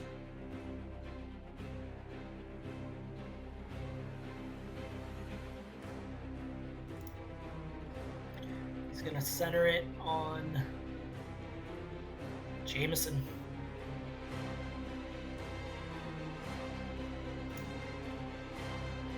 It's gonna affect Varg as well. Oh, it only does 1 point of damage. Jeez. That might be enough. So there's a reflex save. But over here, you don't actually have to make it. Only Varg does. Varg passes, as does Jameson, although... Let me read the buff one more time. Sadism and his attack rolls, saving throws, and skill checks. So yeah, it's one of those things. Alright, everyone passes that, and since it's half, I will call that 0 points of damage. Not 100% sure, but I'm going to call it 0. That is the end of his turn. Lanra yells out, I don't know if we can take him on. What do we do? And he's going to go ahead and pull back just 5 feet so he doesn't take an attack of opportunity. And he's going to fire again at the main baddie. Well, he wouldn't take an attack of opportunity from anybody anyway. He's not near anyone. There's still one guy upper right of him where he was. Yeah, but not within melee range. Or he was. Yeah, he was there. He was there. Okay. Yeah, my bad. He took a 5 foot. Yep. I was thinking he was already where he was currently. So. Yeah. He's gonna take many shot. And point blank. Full attack. Okay, that's a lot better. And this guy's back to normal, although this wouldn't be affected anyways. He does take damage from all of those attacks. He takes a full 15 plus 9, 25 points of damage. He is disabled.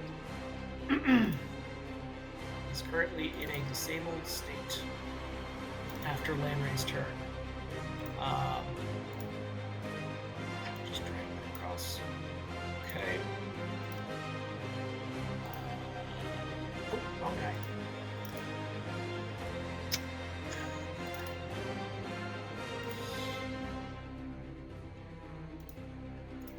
Okay.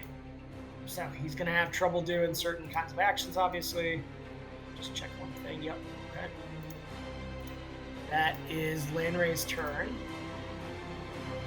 It is Darius's turn. Darius is going to rush forth and give his only healing potion to Jameson. Actually, he's not going to do that. He's gonna say, "I'm sorry, friend, but I think I have to do this, otherwise we're in more trouble." He's going to hop over and force feed this to Medolfir.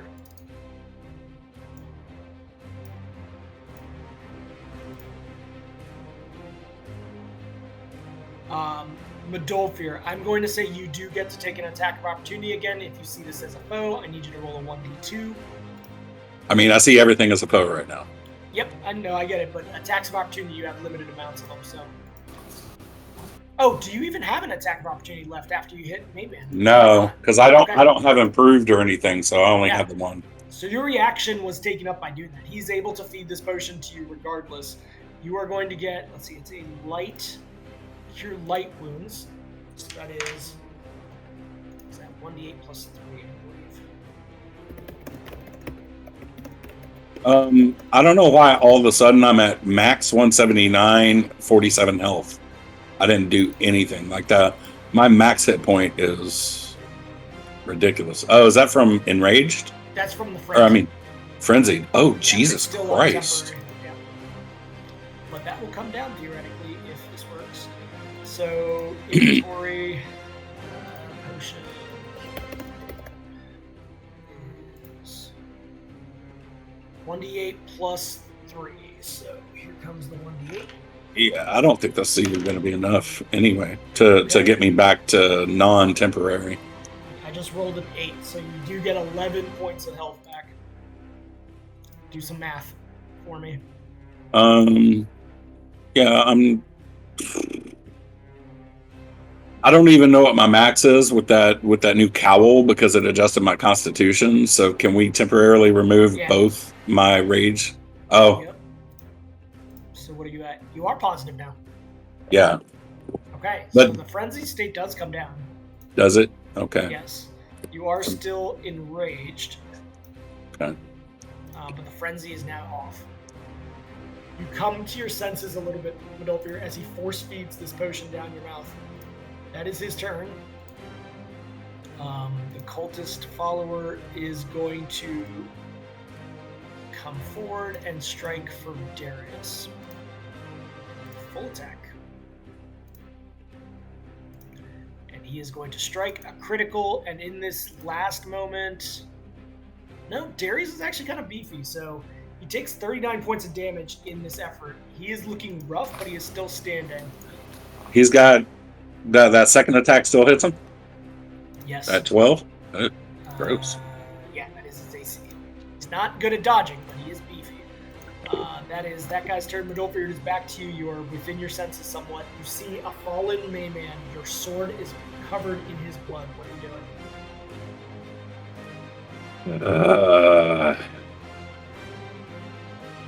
How bad off does the guy in front of me look? He looks near death.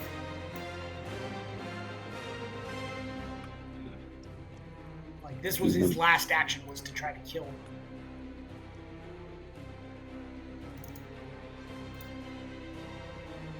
They both do, actually. Both the Favored Blade and the Cultist Follower look like they're near death. Line of sight to the Favored Blade. Does that give me a direct path, kind of cutting across that corner of the cultist's square? Yeah, the way it's drawn, it looks like it would. Now, the Cultist might get an attack of opportunity, but you can get a charge attack like that. You wouldn't need one, he's disabled. Well, charge attack negates the attack of opportunity. No, when you do a charge attack, anyone in the path of the charge also would get an attack of opportunity against you. No. It's only against the person you're charging against that doesn't get an attack of opportunity. But like, as you're passing by other people, they would.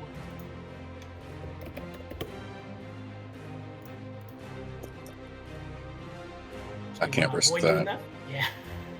Right back to the frenzy.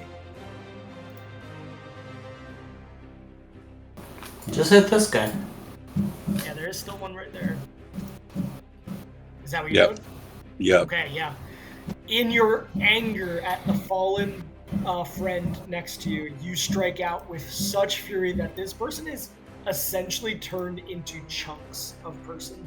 He is no longer recognizable as you swipe at him, causing 90 points of damage.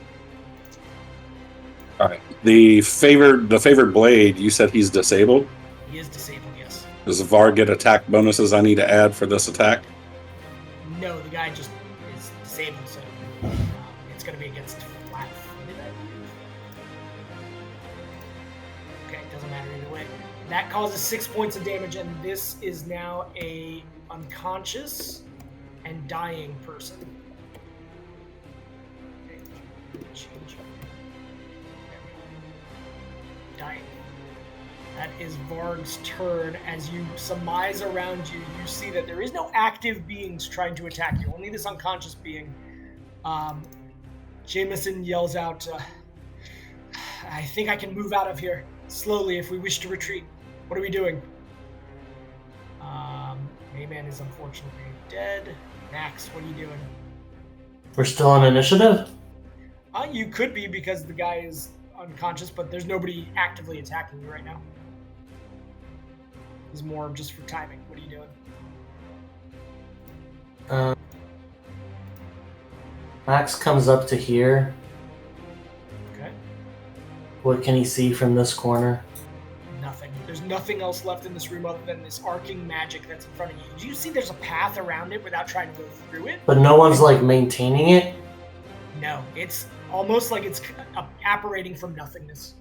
Like it's just like a rip in the space of this room, channeling this electrical energy.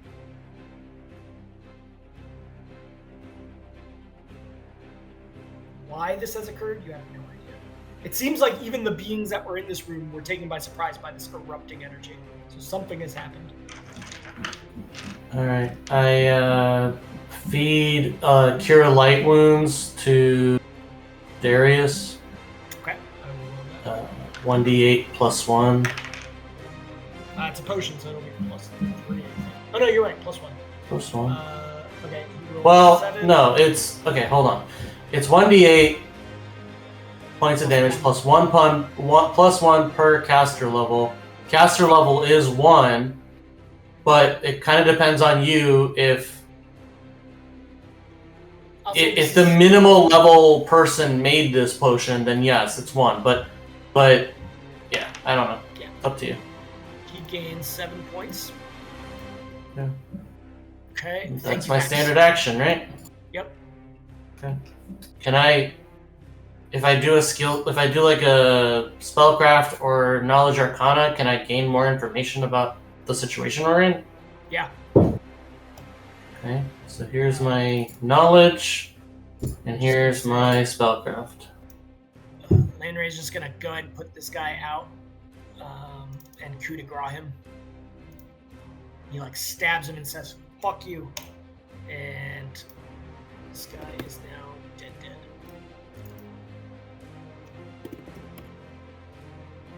Okay. I'm gonna go ahead and end initiative here.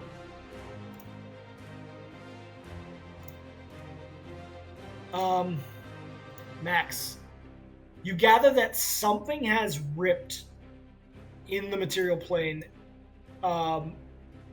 There is a planar magic coming through that is chaotic, uncontrollable, and seems to now be permanently in place coming out of this room. Whether it's in place elsewhere in this dungeon, you're not sure, or elsewhere in the planet, but this is new. So they were able to complete whatever the ritual was. Potentially. Yeah. So there was no point of us trying to interrupt anything. You don't know what. I'm saying this out loud. Yeah.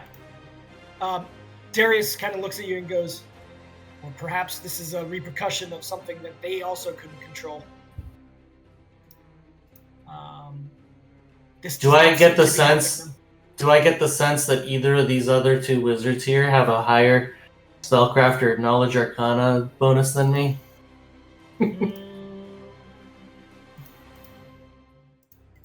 No, neither of them have a higher bonus than you.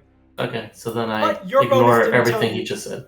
Your bonus doesn't tell you whether this was a benefit to anybody. I mean, that's a tactic question more than like you know what the arcana behind it is, but whether it was purposeful or not, you don't. I don't though. I don't know what the arcana of any of this is. It's like an energy stream, which is some sort of visually energy stream. Yeah, but it's visual. That's like you could look at it and know that. I mean, like I don't know anything beyond what anybody else in this room knows. No, it is extremely. This is not a common thing that you would know from a spellbook or anything like that. It does seem like it's a repercussion of powerful magic that has occurred, especially when you look back here through these windows when you saw that hellish purple fire. Something has happened here. You don't know why, and it doesn't seem like the cultists and all those guys knew why. Like they were like as shaken by it as you are. Okay, so other than that, Medolfir, you're the only other PC currently alive in the room right now. Medolfir's in a completely panicked state. Is not talking to anybody. He completely strips all of his gear except for Bingerfeld, and he picks up Me-Man's body, which I should be able to carry based on my my inventory carry weight by stripping all my gear except for my sword. He weighs 340 pounds, so you are like, "Ah," and you pick him up over your shoulder. But yeah, my light load is 400. So Okay, gotcha. So you can move at full speed since you've stripped down. and all of his gear, anything that would be weighing him down too. So Yeah. I'm gonna pick up his body and I'm running out of the room. Okay. We have plenty of space in the bag of holding, so I can throw Well. his equipment in there while you are going. Darius kind of yells out, "Is there any way we can preserve him?"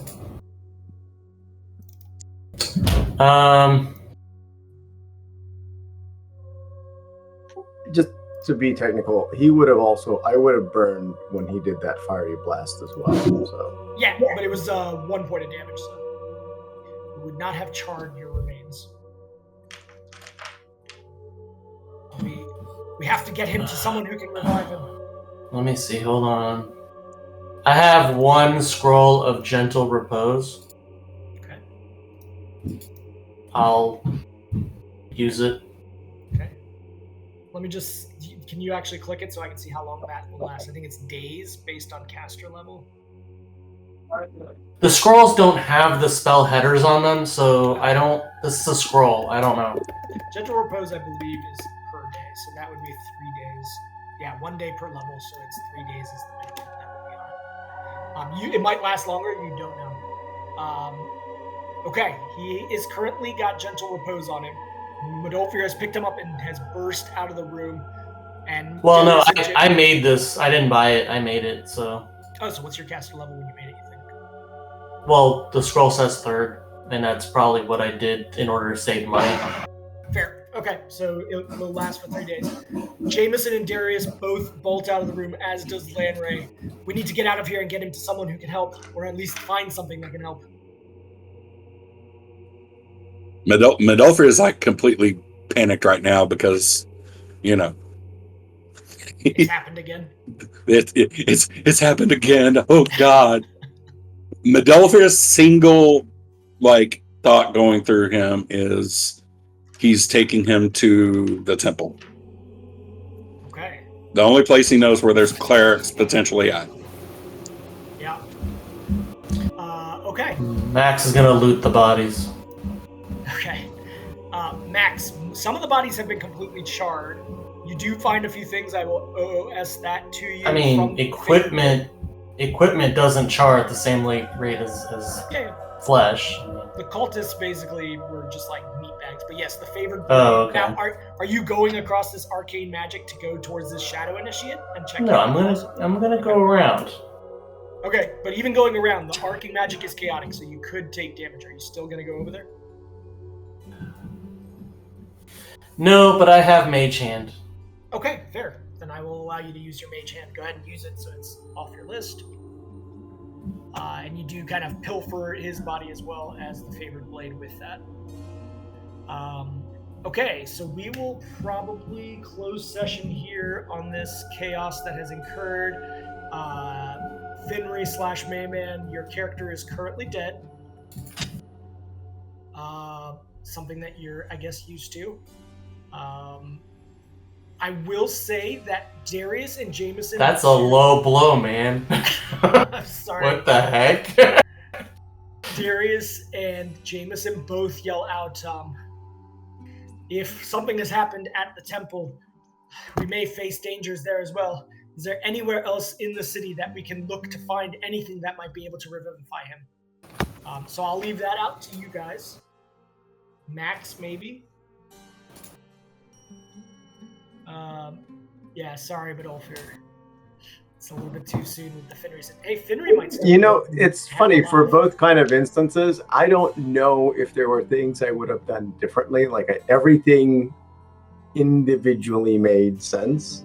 And I don't feel like I was like being reckless or anything. It just happened, so I'm not broken up about it. It just stinks you were so low in health that the mass damage effect came into play. To be fair, the whole thing that I was trying to do was to bull rush that guy into the lightning, because I didn't think there'd be any other way for us to hit him.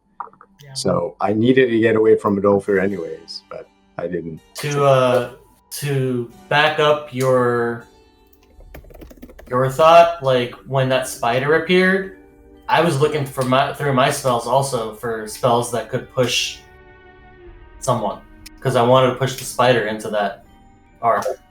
Yeah, I mean, I was trying to push somebody into that arc because I thought that was the only way to stop it. And so for me, that was the whole thing we were trying to do. So I was going to push the spider in there, and that didn't work. And then the favored soul he was like, I could have pushed him 10 feet if I went with him for 5.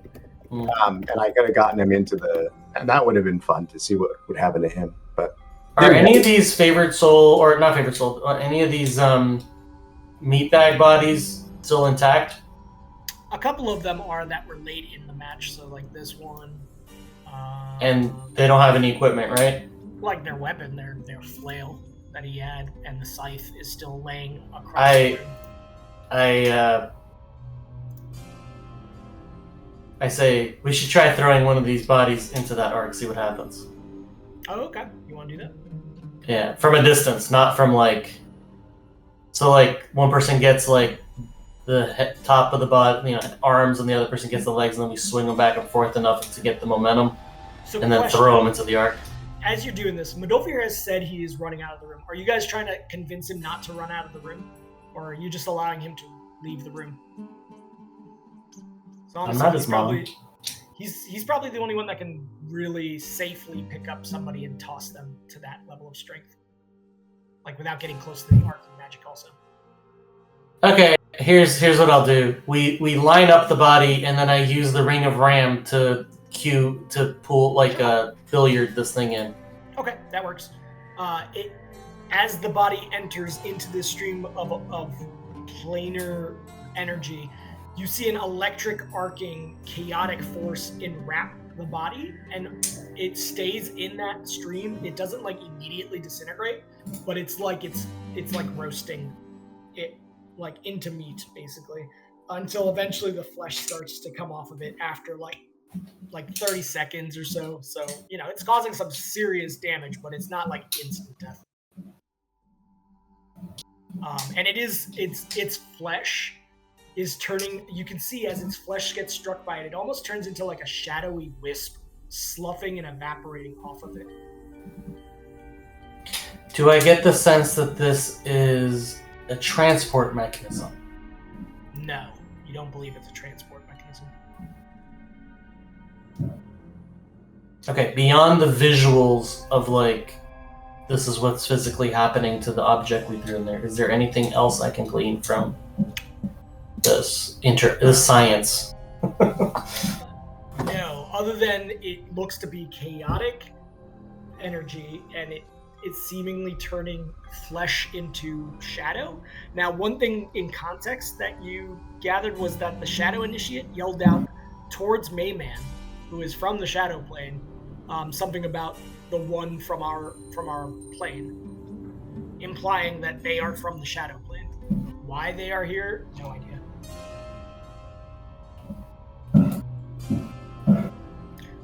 Okay, with that, I guess you guys can decide what might be able to bring Mayman back. Mayman, I'll talk to you out of session if you want to try to play an NPC or something next session, or otherwise just kind of skip it. Yeah, not great. Sorry, Mayman. I didn't mean to be reckless with my words, but that's what happens sometimes.